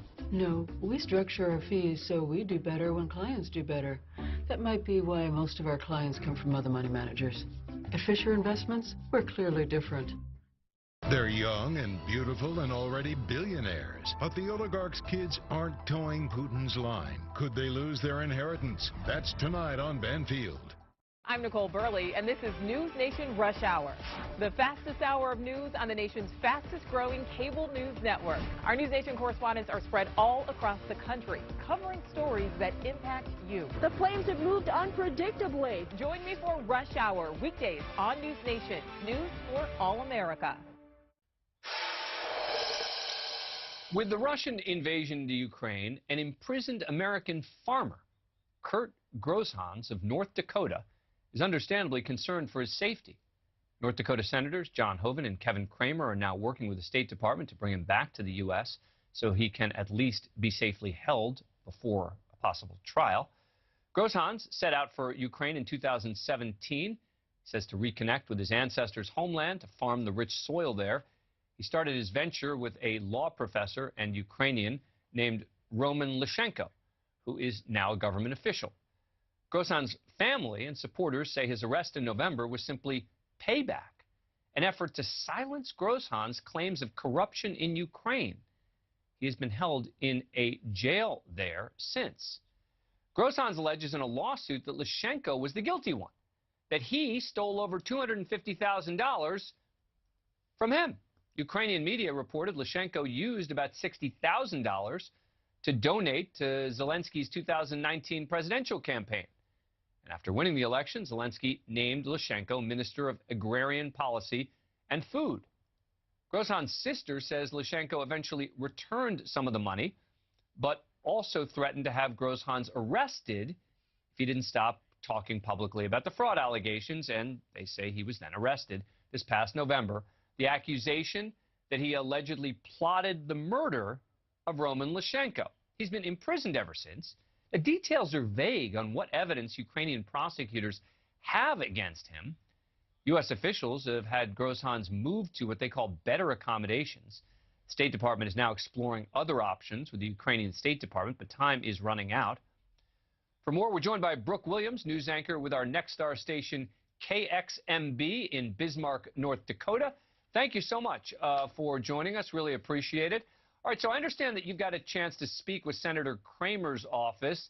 What are they saying about diplomatic efforts to get him home? Yes, Dan, I've spoken with both Senator Cramer's office as well as Senator Hoeven, and both of them tell me that as recently as this week, they have spoken with State Department officials. And actually, in a phone conversation with Senator Hoeven, he tells me that they've had to sort of shift focus. He says initially their focus was on ensuring that Kurt Grosshans received a fair trial, but now with everything going on with the ongoing conflict, they do have concerns for his safety, and Senator Hoeven tells me that he's actually shifted focus to pressing State Department officials to release Grosshans on a humanitarian basis. You know, I just happened upon this story and was sort of stunned that I hadn't heard anything about it. Is this a big story where you are in North Dakota because he's a local? Well, Dan, we've been covering this issue. We've been working with our sources and our media partners on this. But with the conflict going on, I feel like that's the concern of our senators and also probably of his family as well. You have so much going on leading up to this. And now with everything else that's sort of come about recently, yes, they're concerned probably that he's going to get lost in the shuffle of all of this. And that's why there's been this renewed push. Senator Hoeven tells me it's a hard push to get him released. And you don't know anything more about the supposed evidence. I mean, you know, plotting to murder, you know, that seems, the minute I heard that, it's like, well, that's going to be a tricky one to potentially to prove. But I was curious what evidence they might have against him. But that's been pretty unclear, right? For the most part, it has been, Dan. We know through our media partners that there was an associate of Kurt Grosshans who was arrested with him. And investigators say that they have audio recordings of her discussing a kidnapping plot, discussing things of that nature. But an attorney for Kurt Grosshans tells our media partners that he wasn't present for the majority of these meetings. And even when he was present, his Russian, his Ukrainian is very limited. So exactly what he understood, what was translated to him, what was communicated to him is unclear. Yeah, the idea of going to Ukraine and deciding to have a plot to murder someone is either, incredibly reckless or dubious. We shall see. Brooke Williams from Nexstar station KXMB, thank you so much for joining us. Appreciate it. Thank you, Dan. Coming up, tensions running high on cable news and beyond around the invasion of Ukraine. But wait till you see some of the insane moments on news shows abroad, including an all-out brawl. That's next. Your kindness outshines your highs and lows. Your strength can outlast any bad day because you are greater than your bipolar 1. And you can help take control of your symptoms and ask about Vraylar. Some medicines only treat the lows or highs. Once daily Vraylar is proven to treat depressive, acute manic, and mixed episodes of bipolar 1 in adults. Full spectrum relief for all bipolar 1 symptoms. Elderly patients with dementia-related psychosis have an increased risk of death or stroke. Call your doctor about unusual changes in behavior or suicidal thoughts. Antidepressants can increase these in children and young adults. Report fever, stiff muscles or confusion, which may mean a life-threatening reaction, or uncontrollable muscle movements, which may be permanent. High cholesterol and weight gain, and high blood sugar, which can lead to coma or death, may occur. Side effects may not appear for several weeks. Common side effects include sleepiness and stomach issues. Movement dysfunction and restlessness are also common. You are greater than your bipolar 1. Ask about Vraylar.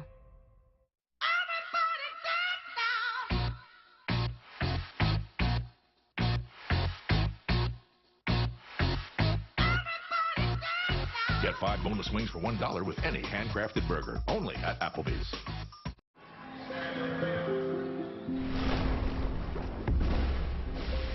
Energy is everywhere, even in a little seedling, which, when turned into fuel, can help power a plane.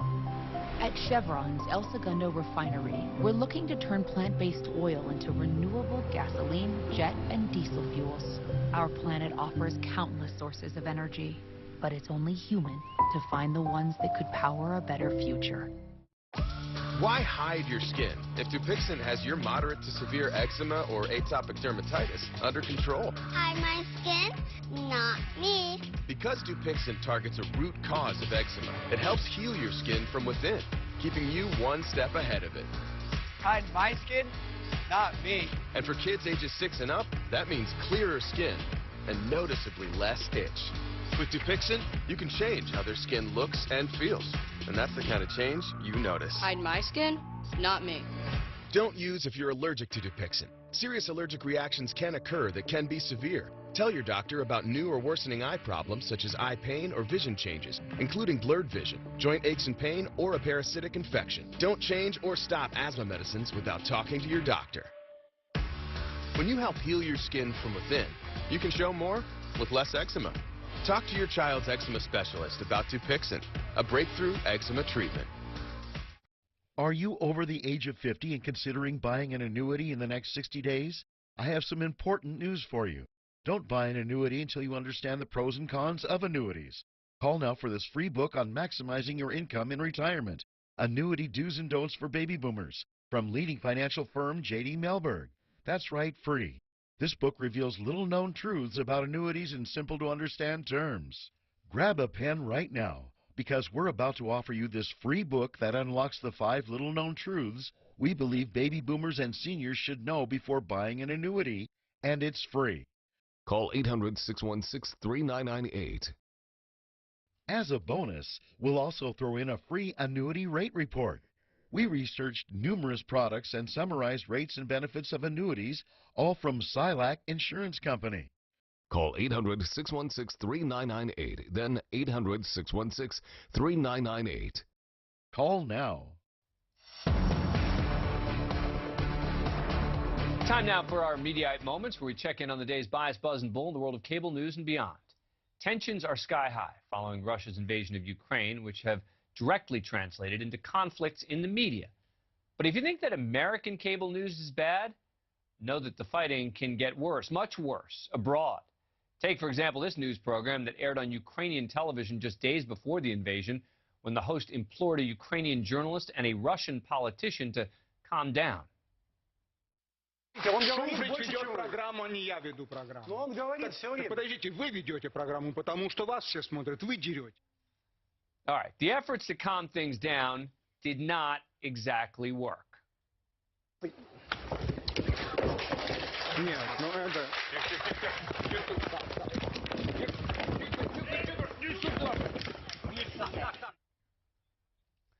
Sadly, a precursor to what we've seen in Ukraine.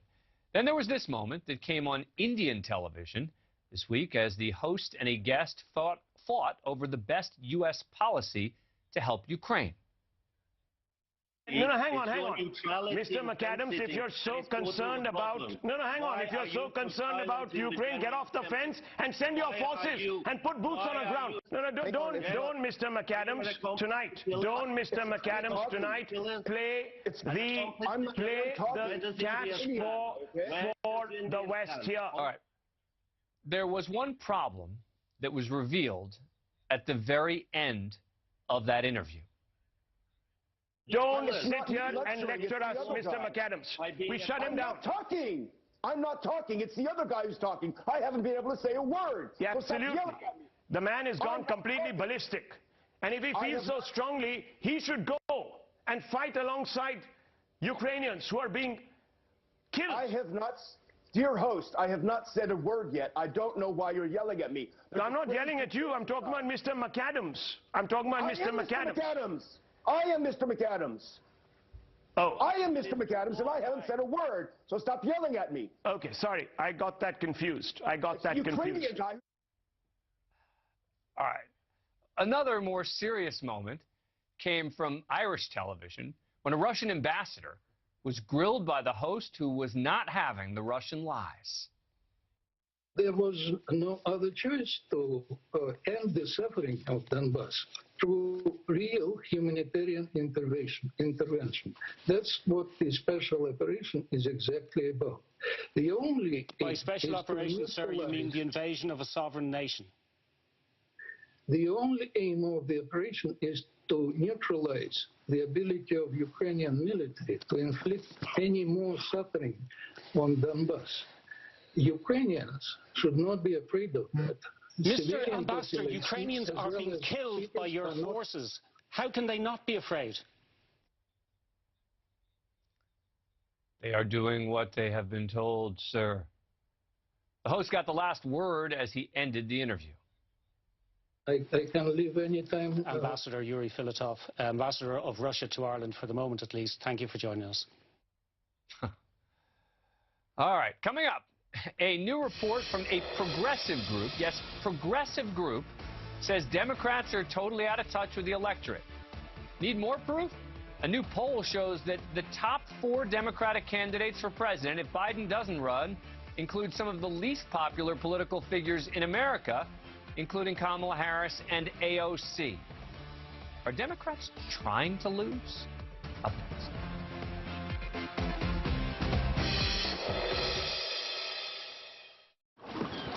I think I changed my mind about these glasses. Yeah, it happens. That's why VisionWorks gives you 100 days to change your mind. It's simple. Anything else I can help you with? Like what? VisionWorks. See the difference. I don't just play someone brainy on TV. I'm an actual neuroscientist, and I love the science behind Neuriva Plus. Unlike ordinary memory supplements, Neuriva Plus fuels 6 key indicators of brain performance. More brain performance? Yes, please. Neuriva. Think bigger. And Doug. We gotta tell people that Liberty Mutual customizes car insurance, so you only pay for what you need. And we gotta do it fast.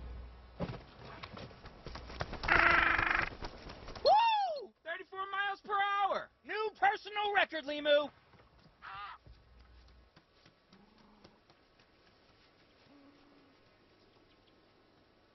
He'll be back. Only pay for what you need. Liberty, liberty, liberty, liberty. The Chewy box is coming today. Calm down, Lenny. We just ordered it yesterday. Oven-baked apple biscuits! Holy Leroy. Biscuits! With fast, free 1 to 3 day shipping when they just can't wait. Chewy. Thanks for bringing me with you guys today, Mr. and Mrs. Lopez. Not a problem, Josh. Hey, you two. Check out all these camera views in my Silverado. I can see in front of me, behind me, on either side of me. And it has this cam, so I can see if there's any funny business going on. You see any funny business going on? No, sir. Let's have a great day. The Chevy Silverado offers 8 cameras with up to 15 different views. Find new views, find new roads. Chevrolet. Lactate is 100% real milk, just without the lactose, so you can enjoy it even if you're sensitive to dairy. So anyone who says lactate isn't real milk is also saying Mabel here isn't a real cow. And she really hates that. If you or someone you love has developed Parkinson's disease after being exposed to Gramoxone or any herbicide containing the deadly chemical paraquat, you may be entitled to financial compensation. If you worked on or lived near a farm or field with ongoing herbicide treatments and developed Parkinson's, call now. A toll-free hotline has been established for victims and their loved ones to get the justice they deserve. There are time deadlines, so don't delay. If you don't win, you pay nothing. Call 800-671-3271. Hi, I'm Jeff from Nuts.com. When my grandfather started this business in 1929, he relied on 4 important values: freshness, quality, variety, and service. I'm proud to carry on his legacy, but from a bigger space. We still freshly roast, season, and dip delicious nuts here in New Jersey and deliver them with the freshest dried fruits, snacks, and sweets to families that love our products all around the country, including mine. We think you'll love Nuts.com too, so check us out and enjoy free shipping on your first order. A new report for the Progressive Policy Institute is warning that if Democrats refuse to confront the political reality that their policies are not in line with the priorities of the majority of Americans, they are in big, big trouble. According to analysts William Galston and Elaine Kamarck, who both served in the Clinton administration and are currently scholars at the Brookings Institution, Democrats have convinced themselves of 3 things that are little more than what they call, quote, persistent myths about the electorate. 1, that people of color all think, act, and vote in the same way. 2, that economics are more important than culture. And 3, that there is a looming progressive majority in the United States. The analysis also shows a party that has lost touch with swing voters who will ultimately decide national elections. They argue that in an age of close presidential elections, just one of the last 6 was decided by more than 5 points, it's not enough to mobilize a party's base. If Democrats want to win, they have to cater to those swing voters. And these missteps by Democrats seem to be backed up by recent polling. President Biden now has about a 43% approval rating, second lowest approval rating of any president 1 year into their term. Only Donald Trump had a lower rating. And so one would think that considering his age and unpopularity, Democrats would start looking at other possible candidates. Others maybe except for his vice president, Kamala Harris, who is even more unpopular than he is. Just 37.5% of those polled have favorable view of the vice president, according to the most recent Real Clear Politics average. But somehow Democrats seem hell-bent on losing. So they're turning to Harris, the least popular vice president in modern American history, as the most likely successor, the obvious favorite to replace Biden at the top of the ticket. A recent Harvard Capps-Harris poll shows that Harris is still the early favorite among Democrats to be the nominee in 2024 if Biden doesn't run. 29% of those polled chose the vice president to lead a hypothetical ticket if President Biden doesn't run. The next highest polling option was Hillary Clinton, who was the top choice for 13% of respondents.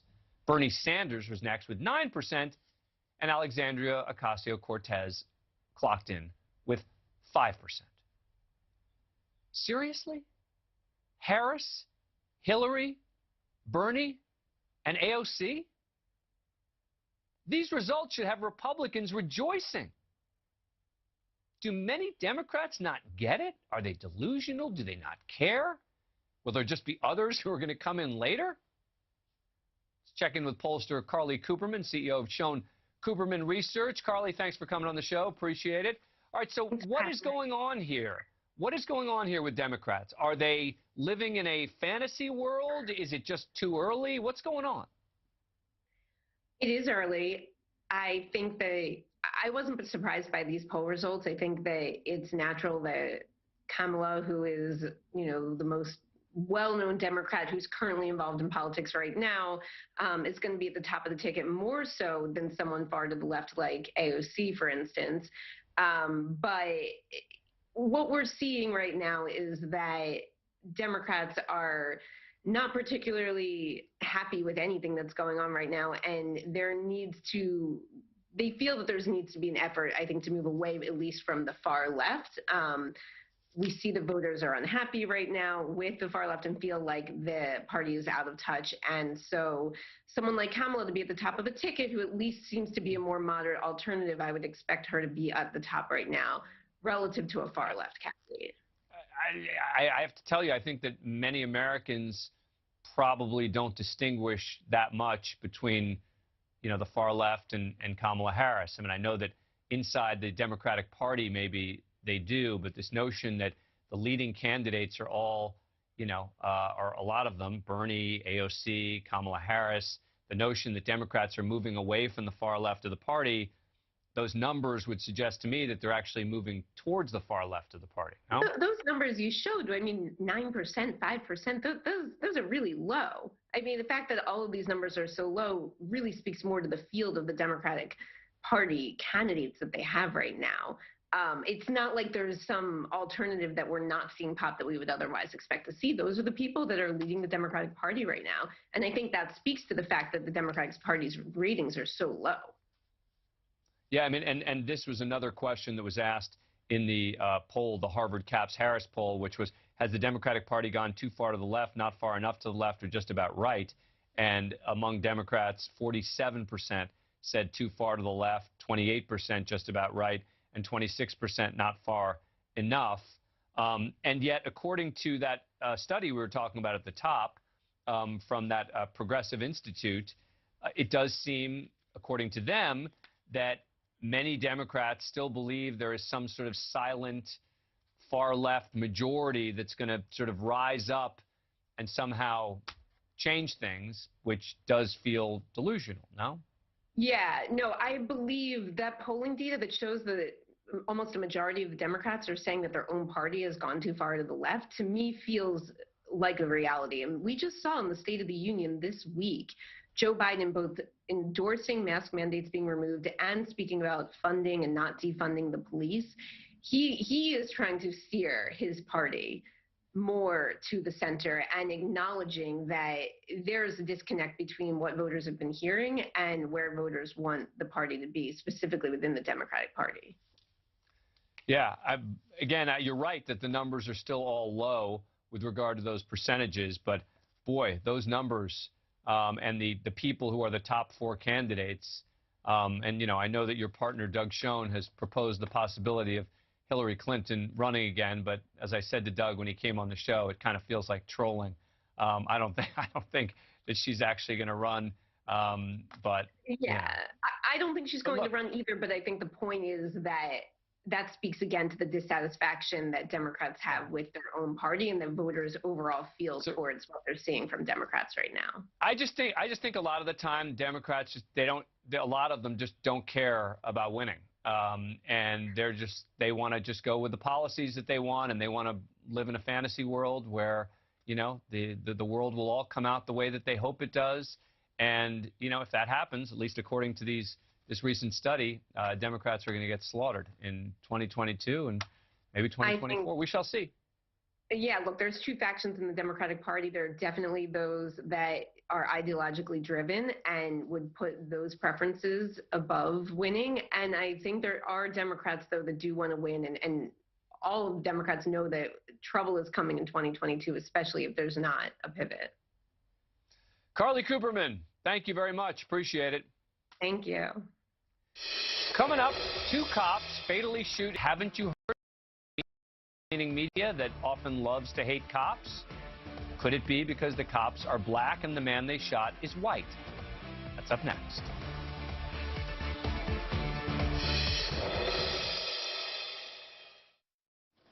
Is now a good time for a flare-up? Enough, Crohn's. For adults with moderate to severe Crohn's or ulcerative colitis, Stelara can provide relief and is the first approved medication to reduce inflammation on and below the surface of the intestine in UC. You getting on that flight? Back off, UC.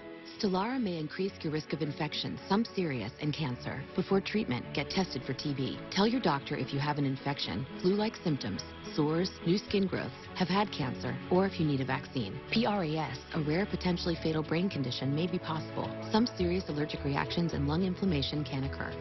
Lasting remission can start with Stelara. Janssen can help you explore cost support options. And a little bit of chicken fried. Cold beer on a Friday night, a pair of jeans that fit just right, and the radio. Get 5 boneless wings for $1 with any handcrafted burger. Only at Applebee's. Meet apartment 2A, 2B, and 2C. 2A is monitoring his money with a simple text. Like what you see, Abe? Yes. 2B's covered with 0 overdraft fees when he overdraws his account by $50 or less. And 2C? Well, she's not going to let a lost card get her stressed. Am I right? That's right. That's because B's neighbors all have Chase. Alerts that help check, tools that help protect. One bank that puts you in control. Chase, make more of what's yours. What's inside Airborne? A blast of immune support that's more than just vitamin C. It's a unique crafted blend with zinc and other vitamins, minerals, and herbs. Seize today with Airborne, the #1 immune support gummy and effervescent brand.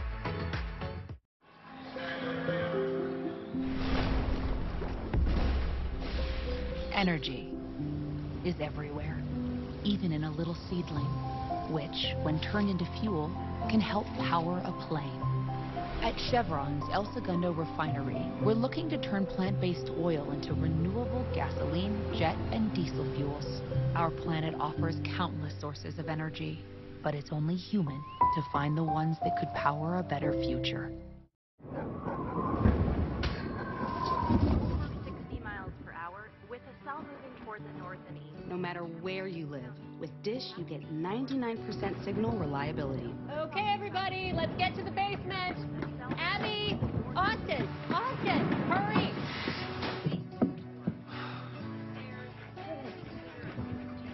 Well, we're all here. 99% signal reliability anywhere in the country with Dish. Tuned in to you. Are you over the age of 50 and considering buying an annuity in the next 60 days?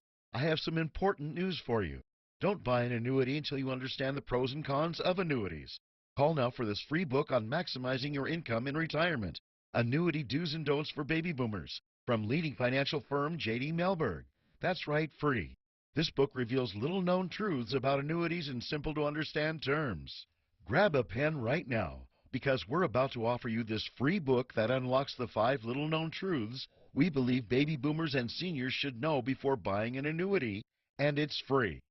Call 800-616-3998. As a bonus, we'll also throw in a free annuity rate report.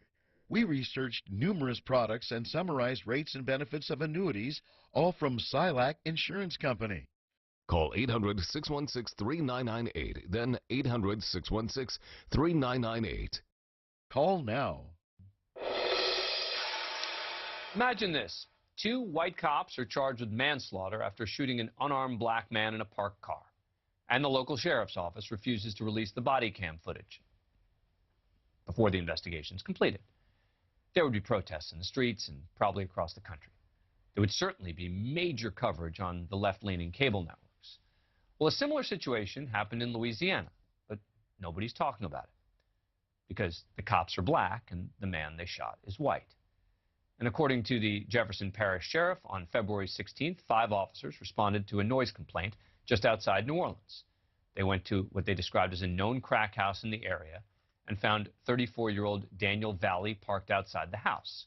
Officers repeatedly ordered Valley to exit the vehicle, but he refused. During the standoff, which lasted about 12 minutes, Valley locked the doors and eventually started the vehicle's engine. 2 sheriff's deputies drew their weapons and ordered him to turn the vehicle off. Valley dropped his hands and hit the car horn. The deputies reacted with gunfire, each firing multiple shots, killing Valley at the scene. Deputies Isaac Hughes and Jonathan Lewis have both been arrested and charged with manslaughter. The sheriff said the officers thought they were in danger, but he says that their force was excessive. I can tell you their perception was that their life was in danger at that point in time. Unfortunately, the use of force in this situation was not justified. As much as I would love to be able to defend them, I don't believe there was any criminal intent at this point. He also stated that this was the first deputy-involved shooting where deputies wore body cameras, which are new to their department, but that he would not yet be releasing the body camera footage. Will the body camera footage be released at any point? It's a criminal investigation. No, I mean, it will be released, certainly, right? I mean, you know, with any type of criminal investigation, once the criminal investigation is complete, whether that's, you know, turned over to the defense in this case, I mean, it will be part of our investigation, and once that criminal investigation is over, it certainly will be released, but not at this time. Now, I have no idea if these guys should or should not have been charged. I take the sheriff at his word. Obviously, prosecutors believe that they have evidence against the police officers. I haven't seen the body cam. But again, if the races of the officers and the man shot were reversed, you would likely be seeing this everywhere. Regardless of what one thinks about police and race, and there is no doubt this country has an ugly history in this regard. But today, shouldn't the media feel an obligation to not just focus on police stories based on the race of those involved? It often feels like the media is just trying to stoke fires of controversy by what they do cover and what they don't cover. Joining me now is Jeffrey McCall, a professor of communications at DePauw University. Professor, thank you very much for taking the time to come on the show. Appreciate it. You're welcome. What do you make about my theory here about the coverage? Again, no judgment about these officers. I'm not asking you to do legal analysis. I'm asking about media analysis, about the lack of coverage of this story and no calls for the sheriff, must immediately release the body cam footage, etc.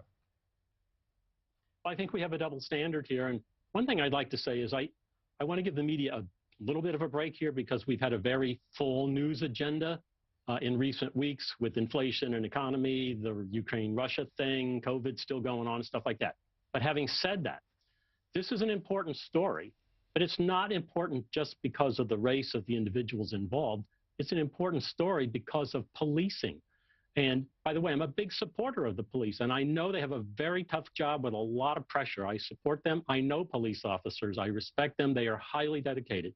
However, the national narrative in recent years has been, as a nation, we need to carefully consider how well our police are functioning and is policing effective. And this is a story that needs to be in that discussion. And again, it is a rather localized thing. You know, it's in Louisiana, which, by the way, is one of the reasons I think that it may not be getting that much coverage, because I think most news decision makers in corporate towers are on the Eastern Seaboard, and I think a story of a police shooting in rural Louisiana is probably not going to get their attention that much. But also, I think I'm sorry. Go ahead. I think it's also partly because it doesn't fit the media's narrative in recent years that police shootings generally are against black victims. And now, you know, Heather McDonald at the Manhattan Institute has done a lot of research on this, and she's found out all kinds of evidence that shows that the general narrative being created by the media isn't exactly right, and that the police shooting world has a lot of data and statistics that's not getting out there. And I think that's where the media needs to put this shooting and all policing activities into context and help the nation understand and not go all emotional on any one particular event, but to look at in context, because the national population way overestimates the number of times police discharge weapons. And most policemen in their careers don't ever have to fire their weapons, thank heavens. But I say that many times. There's a narrative out there that goes that policemen leave their homes every day out going looking for a shooting, and that is absolutely not true. So, and I think we need to remove emotion as much as possible from this dialogue. I completely agree. Let me take on two things that you said. You said about the timing. This did occur before the invasion of Ukraine, right? So if this had happened after the invasion of Ukraine, I would understand the argument that, oh, well, you know, now in the national news, they've got so many things to cover, et cetera. That's number one. Number two, I don't buy the localized argument on this one, because it doesn't matter where it happens. If this had been 2 white police officers, exact same facts, black victim, exact same facts, doesn't matter that it's rural Louisiana. You would have had, you know, a lot of activists down there demanding that the sheriff release the video immediately. And again, that's my problem, is I agree with you that we need to take emotion out of this. We need to evaluate facts. We need to hold bad police officers accountable. But there just needs to be a way for the media to evaluate this, not based on the narrative, as I completely agree with you on this, pointed out, that the media's narrative is, well, the stories that people will be interested in, the outrage will get ginned up if it's black victim, white officers. Final word? Yeah, well, sure. There's a reason that news reports are called stories, because they fit narratives, and those narratives are created in the minds of news producers and editors. And to a certain extent, news editors and producers become conjurers. They're creating a reality out there that might not fit with what's really happening. And I think they owe it to us to give us a better picture of policing, the racial components that are involved, which are, of course, serious and important. And news judgments are not made by an exact science by any means, but there are professional standards that should be in play here. And I don't think the fact that this event happened in rural Louisiana is a reason to ignore it. So I really think that we should have more information about this. And if you look online, you're not going to find very much coverage of this story at all. Nope. And I commend you for doing it. Well, look, you know, I'm doing it really to look at the way we examine these stories. It's not to vilify the police officers or to somehow talk about the victim in this case. It's to talk about the way the media looks at these stories involving policing that I am concerned about. Professor Jeffrey McCall, thank you so much for coming on the show. Appreciate it. Coming up, a man threatens a woman, gets away, and is cornered by officers, but not before stealing knives from a restaurant, leading to a chase, tasers. We got it all on body cam up next.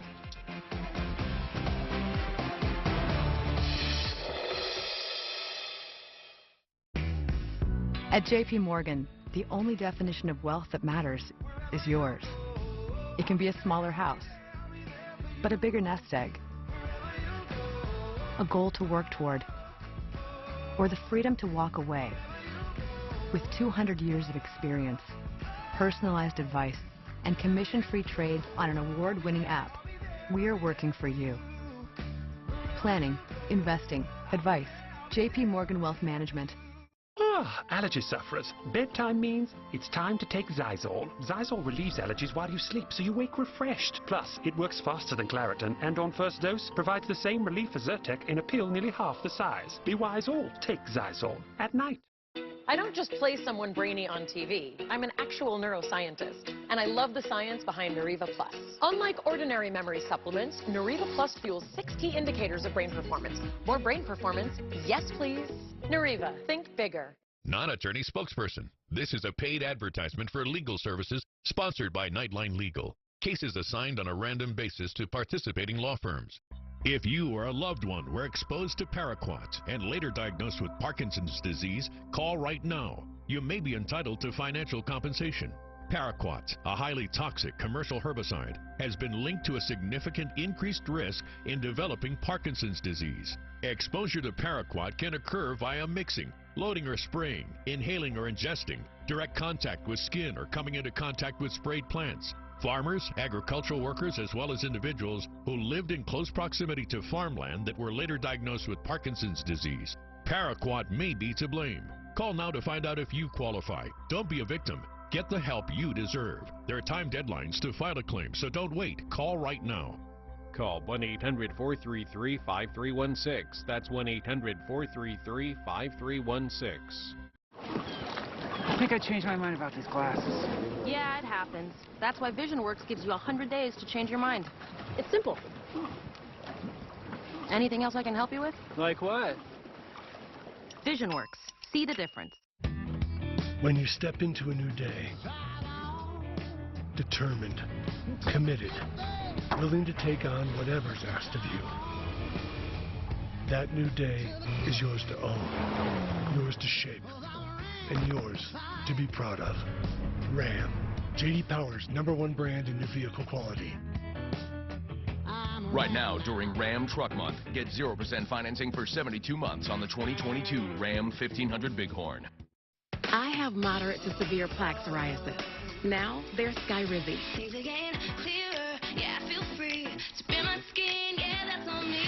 Nothing and me go hand in hand. Nothing on my skin, that's when you play. Nothing is everything. Keep your skin clear with Skyrizi. Most who achieved 90% clearer skin at 4 months had lasting clearance through 1 year. In another study, most people had 90% clearer skin at 3 years. And Skyrizi is 4 doses a year after 2 starter doses. It's my moment, so I just gotta say. Nothing is everything. Skyrizi may increase your risk of infections and lower your ability to fight them. Before treatment, your doctor should check you for infections and tuberculosis. Tell your doctor if you have an infection or symptoms, such as fevers, sweats, chills, muscle aches, or coughs, or if you plan to or recently received a vaccine. Talk to your dermatologist about Skyrizi. Learn how AbbVie could help you save.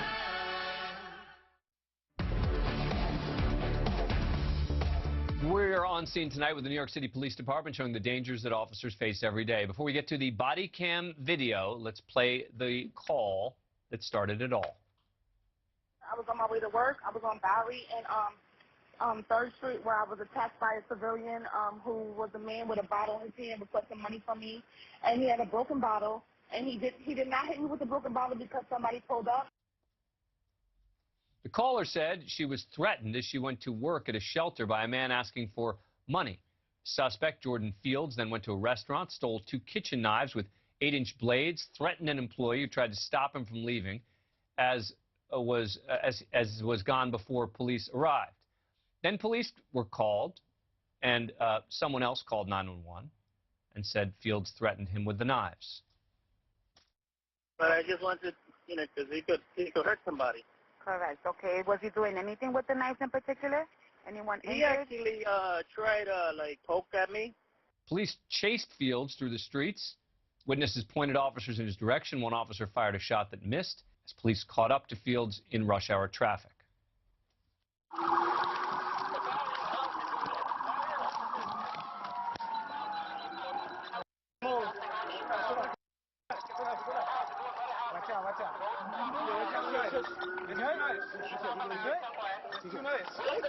Where's the knife? No, we got it. An officer deployed a taser. The first one was not effective. Tried it again. Hit Fields in the back, dropping him to the ground. He kept moving.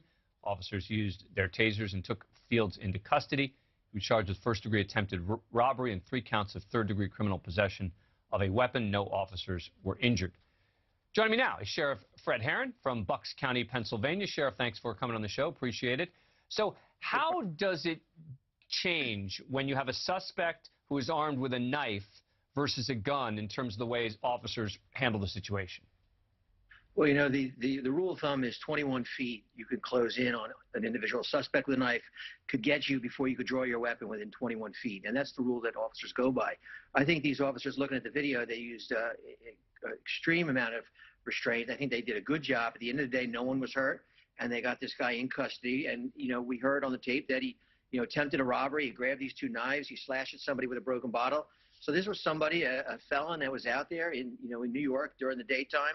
And they did a great job deploying the taser, the less lethal weapon, taking him into custody with no injury. And I love to see my fellow New Yorkers pointing the police in the right direction. You got to love New York. That's right. I was born and raised in Brooklyn, and you got to love New York City. The fact that those people on the street, pointed the cops in the right direction, kudos and go out to them as well. There's a lot of good people out there that want to help the police and know how to stop crime and fight crime. And that's really important, and people forget, and all cops will tell you this, right, how important the help from citizens is. We can't do it ourselves. Law enforcement will not, fight the war on crime by ourselves. If the community doesn't help us, Sir Robert Peel said it the best, the father of modern policing, we are the public and the public are the police. And those are principles to live by. And here you see it happening live in New York City, where the public helping the police, one bad guy in custody with no one hurt. That's a good day. Sheriff Herron, thank you. That does it for us tonight. Banfield starts right now.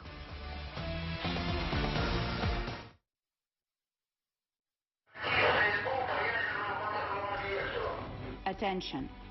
Stop shooting at the nuclear hazard facility. An unthinkable scenario. Nuclear operators in Ukraine under Russian fire and begging them to stop threatening the world. Plus, same name, same Russian billions. Meet the children of the oligarchs. Russian kids in their 20s living champagne wishes and caviar dreams, having never worked a day in their lives. But will their anti-war social media posts cost them billions in inheritance? Also tonight, what do spies, heads of state, journalists, lawyers, even oligarchs have in common? They've all spoken out against Vladimir Putin, and they've all been targeted for death. Who's next? We have the list. Plus, celebrities stepping up, from Mila Kunis to Ryan Reynolds, even the Queen of England. Big names making big donations to help victims in Ukraine. The who, what, when, and how much. All ahead on Banfield.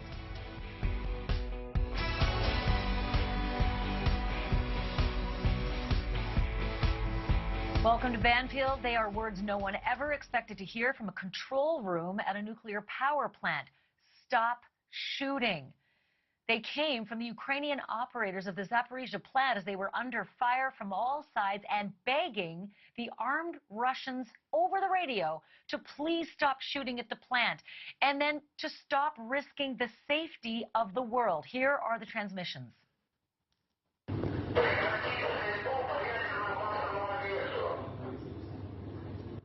Attention. Stop shooting at the nuclear hazard facility. Immediately stop shooting. You're endangering safety of the whole world. The center operation at the heart of the plant could be disrupted. We are not going to be able to restore its system. You're endangering safety of the whole world. Attention. Stop shooting in the nuclear hazard facility. Stop shooting in the nuclear hazard facility. Stop shooting. Well, the Russians have now seized complete control of that facility, and its operators are either being held at gunpoint or are working at gunpoint. The people in the plant also reported there is indeed damage to Units 1 and 2. To be clear, this is Europe's largest nuclear plant, but it does have formidable security features built into it to protect it from a disaster like Chernobyl. And so far, thank God, there are no increased levels of radiation that have been detected. The Ukrainians are calling the attack on the plant a war crime, but the State Department here isn't going that far yet. And NATO is holding back, too. Still no plans to help the Ukrainians by establishing a no-fly zone over that country to protect them from the Russian air assault. NATO is just not ready to plunge its member nations into an air war with the Russians. The Ukrainian president slamming NATO just today from a bunker, calling those nations weak and insecure. Улюблений саміт, на якому видно, що не всі вважають боротьбу за свободу для Європи метою номер один. НАТО свідомо ухвалило рішення не закривати небо над Україною. Ми вважаємо, що країни НАТО самі створили наратив, що начебто закриття неба над Україною спровокує пряму агресію Росії проти НАТО. Ви повинні були думати про людей, про людяність. А про що ви думали на тому засіданні? Усі люди, які загинуть від цього дня, загинуть також і через вас, через вашу слабкість. Just imagine the bravery of that guy staying in Ukraine, bunker to bunker. Joining me now with what these latest moves mean to the world stage is David Woods. He's from Ohio State University, and he's an expert on nuclear power plants. David, I have to be honest with you, when that audio came out today of what those operators were dealing with under fire, it made me, the neophyte in all of this, very nervous. So I'm turning to someone like you who can get me off the fence and, get me off the ledge, so to speak. How dangerous is the situation right now with that plant? Well, the good news is we got through the first part of a potential crisis, and the plant has been able to be safely shut down. And that makes a big difference now that we're well over 24 hours into this episode. It is quite different than the nuclear accidents and near events, dangerous events that I've investigated in my life because of the military connection, which is not supposed to happen. And you've heard that from the international nuclear authorities. However, we should really focus on going forward, what are the risks?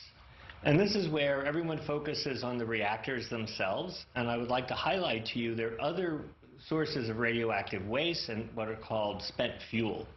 And some of these have to be cooled. They have to have active cooling systems. So as we move forward, a major risk are these other sources of radiation.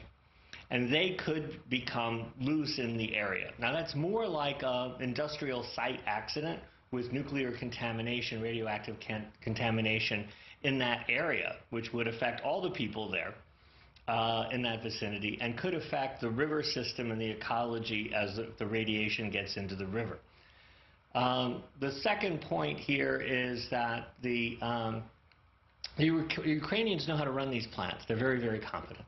And so in terms of concern, the concern is if the Ukrainians, if they are in charge of running the plant, they'll be able to run it safely. It's been shut down, but you still have to cool the plant. The heat buildup lasts for a long, long time. So you still have to have even while they're under, at the point of a gun, David? I mean, gosh, in the worst of times and the best of times, it's got to be a difficult job. But here they are doing this literally at the other end of a barrel of a gun. I also just wanted to add that when the U.S. activated our nuclear incident response team, what exactly did that mean? So let's respond to the first one, because I think that's the key point here.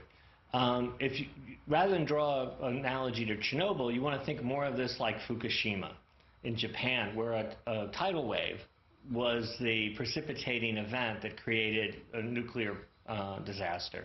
So the point, I think, of danger is that this is a military operation with people with explosive devices and artillery and various things who could damage other systems at the site.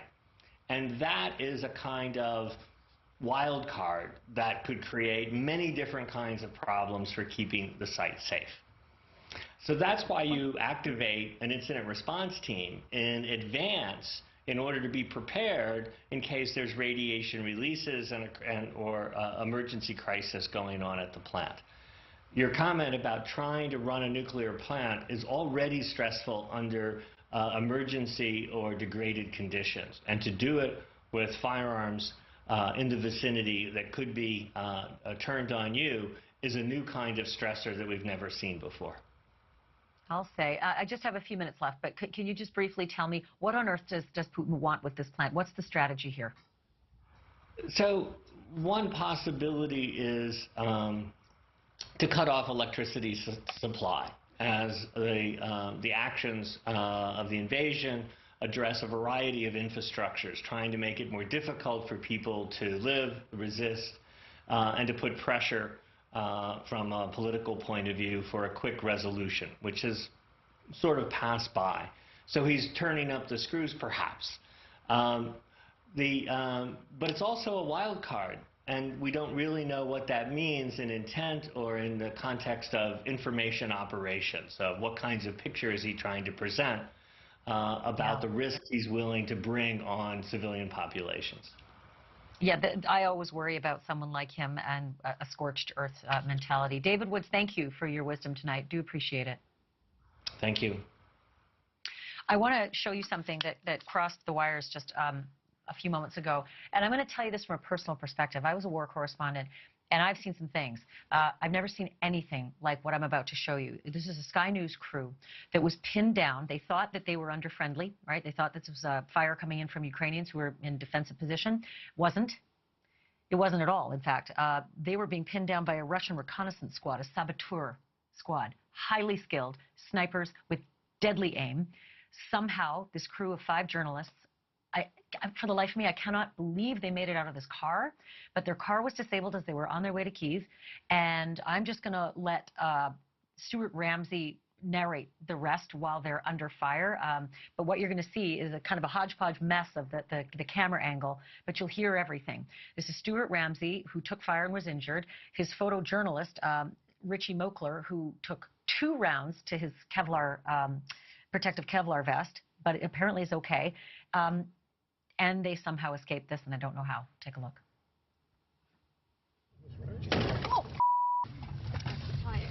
Oh, that's a bullet. That was a bullet. Sorry? No, it wasn't a bullet. It wasn't. Something blew up under us. Something went bang. Oh, there's a big hole. Okay. Oh, Whoa. Look. Wait. Whoa! Whoa!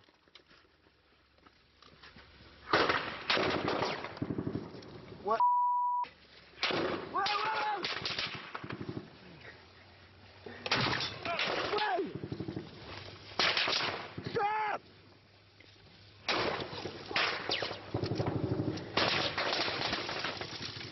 Wait, everyone! Thank you.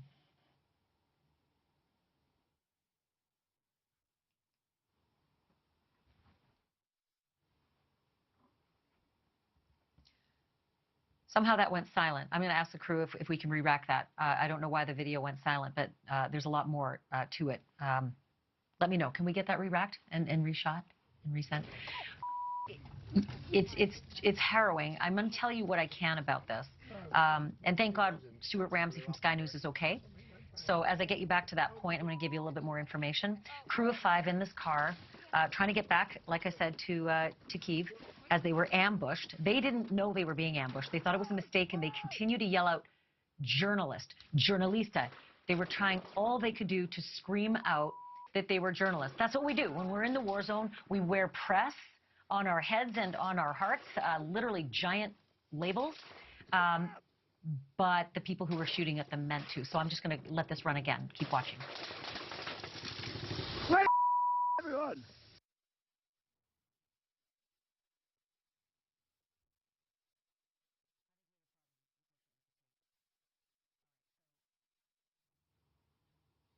Unfortunately, we have got a problem with the tape. I apologize. So let me tell you what they did. They got out of the car, and they ran for it. They ran amid a hail of bullets.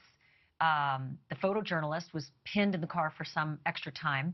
But what they did is they got out over that barricade that you can see on the freeway. They ran down the embankment, and then one by one, they crossed as fast as they could, singularly, to avoid, being a bigger target, and made it into some guy's warehouse.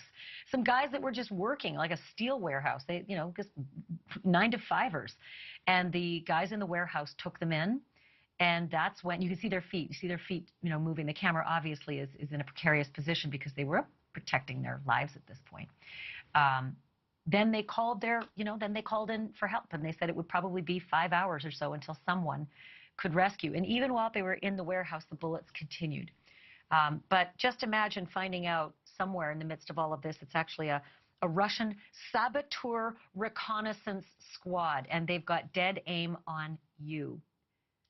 Just unbelievable. Sky News crew. So we're told Stuart is okay, and the camera operator, Richie Mokler, we think is okay as well. Thank God for the body armor. It's why they wear it. It's why they wear it. Oof, I wish that audio was there, and I so apologize, but we were scrambling to get that on air just so you could see a piece of it. How to stop this onslaught, this treachery, this mass murder, all of it. It's being debated in situation rooms all around the world, the situation rooms of nations everywhere, right? Sanctions against the oligarchs was this week's tool, and there are 2 ways that you can become a rich Russian oligarch with more money than you could ever imagine to spend. You can snuggle up to that guy, Vladimir Putin, for a couple of decades and skim off the assets that actually belong to the Russian people. You can do that. Or the second way, becoming a rich oligarch, is just be born to one of those guys. Since the 1990s, there have been plenty of charmed offspring. They need never work a day in their life, and yet they enjoy unfettered access to the finest and the most opulent luxuries in the world, all in their teens and 20s. And lucky for us, they like to boast on social media so that we can all see what we're missing out, like the grueling equestrian lessons that they go through. And then that time you left your phone on the bottom deck of the mega yacht, but you were all the way up on the 6th deck. Yeah, that was a social media post. Plus the harrowing adventures on Saba Island in the Caribbean, when the wind was just wreaking havoc with that perfect selfie Imagine. Now, as busy as all these little oligarchs are curating their social media, you may be surprised to know that they are indeed following the news and that they are, in fact, upset by the news. And some have even decided to react to the news politically, using those charmed social media platforms to do so. I want to start with 27-year-old Sofia Abramovich. Very, very pretty young lady, recently posted this to her Instagram.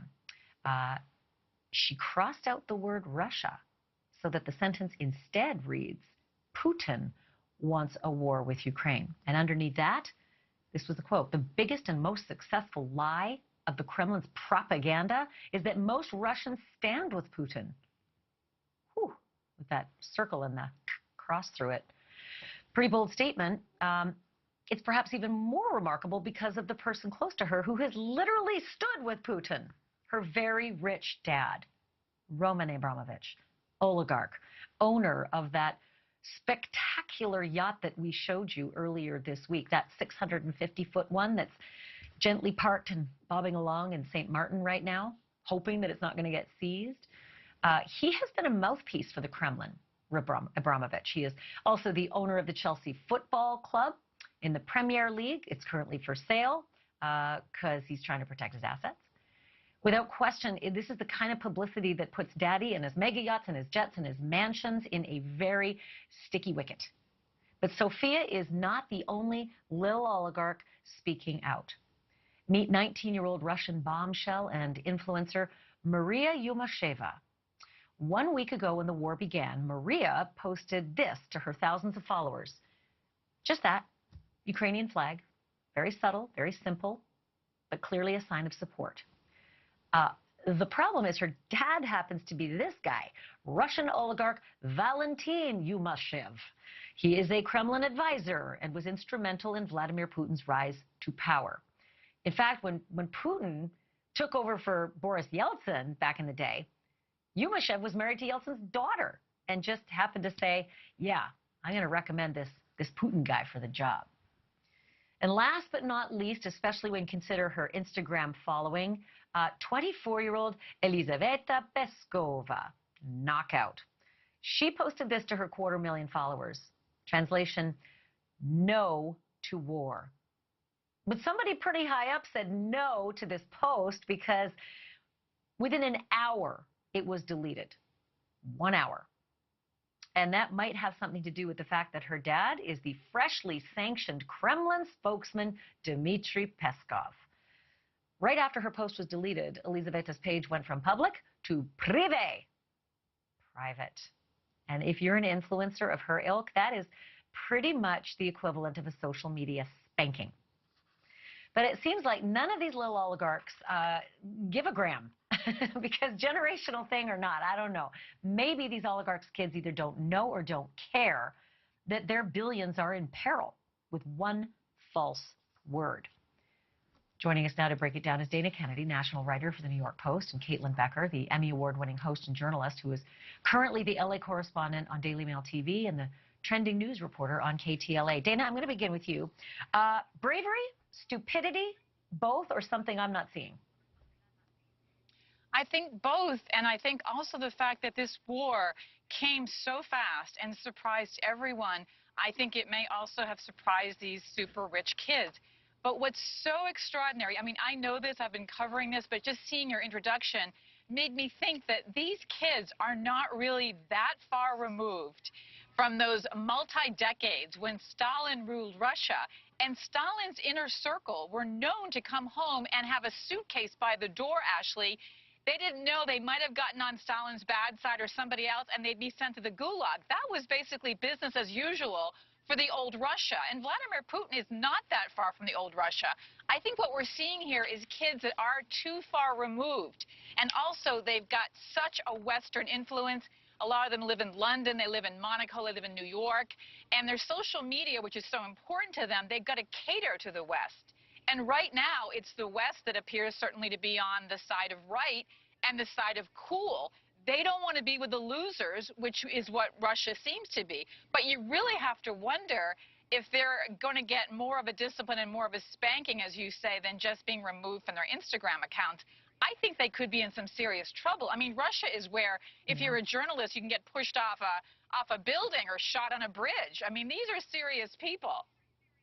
Yeah. So, Caitlin, jump in on that, because I was also wondering if maybe, and I don't know if this is me just doing mental gymnastics, but maybe this is a ploy for the Abramoviches of the world to say, okay, kiddo, you go out and you be anti-war so that I can stay here and be, silent. And at least that, gives us a bit of a wash and maybe protects our big yachts. Is that possible, or is that crazy? It's certainly possible, Ashley. It's certainly possible. I do think that certainly in the case of the post that was removed for, Dimitri's daughter, I don't think anyone anticipated her posting that, anti-war statement. As you explained, it was taken down. It was actually taken down somewhere around an hour after it was posted, so it really was not up there that long. And the actual quote, "No to war," is what was chanted at a lot of these anti-war protests throughout Russia. So there was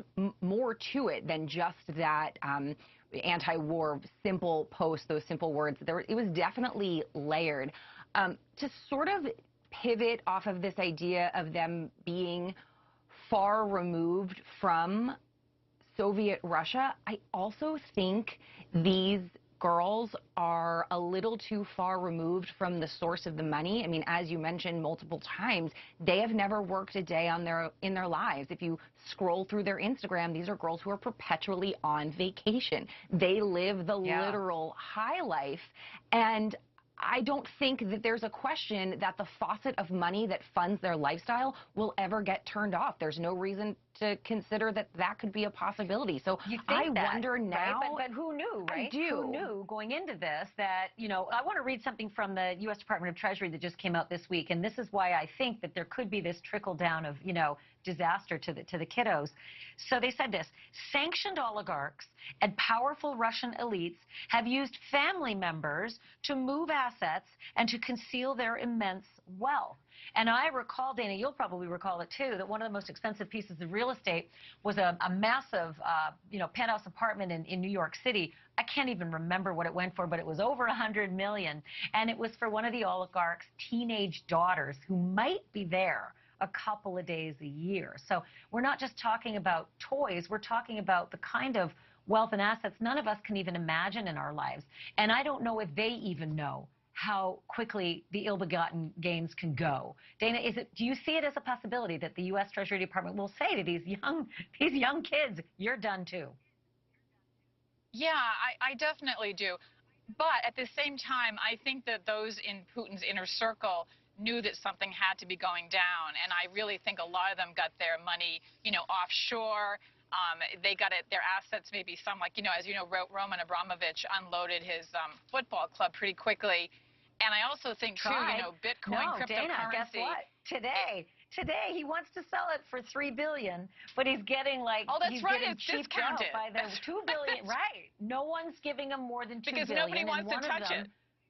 Right, well, one of the people who offered said, I don't even like soccer. I just don't like Abramovich, so I'm only going to offer 2 Bs. Ashley, can I just jump in for 1 second? Get it while you can. Yeah, go ahead. Which I think is really interesting is to look at the timing of these posts. A lot of these posts were shared a couple days ago, maybe a week ago, when things really started to heat up and the invasion kind of took over. That was before these most recent, certainly U.S. sanctions from the Biden administration, who has said kind of in no uncertain terms that they're going after these oligarchs as well as their families, as you mentioned. So I would be curious if that had happened prior, if any of these posts would have actually gone up, if the fear of losing the gravy train stopping, that perhaps they wouldn't, be so forthright about their opinions. Yeah, one last quick question, Dana, and that's about universities. And I know that we talked about, look, they were smart about this. They've always been smart about it. Cat and mouse is what, their bread and butter. But when you try to hide offshore, and a country like Switzerland is already, part of the coalition against Putin, it gets harder and harder to hide your money in places where you actually want to go, because you can just spend the rest of your life in China and Russia enjoying whatever fancy stuff you have. But you can't go to Harvard. You can't go to Stanford. You can't go to Oxford. You can't do the kinds of things that these kids love doing. And sometimes the way to get to a parent is to get to their kids. Do you think that that's going to have an effect on the oligarchs, real quick? You know, it could, and like I said, we were saying before, what matters to these kids, they're used to having money. What they want is Instagram likes. They want to be accepted by the Western world. I think they'd happily almost give up their parents in order to come to our side. Ooh, that's something. Wow. Imagine giving up the yacht and your parents all at once. They don't know how good they have it. Dana Kennedy, Caitlin Becker, good to have you. Thank you so much. Happy Friday to you. Thanks. Still ahead. You know, it is possible to oppose Vladimir Putin and live to tell about it. It's just not very easy. And sometimes it's actually not possible at all. When we come back, the Russian president's history of watching his enemies become his former enemies. Who's next? Russia invades Ukraine. Air raid sirens are going off right now. News Nation has live continuing coverage. But just a few hours ago, our crew had to evacuate their hotel. From the front lines to our homeland. It's kind of the way that it's become here. It's part of the everyday routine. And it's terrible. The truth about what you need to know. We're living in real hell. As you said, Americans, we're not used to that. News Nation is news for all America. For continuing coverage on Russia at war, stay tuned to News Nation. Spring into savings at Kohl's. Get up to 50% off patio furniture. Sandals for $34.99 and under. And must-have tops starting at $11.99. Plus, Kohl's Rewards members save even more. And everyone earns Kohl's Cash. Kohl's. Smooth dark chocolate, refreshing peppermint. Enter York mode. Rich chocolate candy and creamy caramel. That's how you Rolo. Ancestry has helped me really understand my family's immigration experience and what life must have been like for them. And as I pass it on to my daughter, it's an important part of understanding who we are. Hi, I'm Jeff from Nuts.com. When my grandfather started this business in 1929, he relied on 4 important values: freshness, quality, variety, and service. I'm proud to carry on his legacy, but from a bigger space. We still freshly roast, season, and dip delicious nuts here in New Jersey and deliver them with the freshest dried fruits, snacks, and sweets to families that love our products all around the country, including mine. We think you'll love Nuts.com too, so check us out and enjoy free shipping on your first order. Why hide your skin if Dupixent has your moderate to severe eczema or atopic dermatitis under control? Hide my skin? Not me. By hitting eczema where it counts, Dupixent helps heal your skin from within, keeping you one step ahead of eczema. Hide my skin? Not me. And that means long-lasting, clearer skin and fast itch relief for adults. With Dupixent, you can show more skin with less eczema. Hide my skin? Not me. Don't use if you're allergic to Dupixent. Serious allergic reactions can occur that can be severe. Tell your doctor about new or worsening eye problems such as eye pain or vision changes, including blurred vision, joint aches and pain, or a parasitic infection. Don't change or stop asthma medicines without talking to your doctor. When you help heal your skin from within, you can change how your skin looks and feels. And that's the kind of change you notice. Talk to your eczema specialist about Dupixent, a breakthrough eczema treatment. We gotta tell people that Liberty Mutual customizes car insurance, so you only pay for what you need. And we gotta do it fast. Woo! New personal record, Limu! Only pay for what you need. Liberty, liberty, liberty, liberty. Since I left for college, my dad has gotten back into some of his old hobbies. And now he's taking Trulicity. And it looks like he's gotten into some new, healthier habits, too. What changes are you making for your type 2 diabetes? Maybe it's time to try Trulicity. It's proven to help lower A1C. It could help you lose up to 10 pounds. And it's only taken once a week, so it can fit into your busy life. Trulicity is for type 2 diabetes. It isn't for people with type 1 diabetes. It's not approved for use in children. Don't take Trulicity if you're allergic to it. You or your family have medullary thyroid cancer or have multiple endocrine neoplasia syndrome type 2. Stop Trulicity and call your doctor right away if you have an allergic reaction, a lump or swelling in your neck, severe stomach pain, changes in vision, or diabetic retinopathy. Serious side effects may include pancreatitis. Taking Trulicity with sulfonylurea or insulin raises low blood sugar risk. Side effects include nausea, vomiting, and diarrhea, which can lead to dehydration and may worsen kidney problems. The choices you make can help control your A1C. Ask your doctor about once weekly Trulicity.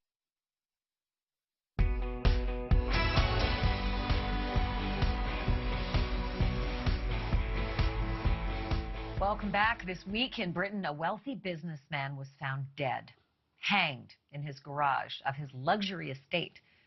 And while police are investigating, they say they don't believe that it is suspicious. Others disagree.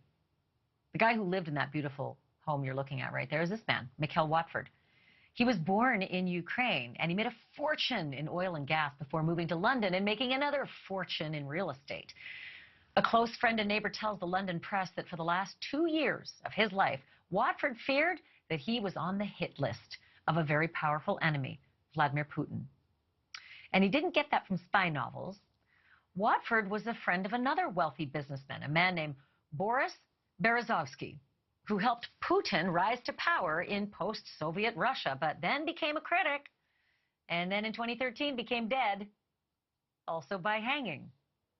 Among Berezovsky's offenses, in Putin's eyes, was accusing the Kremlin of murdering this man, Berezovsky's longtime security aide and a former spy named Alexander Litvinenko.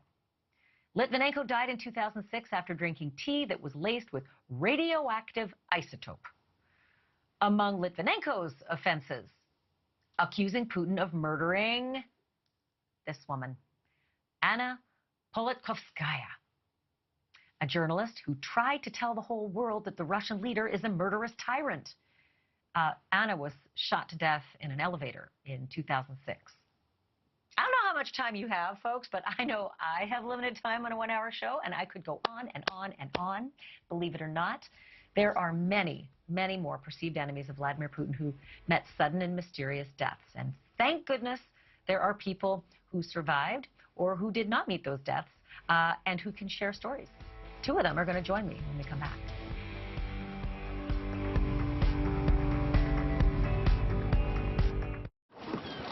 I think I changed my mind about these glasses. Yeah, it happens. That's why VisionWorks gives you 100 days to change your mind. It's simple. Anything else I can help you with? Like what? VisionWorks. See the difference. Smooth dark chocolate, refreshing peppermint. Enter York mode. Rich chocolate candy and creamy caramel. That's how you Rolo. Shop Kohl's right now for amazing deals, like up to 50% off Jumping Beans Essentials for kids.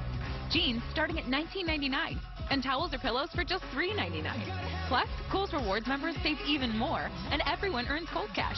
Kohl's. What are you recommending for muscle pain? Based on clinical data, I recommend Salonpas. Agreed. My patients like these patches because they work up to 12 hours, even on moderate pain. Salonpas, it's good medicine. And a little bit of chicken fried. Cold beer on a Friday night. A pair of jeans that fit just right. And the radio. Get 5 boneless wings for $1 with any handcrafted burger. Only at Applebee's. Meet Ron. That man is always on. And he's on it with Jardiance for type 2 diabetes. His underhand sky serve, on fire. His grilling game, on point. And his A1C, Ron is on it with the once daily pill Jardiance. Jardiance not only lowers A1C, it goes beyond to reduce the risk of cardiovascular death for adults with type 2 diabetes and known heart disease. And Jardiance may help you lose some weight. Jardiance may cause serious side effects, including ketoacidosis that may be fatal, dehydration that can lead to sudden worsening of kidney function, and genital yeast or urinary tract infections. A rare life-threatening bacterial infection in the skin of the perineum could occur.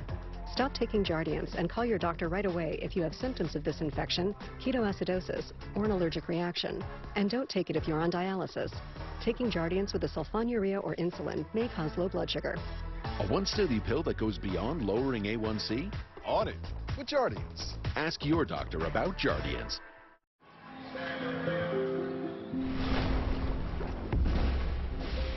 Energy is everywhere, even in a little seedling, which, when turned into fuel, can help power a plane. At Chevron's El Segundo refinery, we're looking to turn plant-based oil into renewable gasoline, jet, and diesel fuels. Our planet offers countless sources of energy, but it's only human to find the ones that could power a better future. Over 60 miles. No matter where you live, with Dish you get 99% signal reliability. Okay, everybody, let's get to the basement. 99% signal reliability anywhere in the country with Dish. I don't just play someone brainy on TV. I'm an actual neuroscientist, and I love the science behind Neuriva Plus. Unlike ordinary memory supplements, Neuriva Plus fuels 6 key indicators of brain performance. More brain performance? Yes, please. Neuriva, think bigger. So, you found the number 7 then? It's amazing. Hydrates better than the expensive stuff. I don't live here, so I'm taking this and whatever's in the back. It's already sold in the US. But I'm not taking any chances. The UK's best-kept skincare secret. Got crypto brain? You could satisfy it by getting crypto the same way everyone else does. Or with a tax advantage at Alto Crypto IRA. With as little as $10, you can now put retirement dollars in crypto. Over 125 coins through Coinbase Exchange, including Bitcoin, all with the full tax advantages of an IRA. Everyone's got their eye on crypto. Get yours with the Alto Advantage. Sign up free at altoira.com/crypto. What makes Best Reviews the best reviews? Milk? They have an unbiased team that researches products in real-world situations to give reliable recommendations on pretty much everything. So you can be confident that whatever you're buying is right for you, no matter what life throws at it. Like your daughter Clementine, for example.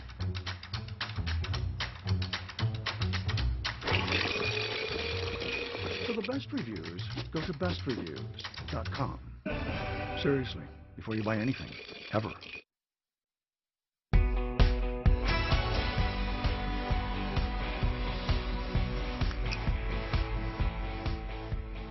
Among the most dangerous places to be in this very dangerous world is on Vladimir Putin's enemies list.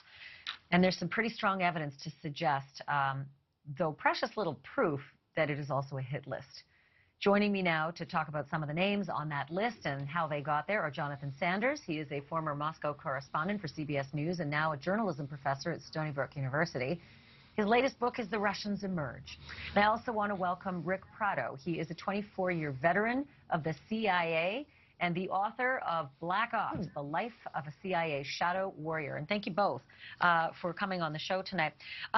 Jonathan, let me begin with you. We heard, in the last week, feels like it's been a month, but it's only been a week since this all began, that Putin sent, killers, 400 or so, just to find Vladimir Zelensky, the president, of Ukraine. And there is some precedent here on killing enemies that are in leadership or potential leadership positions. In 2004, Viktor Yushchenko was poisoned while campaigning for the Ukrainian presidency. Right. He did survive. He did become president. But how is it that Putin can get away with this for so long?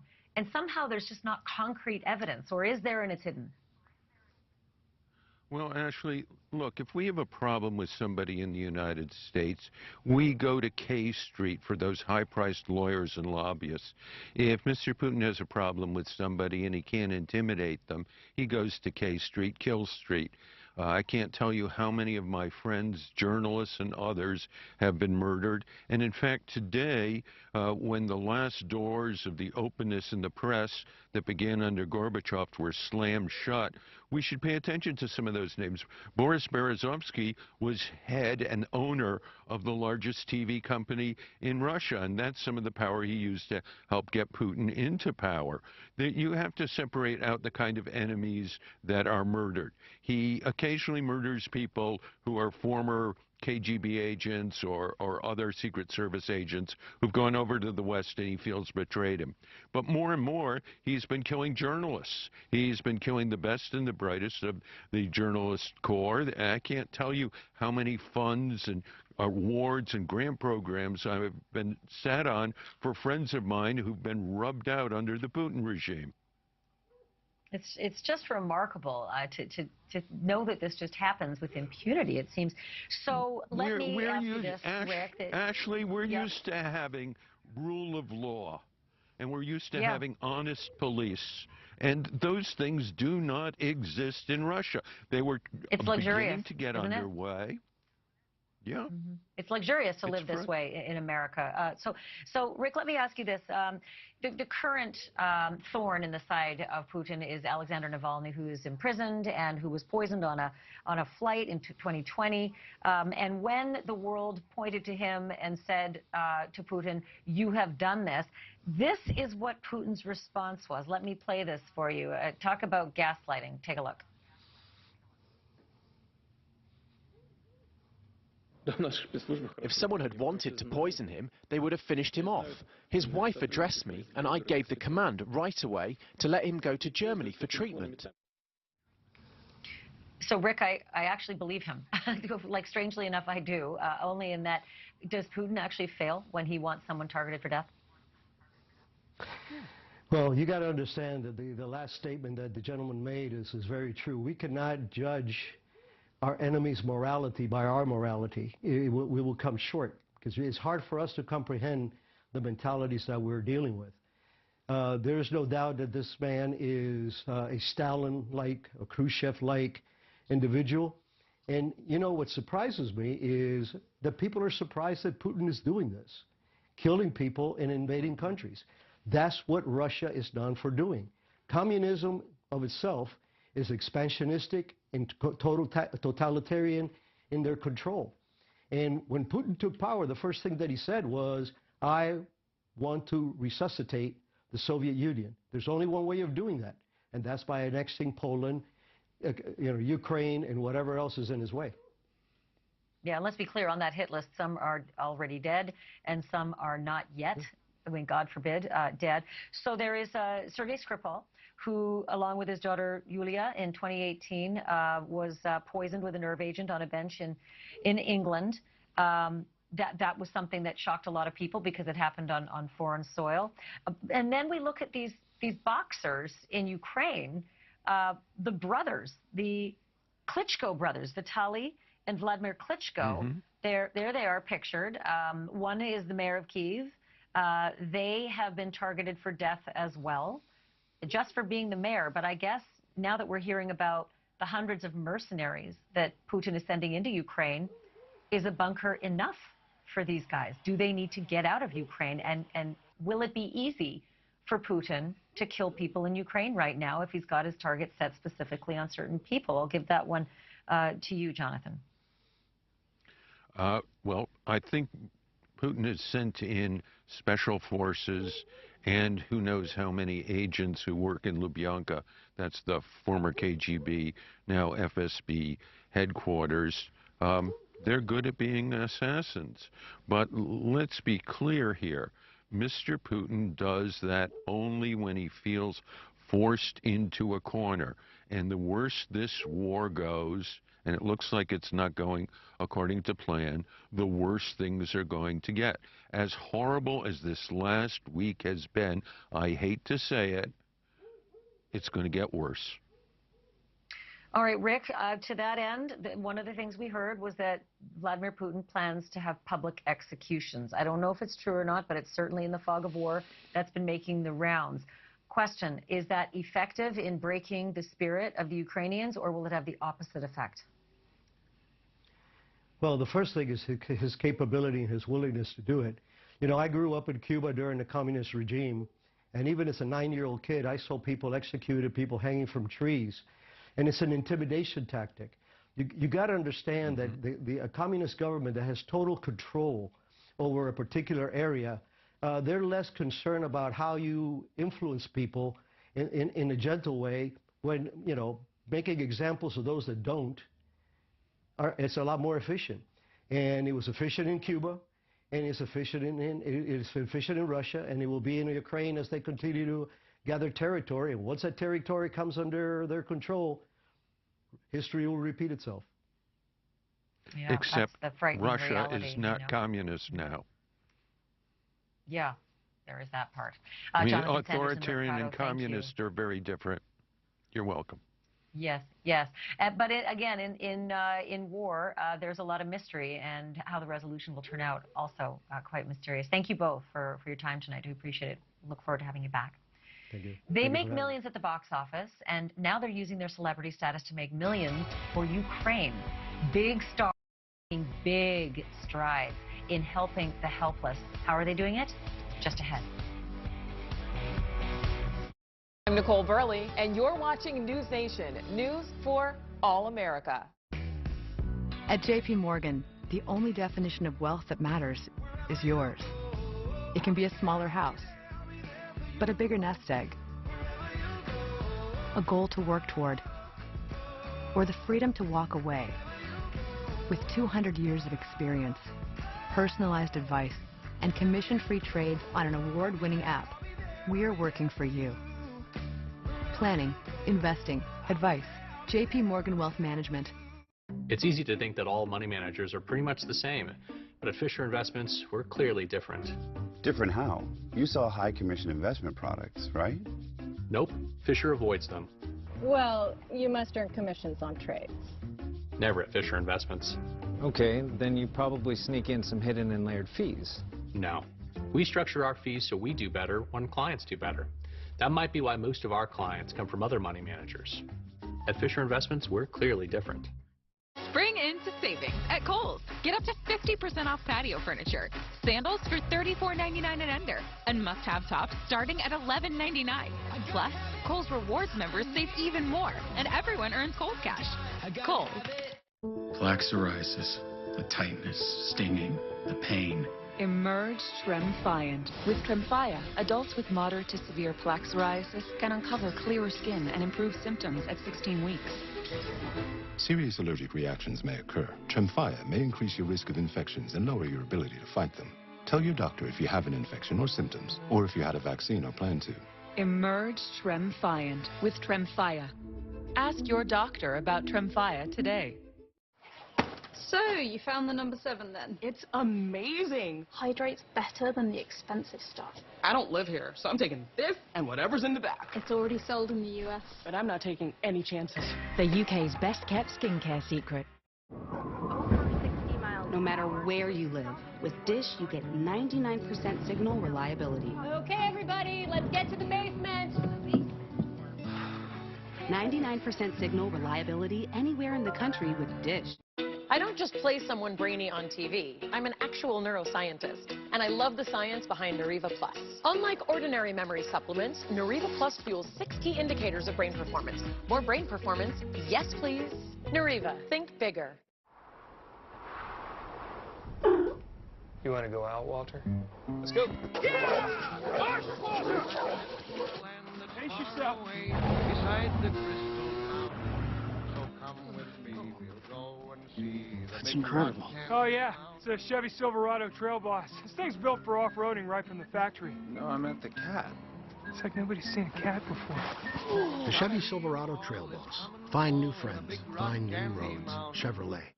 If you or someone you love has developed Parkinson's disease after being exposed to Gramoxone or any herbicide containing the deadly chemical paraquat, you may be entitled to financial compensation. If you worked on or lived near a farm or field with ongoing herbicide treatments and developed Parkinson's, call now.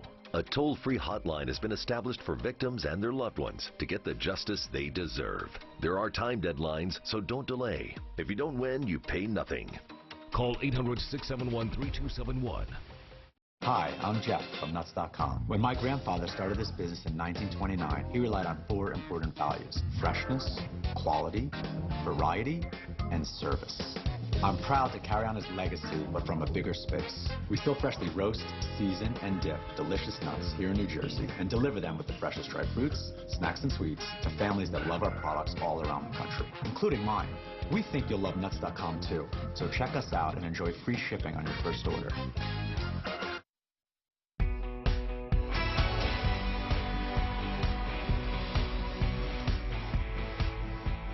This is the season when A-listers are usually choosing who to wear on the Oscars red carpet, but the tragedy playing out in Ukraine has caught their attention, and it's flipping the script.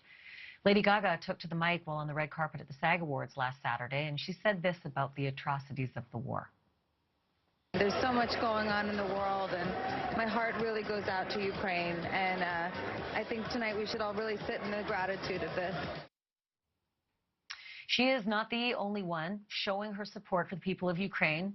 Take a look at this list. Angelina Jolie, Michael Douglas, Andrew Garfield, Kendall Jenner, Tyler Perry. They are all raising awareness for the plight of the people of Ukraine. But A-listers are taking it a step further, too.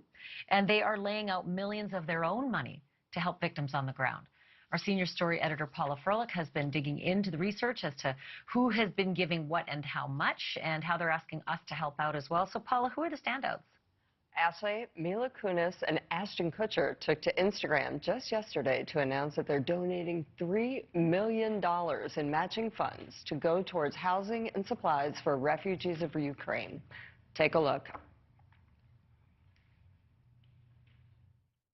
In Chernihiv, Ukraine in 1983, I came to America in 1991. I've always considered myself an American, a proud American. I love everything that this country has done for myself and my family.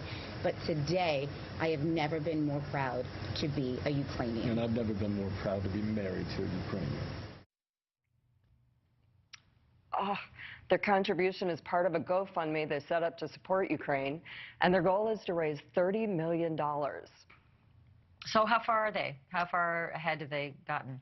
You know what, right now they've got around 14 million, so that's almost half of what they've raised, and 20,000 people have donated. But Mila and Ashton aren't the only celebrity super couple that's raising money. I hear Ryan Reynolds and Blake Lively have been stepping up to the plate. What, about $1 million or so, again, in matching funds? What are they doing? Yep.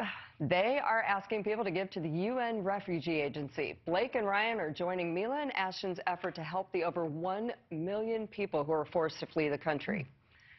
The UN Refugee Agency they're working with has people stationed in the countries that border Ukraine, working with authorities to speed up the entry process, directing them to shelter and safety. So the Real Housewives star, no stranger to charitable causes, she's stepping into the spotlight, but she doesn't usually step into the spotlight, right? Bethany Frankel? You know, Bethany Frankel has taken a lot of flack over the years, but her disaster relief organization, Be Strong, has raised more than $5 million since the start of the war. And unlike a lot of those housewives, she does not do this for publicity.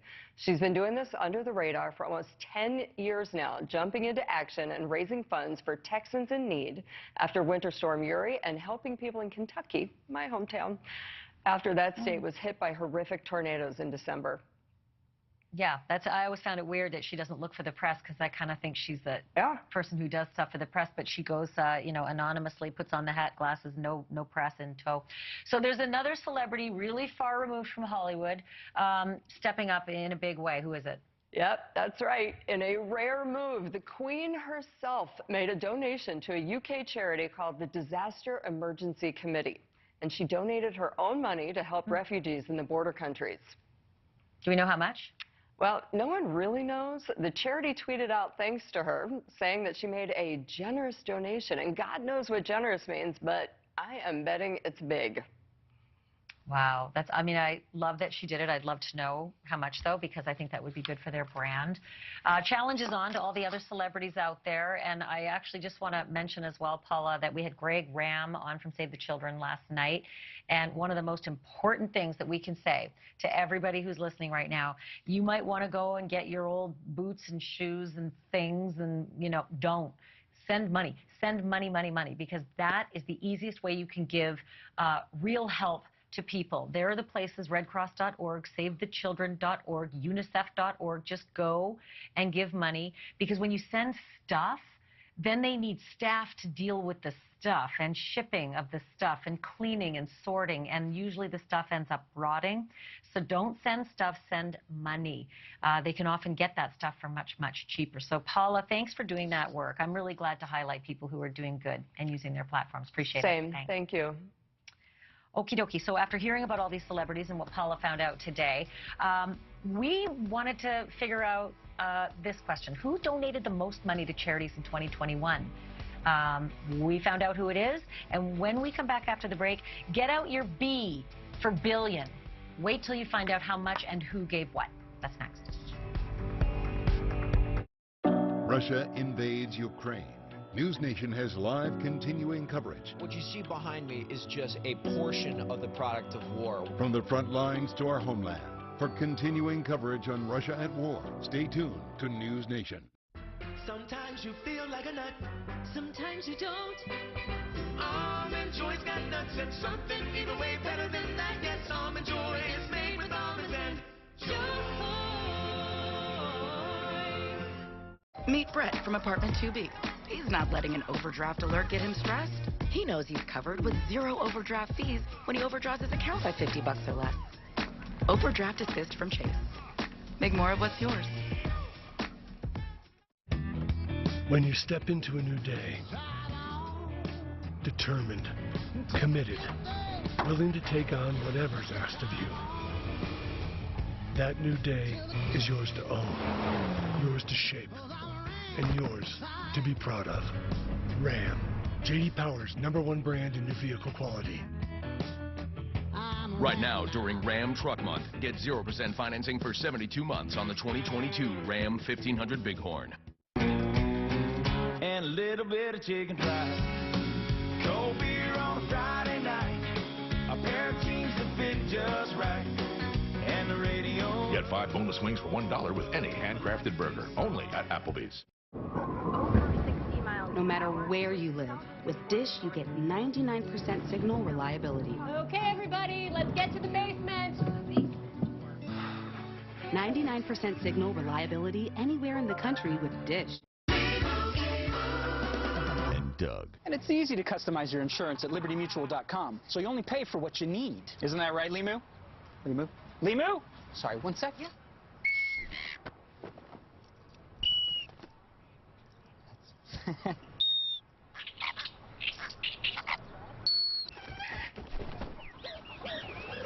There he is. Only pay for what you need. Liberty, liberty, liberty, liberty. My daughter has type 2 diabetes, and lately I've seen this change in her. Once weekly Trulicity is proven to help lower A1C. It lowers blood sugar from the first dose, and you could lose up to 10 pounds. Trulicity is for type 2 diabetes. It isn't for people with type 1 diabetes. It's not approved for use in children. Don't take Trulicity if you're allergic to it. You or your family have medullary thyroid cancer or have multiple endocrine neoplasia syndrome type 2. Stop Trulicity and call your doctor right away if you have an allergic reaction, a lump or swelling in your neck, severe stomach pain, changes in vision, or diabetic retinopathy. Serious side effects may include pancreatitis. Taking Trulicity with sulfonylurea or insulin raises low blood sugar risk. Side effects include nausea, vomiting, and diarrhea, which can lead to dehydration and may worsen kidney problems. Ask your doctor about once-weekly Trulicity.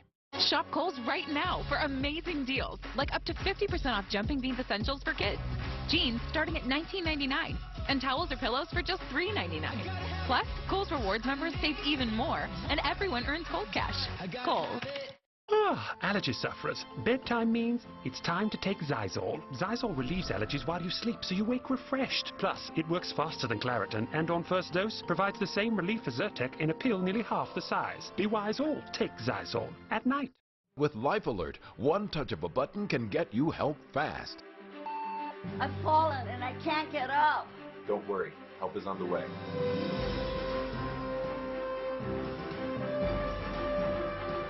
With any of Life Alert's 3 emergency systems, help can be summoned immediately, and batteries never need charging. I was having a stroke, and I was scared to death. If it weren't for Life Alert, I wouldn't be sitting here today. Life Alert is a lifesaver. My husband is alive because of Life Alert. Life Alert is the lifesaver to keep me out of assisted living. Life Alert saves a life every 11 minutes. For a free Life Alert brochure, call 1-800-830-1940. That's 1-800-830-1940. Call now. 1-800-830-1940.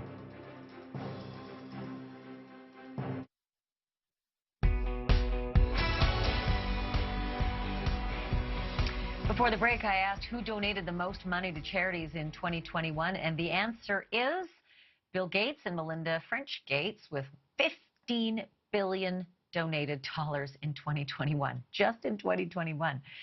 Rounding out the top 5, though, for last year, number 2 is Elon Musk with nearly $6 billion. Michael Bloomberg gave $1.66 billion. Bill Ackman and Neri Oxman, New York hedge funder, and his wife, they gave $1.2 billion. Mark Zuckerberg and Priscilla Chan, his wife, just over $1 billion. And America's top 50 biggest donors gave a total of $33.4 billion in 2021. So that's some pretty impressive American giving, if I do say so myself. If you want to be part of that, I know you might not have $1 billion, but you got something. So here are the best lists. And I picked these ones because most of you, like the biggest amount of your money will go to these organizations. RedCross.org is my fave. SaveTheChildren.org, UNICEF.org, Give.UNRefugees.org. All great places to go. Turning things over now to Rudabeh Shabazi and Leland Vittert, who are going to pick up our live coverage with their special report. Hi, guys. What do you have? Hey, Ashley. Good to see you. Great point in terms of people doing the very best they can in a difficult situation. You can always count on Americans to help them out. Yeah. All right. Have a great weekend. We'll see you next week. Have a good weekend, Ashley. Too. Thanks. And welcome to News Nation. This is a special report. I am Rudabeh Shabazi.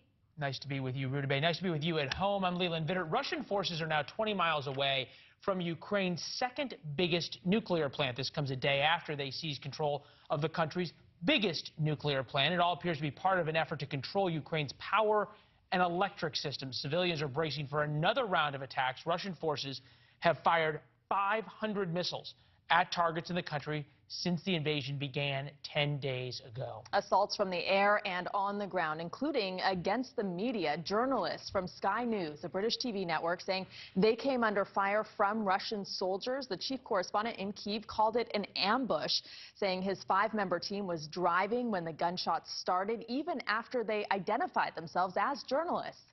A camera operator was hit twice in his body armor, while the chief correspondent was hit in the back by a bullet. Whoa! Whoa! Whoa!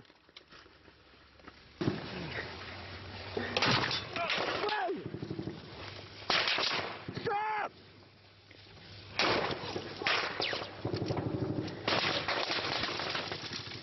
Wait, everyone! The U.S. says Russia is also targeting civilians, like in this attack in southern Ukraine that was captured on a church surveillance camera. There it is. The damage is shocking and the human toll growing by the day. The United Nations saying at least 752 Ukrainians have been killed or injured, including children. That does not include members of the military. And Leland, the bombings are widespread and basically nonstop. Yeah, and that's really the key point here, is that the Russians have changed their tactics. They've done it before in Chechnya. They did it in the Republic of Georgia. They did it in Syria. They're no longer going after military targets. They are going after civilian targets. And the reason is they want to beat the civilians into submission. And that way they don't have anybody behind them as they try to push forward, because they don't obviously have control of the hearts and minds of the Ukrainians. Kharkiv is one of the cities that they are trying to take over here. They had pushed in. They have not made it very far, only a couple of 100 miles or even less into Ukraine here on the border where Kharkiv is. Here is one of the buildings that they shelled and then set rocket fire into. These are apartment buildings. They have absolutely no military value, yet the Russians are expending huge amounts of ammunition on them. This is the historical area of Kharkiv, which is Ukraine's second largest city. That is also the exit point for this group of troops to then come up and meet out with this Russian column that's here, that's pushing all the way towards Kyiv.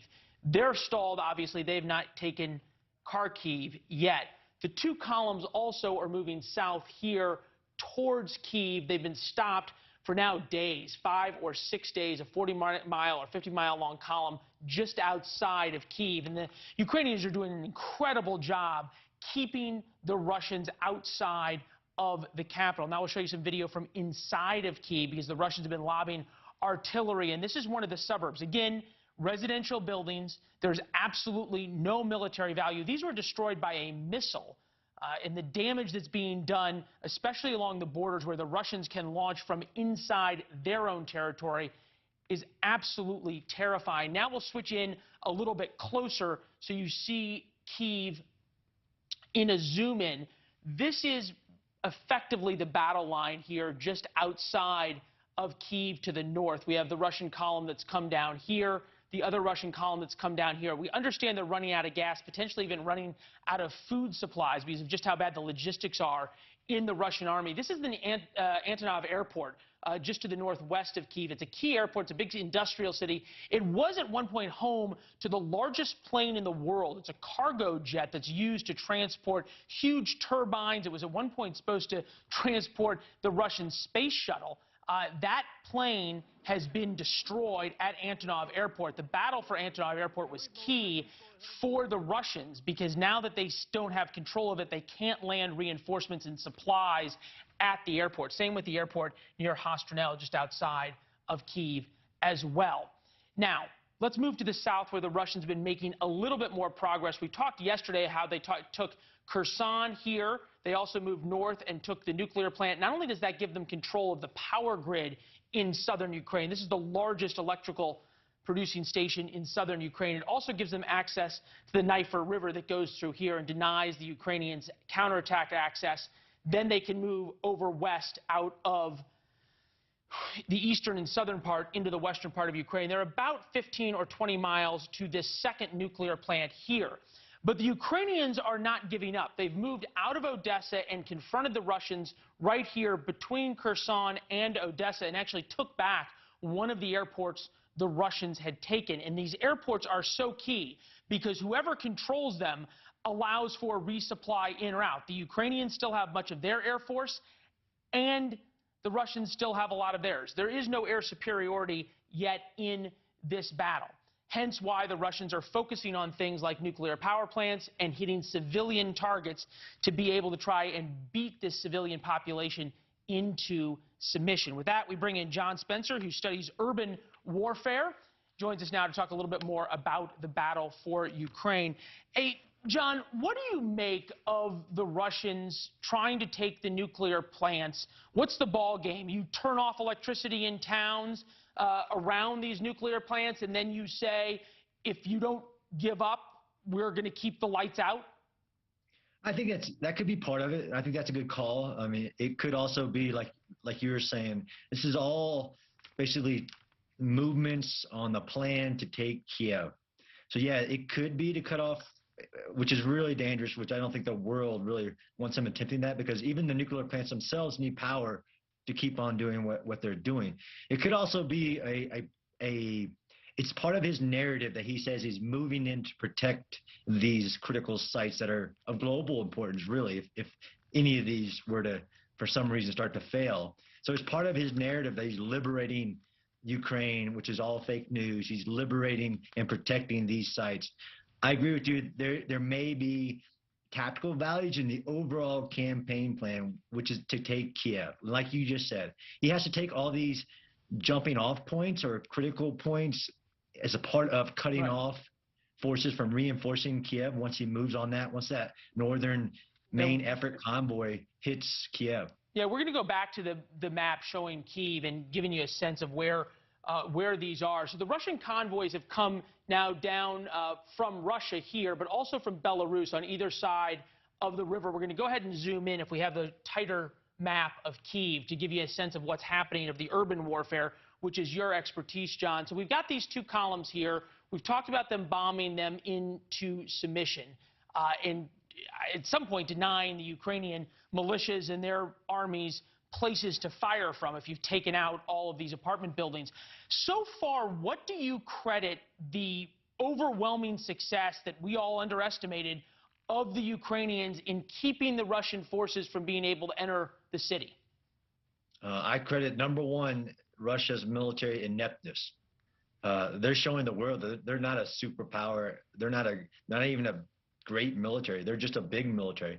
I mean, we say within our studies that amateurs talk tactics, professionals talk logistics, and they can't even keep themselves logistically supplied for 7 days. They didn't even bring what they needed.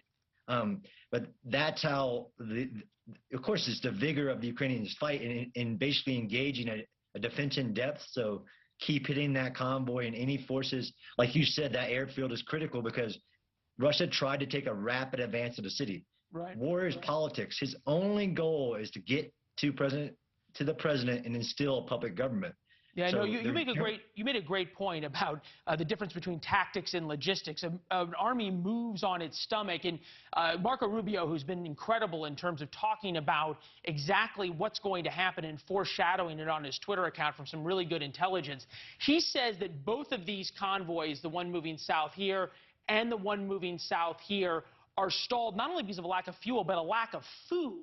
And he says that in the next 72 hours or so, because they're stalled, the only option they're going to have is pummeling attacks on the Ukrainian suburbs, the suburbs of Kyiv here, in a hope to break the Ukrainians in 72 hours before the army goes hungry. How is it that the Russians can't move supplies 60 or 70 miles? Yeah, I mean, we love it, right? So they have multiple problems. They have problems all over the place. The soldiers are demoralized. They're having problems keeping their own population, which is great. And they're standing up against him. He has problems with his oligarchs. There's no reason why he shouldn't be able to resupply, but mainly it's because it's an untrained military. What it's trying to do, it's never tried to do in the modern era. It didn't build itself up like we thought it would. I mean, they have tires that are falling apart at this stage. Now, I think that the bombing, though, is only a part of their initial plan. That's Russian doctrine to start bombing early. It's going to get, unfortunately, I think, a lot worse, even because there's nothing forcing that convoy to move outside of the fact that it's vulnerable, but it has some systems to protect itself. Yeah, well, and every time you take out a tank or a fuel truck inside that convoy, it just further backs up things on the roads into Kyiv. You've studied urban warfare for a long time. As you're watching, we found you based on your Twitter account, Spencer Guard, in terms of following this urban battle as the Ukrainians have been fighting back. What has struck you about how the Ukrainians have been acting and fighting? To be honest, I was extremely surprised at their resistance. What Russia attempted might have worked. It was more like an Iraqi coalition invasion, when we faced light resistance. I jumped in the north for OAF-1, moved towards Baghdad. He faced that resistance, which completely put his plan off, and he had to go to plan B, which he was ready for, but he can't even pull that off. And that's the most that I've been surprised about. And now every day that they haven't lost, because not losing is winning in this case, because Russia doesn't have time for many reasons to keep this going. He just doesn't. Just to, like you said, to logistically supply them, he's running out of time. But even to keep this all together internationally, within his own country. Right. We're looking now, I don't know if you can see, we're looking at the convoy that has been stalled. It's sort of sitting ducks for the Ukrainians, who we know have drones and have been able to fire down upon them. Where do you estimate the turning point is? If the Ukrainians can hold Kyiv till this date, Putin has 10% of his forces in reserve or so. That's what the Pentagon estimates. Where does this turn? Yeah, so that's it's really hard to look in the crystal ball. I mean, he has 10% left of what he marshaled. Could he double down and start pulling things from across his country in? Maybe. Yeah, real quick, I only got about 15 or 20 seconds. There has been this accusation, or this sort of theory going around, not really an accusation, that the Pentagon won't talk about it, whether this was the JV team of the Russian army or truly the best they have. Based on, as you've watched the videos that we've seen of the Russian army, your assessment? I think they threw JV in the reconnaissance element. I think that division that's waiting, that's stalled, is the most professional force, and it's very dangerous. But they're showing the world that their entire army, they don't have much better. Yeah, no, it doesn't seem as though they're going to be able to move. John, as we said, your Twitter account really has been following this war in an incredible way, and we appreciate you joining us. Thank you. Thank you. Yeah, good to see you. And coming up, how Putin's propaganda machine is spinning the narrative on the Russian invasion of Ukraine.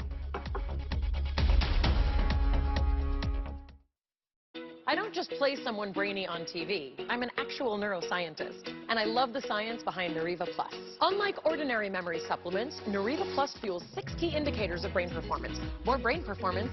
Yes, please. Neuriva, think bigger. What do we want delivered every month? clumping litter, salmon pate. Love that for me. Choose the frequency and ship it. I feel so accomplished. Now you can pet me. Get fast free shipping for all your pet's needs. Chewy. The International Fellowship of Christians and Jews is on the ground in Ukraine right now responding to this devastating crisis. The current situation here is very critical.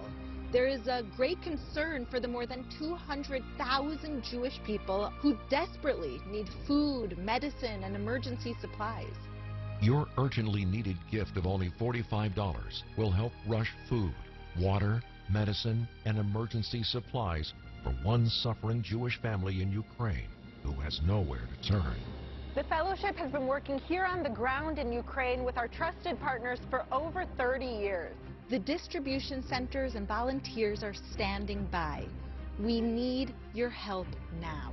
Your emergency gift of only $45 will help rush food, water, medicine, and emergency supplies for one Jewish family in Ukraine.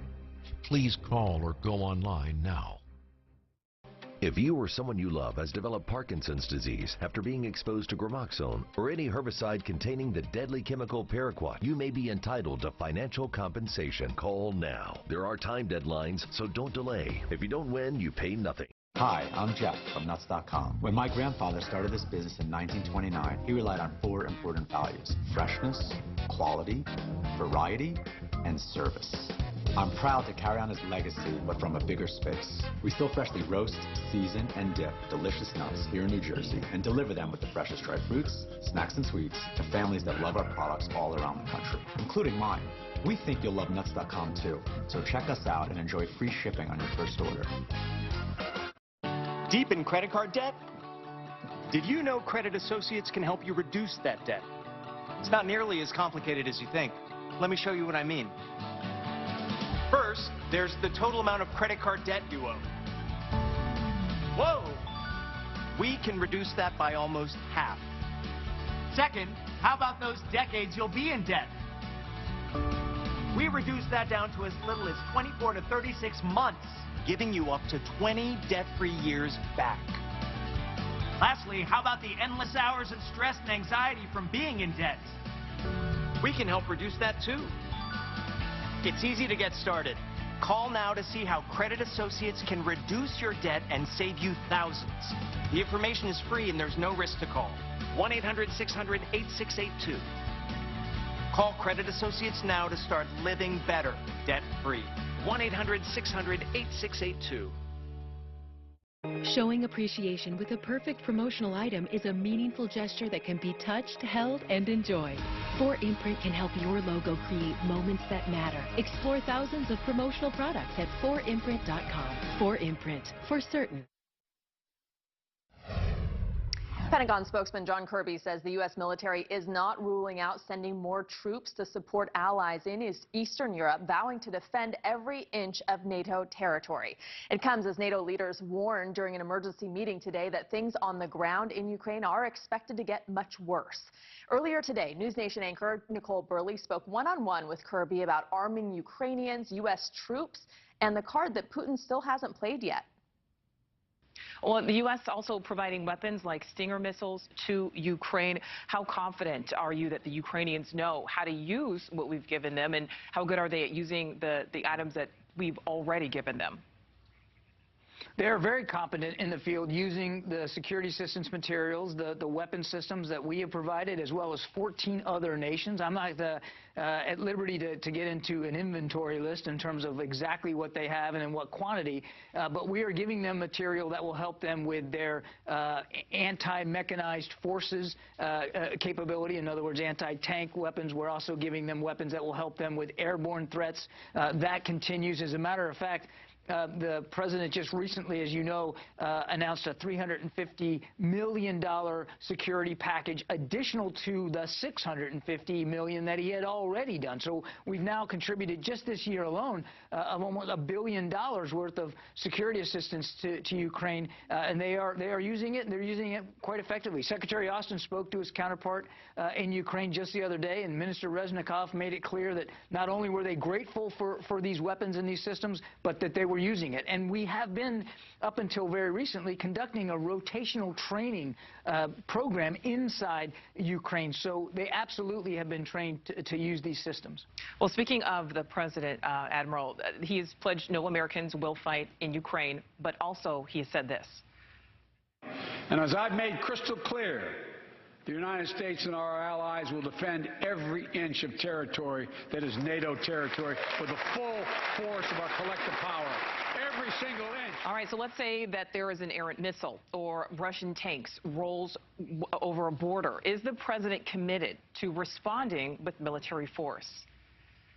The president has been very, very clear. You just heard it in that clip right there from the speech that we will defend every inch of NATO territory. The Article 5 says that an armed attack on one ally is going to be deemed an attack on all. And the alliance will come to the defense of the ally attack. Now, look, you mentioned a couple of scenarios there. I don't want to speculate and hypothesize about an errant missile, but an armed attack on the alliance will be deemed an armed attack on all of us. And so we're going to respond. And that's why the president has flowed more forces from the United States to Europe. That's why we have been repositioning forces in Europe, moving them from places like Germany to Romania and to the Baltic states to make sure that we, the United States, are doing everything we can to help our NATO allies better defend themselves. And we're not going to take off the table the possibility that we could send additional forces even on top of what we already have there to do that. Well, speaking of those U.S. troops on the ground in surrounding countries there, does the U.S. have enough firepower and boots on the ground in those allied countries to deal with worst-case scenarios, whatever those may be defined as? I'm really glad you asked that question, because we have been focused so much lately with these additional 10 to 15,000 troops or so that President Biden has either repositioned or moved from the United States to Europe. We need to remember that they are falling on top of more than 80,000 American troops that are either permanently based in Europe or on rotational orders already. So, you know, that's just putting it into perspective. And that, by the way, is only a drop in the bucket to the 1.9 million troops that all 30 NATO allies have at their disposal at any given time. There's an awful lot of combat capability inside the alliance, and we're confident that Mr. Putin understands that. Well, Admiral, you know, we're seeing some horrific images coming out of Ukraine. Russia killing civilians with monstrous displays of violence. Ukraine's ambassador, the only Ukrainian-American member of Congress, begging the Biden administration to do more. At what point will the U.S. be willing to go beyond these sanctions? Well, first of all, I think the president has made clear that he's not taken off the table additional economic measures if he deems fit, and other nations are also doing the same thing. The president has also been clear that there won't be U.S. troops fighting in Ukraine or in the skies over Ukraine. But what we will do is continue to look for ways to give Ukraine the kinds of security materials they need to better defend themselves. And we're doing it faster. Almost all the $350 million has already, all the material equated with that package, almost all of it has arrived in Ukraine, and we're doing it as fast as possible. We certainly will continue to look for ways to do that. And there's 14 other nations that are also providing arms and ammunition to Ukraine. So there's an awful lot being done to help them defend themselves. And they're doing it bravely. They're doing it effectively on the ground and in the air. They are very much coming to the defense of their fellow citizens and their country. Well, you say there that the president may increase those sanctions. You know, Admiral, at this point, we're more than a week into the war. But let's flip this. What's the best case scenario for how this all ends? The best scenario, and that's another great question, is for Mr. Putin. He has a lot of options available to him militarily, clearly. But the one option that he hasn't used and he has available to him and did before the invasion was diplomacy. The best outcome here is for Mr. Putin to take his troops home, take them out of the country, de-escalate the tensions, stop this invasion, and permit no more violence inside Ukraine.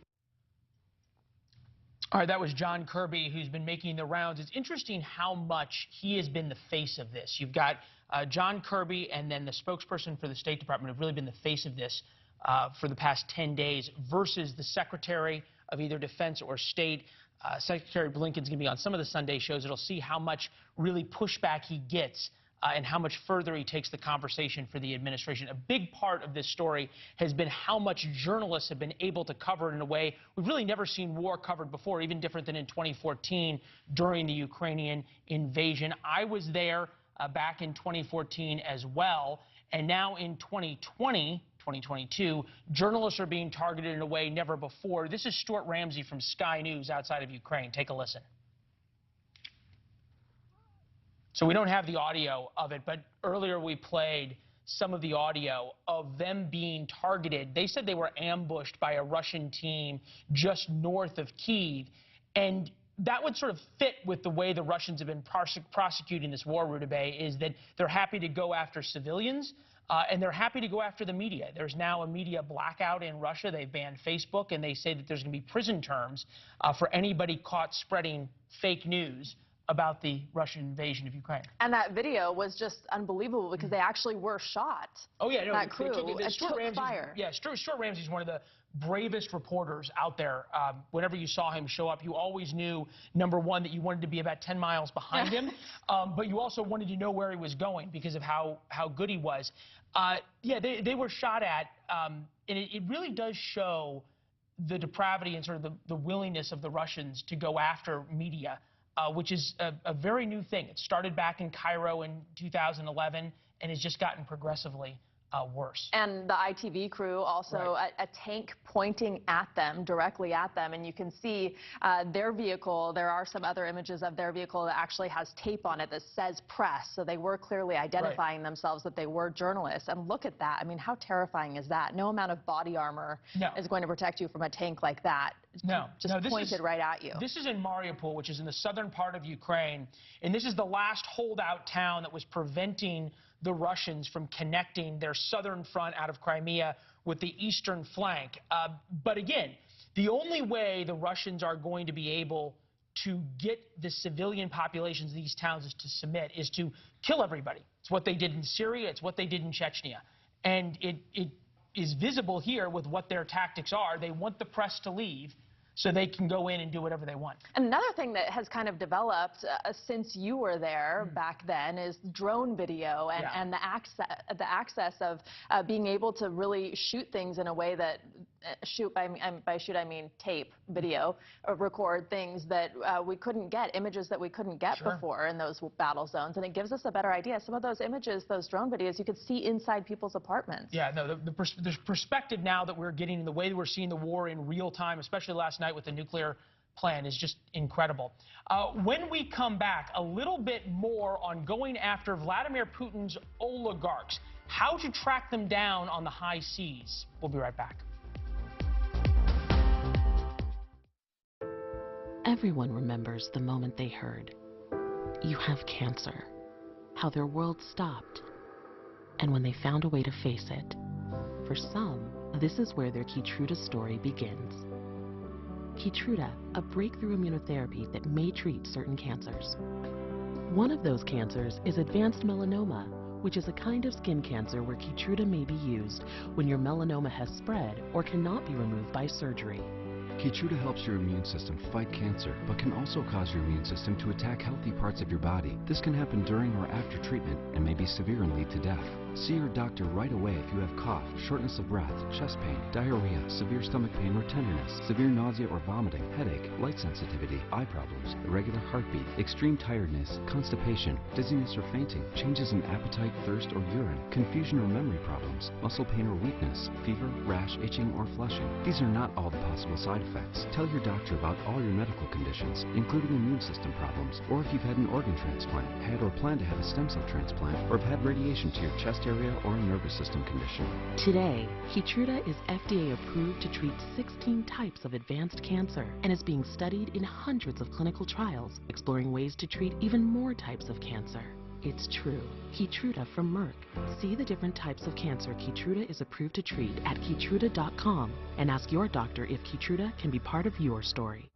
Do you listen to the TV on high volume or have trouble hearing conversations? Then you would benefit from hearing aids. Don't waste thousands on expensive hearing aids when you can get Nano's revolutionary technology for just $297. Don't be fooled by higher-priced hearing aids. The CIC Recharge is a true hearing aid, not an amplifier. With rechargeable technology, many customers say is superior to more expensive models. Call now and get not one, but 2 Nano hearing aids for just $297.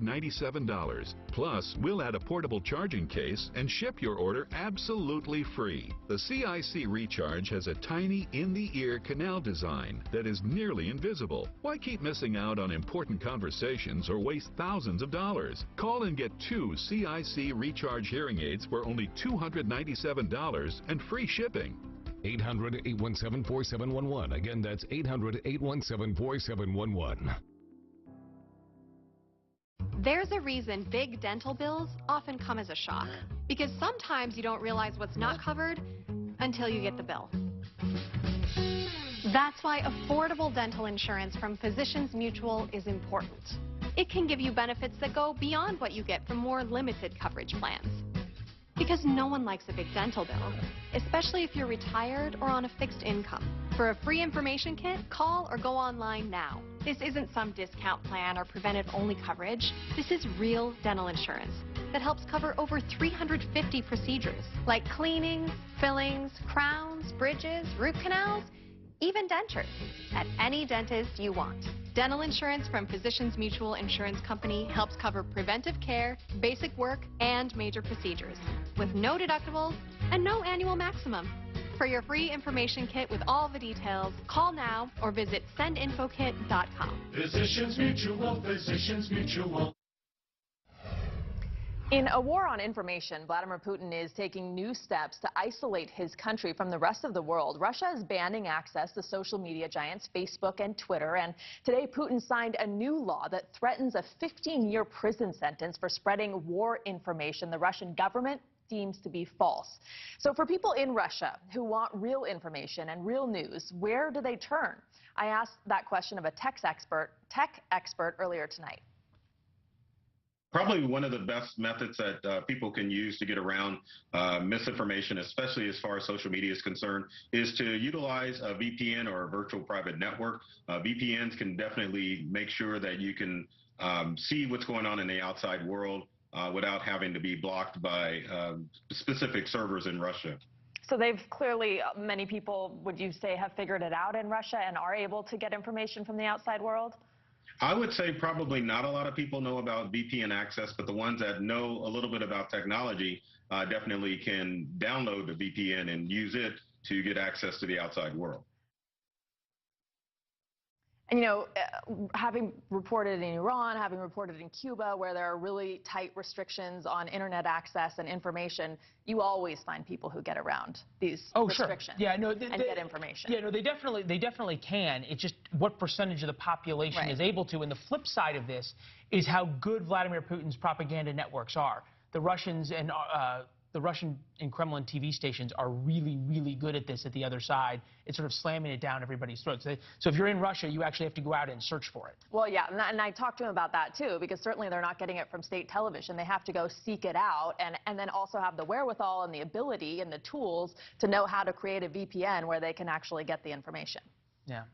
Facebook and Twitter, I think, are now banned in Russia. It's interesting because you've had this switch, right? Because Microsoft, Dell, Apple, so many of the other tech companies sort of were shamed into cutting off the Russians, and then the Russians turned around and cut off Facebook and Twitter. But Facebook and Twitter, you don't always know if what you're getting is real anyway, right? You mean Twitter isn't real life? It's not real life. I hate to break it to you, I don't know what to do. I don't know what to do.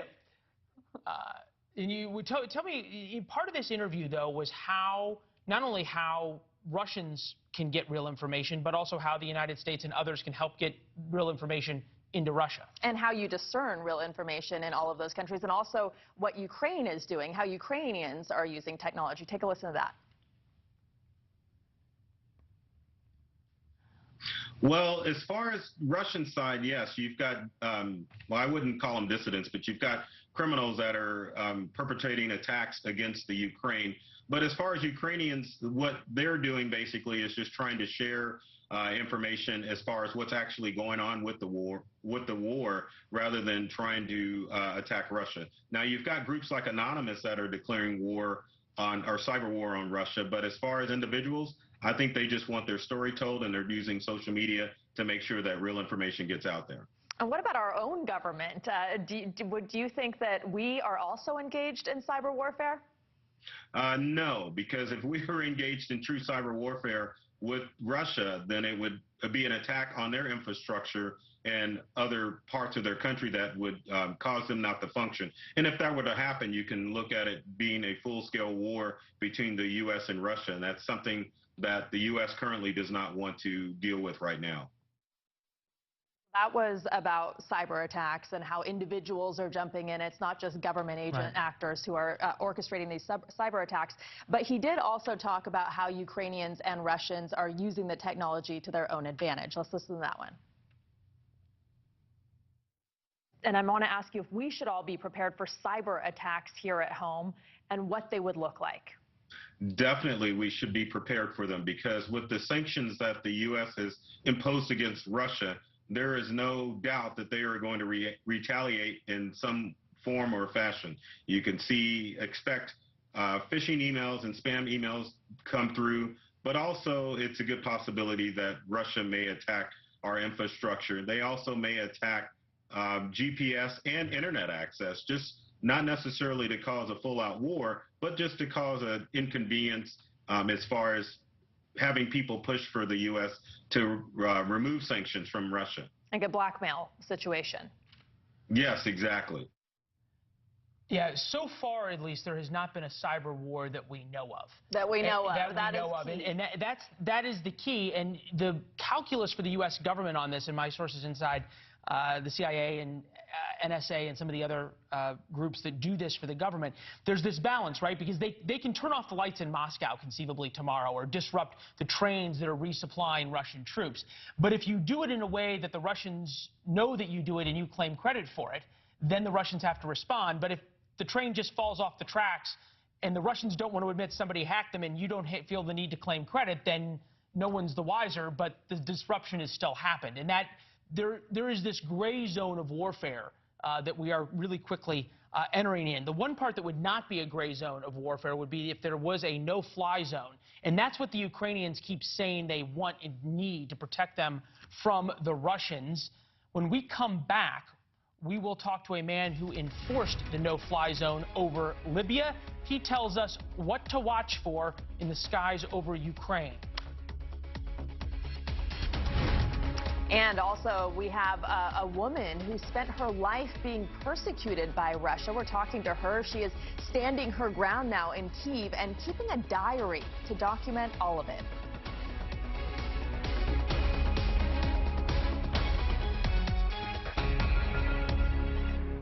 Plaque psoriasis, the burning, itching, the pain. Emerge Tremfyant. With Tremfya, adults with moderate to severe plaque psoriasis can uncover clearer skin and improve symptoms at 16 weeks.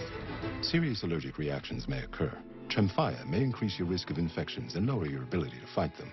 Tell your doctor if you have an infection or symptoms, or if you had a vaccine or plan to. Emerge Tremfyant with Tremfya. Ask your doctor about Tremfya today.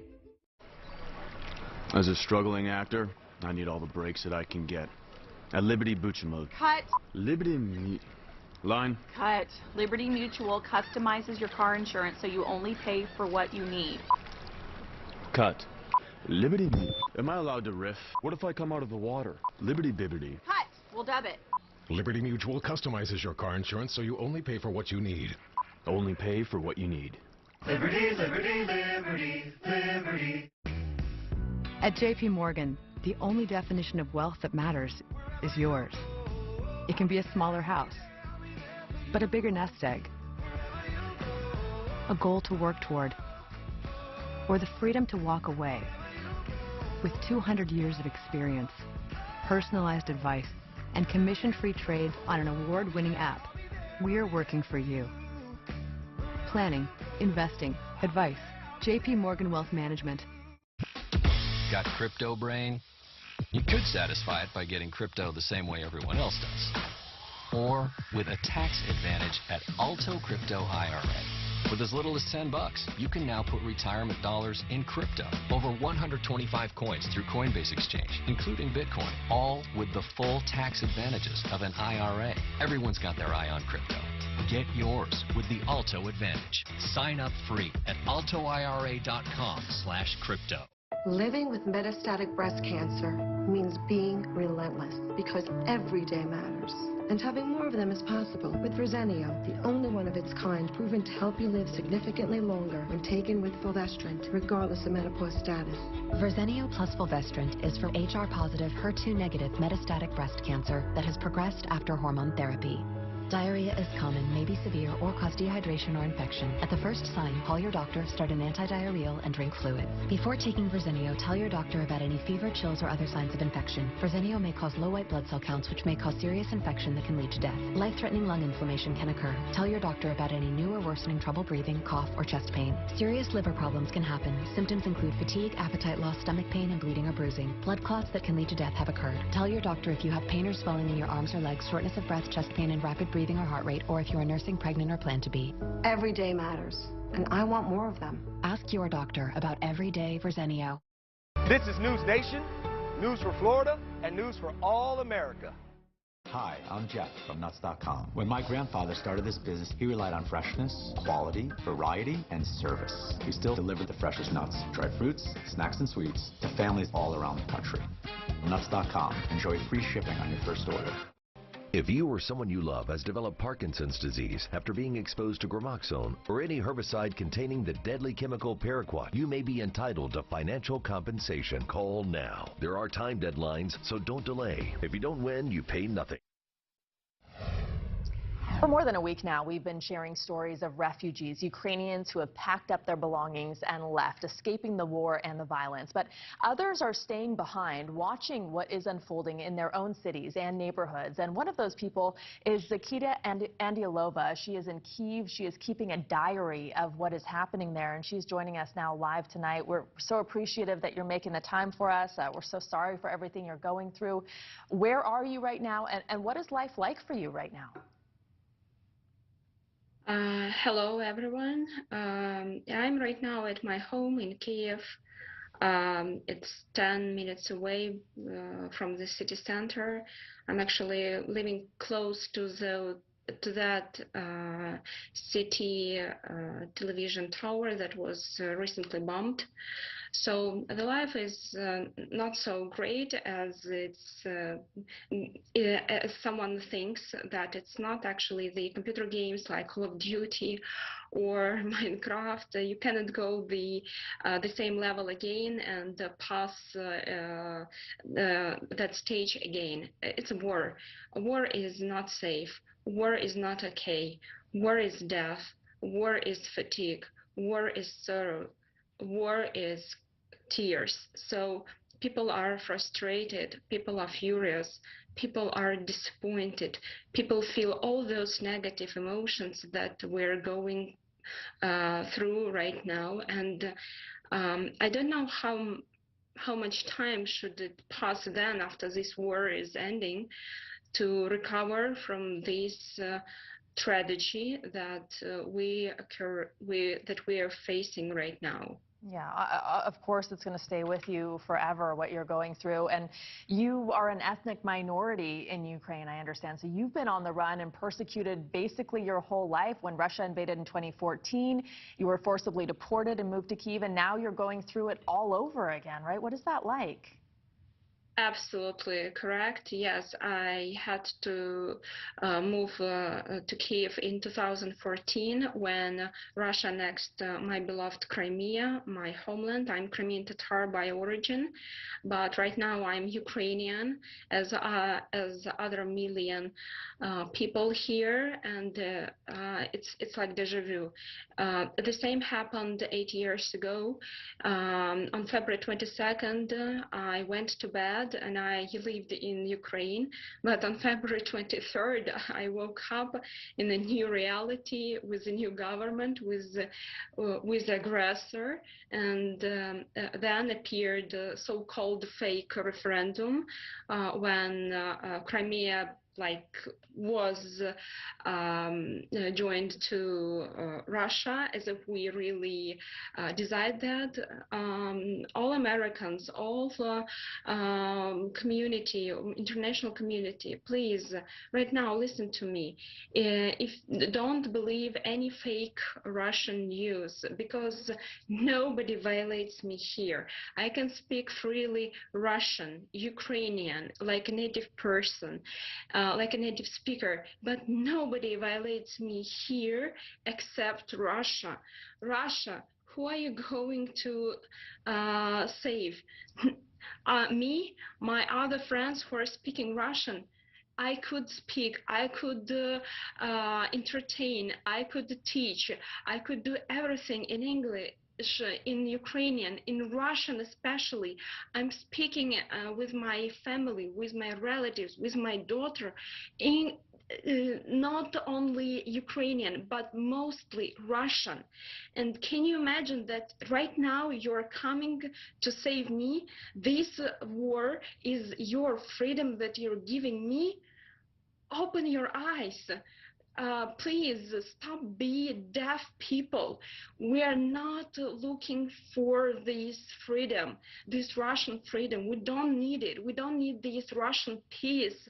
Please just go away from our country.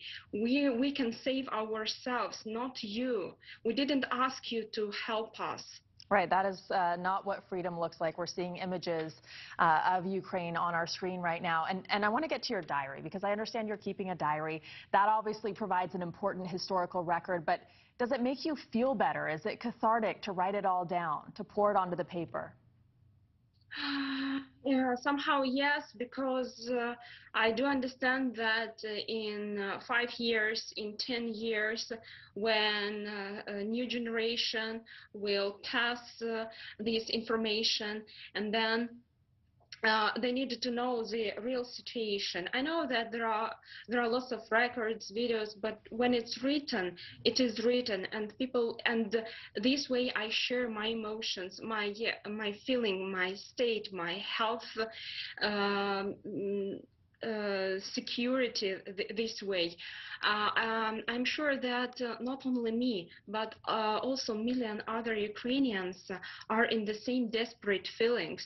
We all experience the same. We all hear these bombings. We all hear these air raid warnings all the time. Like 10 minutes ago, before I joined this conference, I heard remote sounds of bombing. It's not okay. We're not okay, actually. And when you're asking, how are you? How is it going?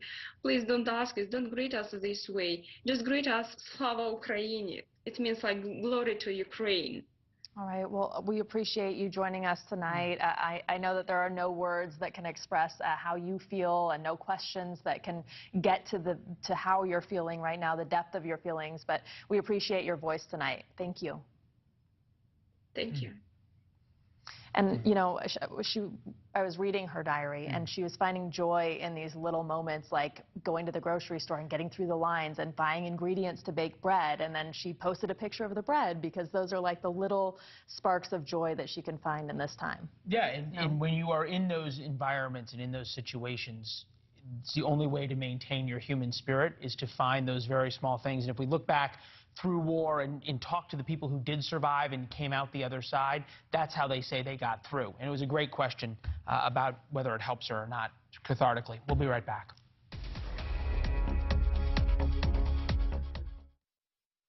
I'm living with CLL, and thanks to Imbruvica, I'm living longer. Imbruvica is a prescription medicine for adults with CLL or chronic lymphocytic leukemia. Imbruvica is not chemotherapy. It's the #1 prescribed oral therapy for CLL, proven to help people live longer.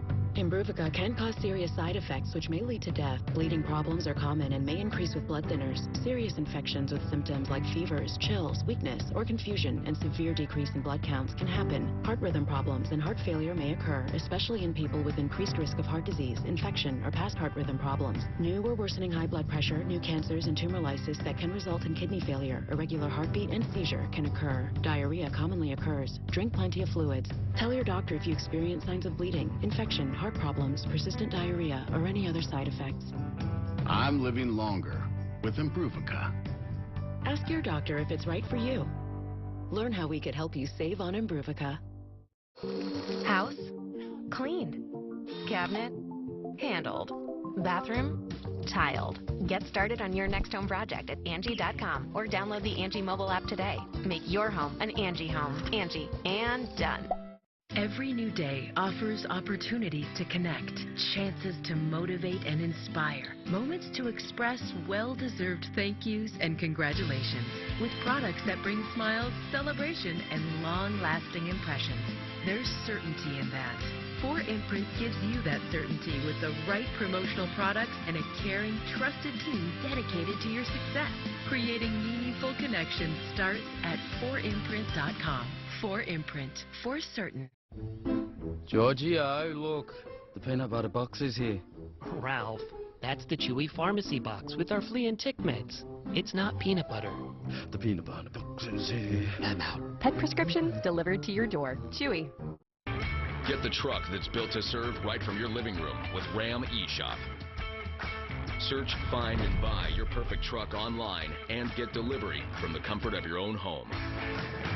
Credit approval, price, and payment calculations all made quick, easy, and safe.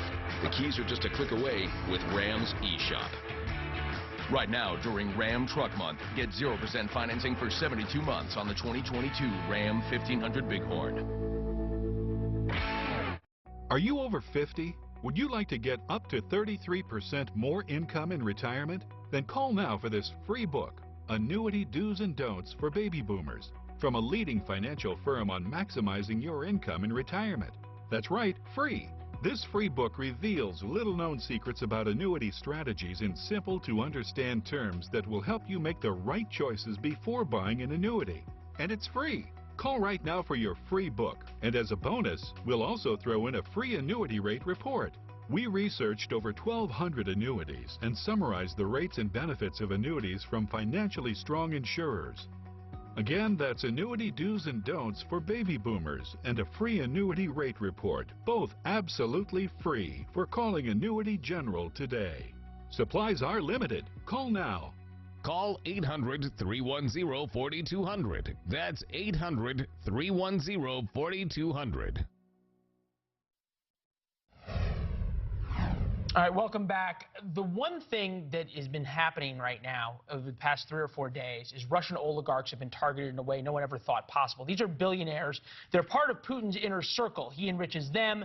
They go out in the world and do Putin's bidding for him. They bring billions of dollars back. What's the most sort of prominent and ostentatious great part of being an oligarch? You get to have a really big yacht, like Roman Abramovich, who is sort of the chief oligarch, first among equals. He is Vladimir Putin's, some call him Vladimir Putin's son. This is Abramovich. This is his yacht. It's called Eclipse, and it is a little bit more than 500 feet. What's fascinating is there's a lot of rumors that this was bought and built with a bulletproof stateroom, missile defense systems, as well as a submarine, not necessarily for Roman Abramovich with its crew of 70, but also for Vladimir Putin, as if he ever really had to get out of town, he could hop on this yacht. It's in St. Martin right now, which is a nonstop flight from Moscow. That's possible. And it has not been seized yet. So we could talk a lot about sanctioning oligarchs. It's a lot more fun to talk about these yachts. And at least important to bring up, though, that there's a number of these yachts in the 500-foot range of Russian oligarchs that have been seized in Germany, in Italy, you said, and then also now the French are starting to grab them. And they showed up in the Maldives, I was reading. And what is it about the yachts? I mean, why does every oligarch have a yacht? Why not? I mean, if you're an oligarch, what's the point of being... It's like you're not an oligarch unless you have this huge yacht. Right, and then you get to compete with the other oligarchs like for it's continuing... not planes, No. it's not estates, but it's always the yacht. They always have planes. But all the oligarchs have been competing over the past few years to build a bigger and bigger yacht. You made a good point about that a number of the yachts have now moved over to the Maldives, and some of the oligarchs who are already sanctioned have taken their yachts and they're now sailing towards the Maldives or the Seychelles. These are islands in the Indian Ocean that don't have a treaty with the United States. If the U.S. says grab the yacht, the Maldives and Seychelles authorities will not. The big question, though, is why Abramovich, who's sort of the most omnipresent and visible oligarch, has not been sanctioned yet. Not only does he own Eclipse the yacht, he also owns Chelsea Football Club, and he has billions parked in London, and still no sanctions of any kind. And these yachts, okay, the government takes them, the government seizes them in Italy, Germany, etc., and then what? What do they do with these yachts? We've heard of government auctions. You and I can go halves on it. Who is buying it besides other Russian oligarchs? Right, that's the problem. You'd really hate to be in the sales business of big yachts right now because there's now this big inventory. It brings up a great point, though, for all of these oligarchs who are now unloading at fire sale prices their yachts, their property in London, their property in New York, their property in Paris. Their football team. Their football team. What do you do with this money if it's going to be taken in sanctions? Because wherever it's being moved in the banking system, you can't move it to Russia because the Russian ruble is useless. So if you sell your yacht, what do you do with the proceeds? And in the case of at least some of them, you put it in Bitcoin. But Abramovich's yacht still has its satellite tracking system on, so everyone knows where it is. We had a yacht captain on earlier today to say, okay, if the U.S. Navy wanted to grab this, how would you do it because of the defenses? And that's where it gets really interesting, because we know it has a missile defense system, but no one really knows whether it has offensive military options. This is actually where Abramovich's yacht is right now. So it's outside of St. Martin, just sitting there. And I don't know if you remember the young man who got in trouble, or not in trouble, he got called out by Elon Musk for having the Twitter account that tracks Elon Musk's jet. Yes, I remember that. And Elon Musk was going to pay him a bunch of money. Well, Jack Sweeney has now created a number of Twitter accounts to track all of the oligarchs' yachts and let us all know where they are when they're going to get grabbed. This is one of the sailing yachts from one of the oligarchs that we'll see if it gets grabbed. So have we seen any of these yachts that have been grabbed yet? Yes. There's a 600-foot one owned by one of the steel magnates. This was in Germany, and I believe we do have a picture of it. It's not nearly as ostentatious as Abramovich's, but it's quite interesting. You bring up a good point. The authorities walk up to the boat and say, or the yacht, and say, hey, we're coming on and taking it. What do you do with it next? The bigger question is going to be, what do they do when these things are out sailing? Because once they leave port, they can sail anywhere in the world. Obviously, there's half the size of the Titanic. Then all of a sudden, if you park off North Korea, you park off China, you park off some of these other countries, they'll come fuel them. They'll bring out fuel, they'll bring out provisions and the like. And the idea is you could maybe stay on the yacht forever. It's like the yacht itself is a fugitive. There it is. That is true, and that could happen. Great hour, and you'll see her for 3 hours tomorrow night. Have a good night. I'm Dan Abrams. I'm a news analyst, author, and most importantly, a dad. I think a lot about right and wrong. Sometimes it's clear. Other times, not. I don't know everything. I do my homework. I'll argue for what I believe in, but sometimes people can change my mind. I promise you one thing. On my show, I'll be honest about what I think. No hidden bias. You might not always agree with me, but you'll know exactly where I stand, so you can decide. Dan Abrams Live, weeknights at 9, 8 Central on News Nation. Finding my way forward with node-positive breast cancer felt overwhelming at times. But I never just found my way. I made it. So when I finished active therapy, I kept moving forward and did everything I could to protect myself from recurrence. Verzenio is the first treatment in over 15 years to reduce the risk of recurrence for adults with HR-positive, HER2-negative, node-positive, early breast cancer with a high chance of returning, as determined by your doctor when added to hormone therapy. Hormone therapy works outside the cell, while Verzenio works inside to help stop the growth of cancer cells. Diarrhea is common, may be severe, or cause dehydration or infection. At the first sign, call your doctor.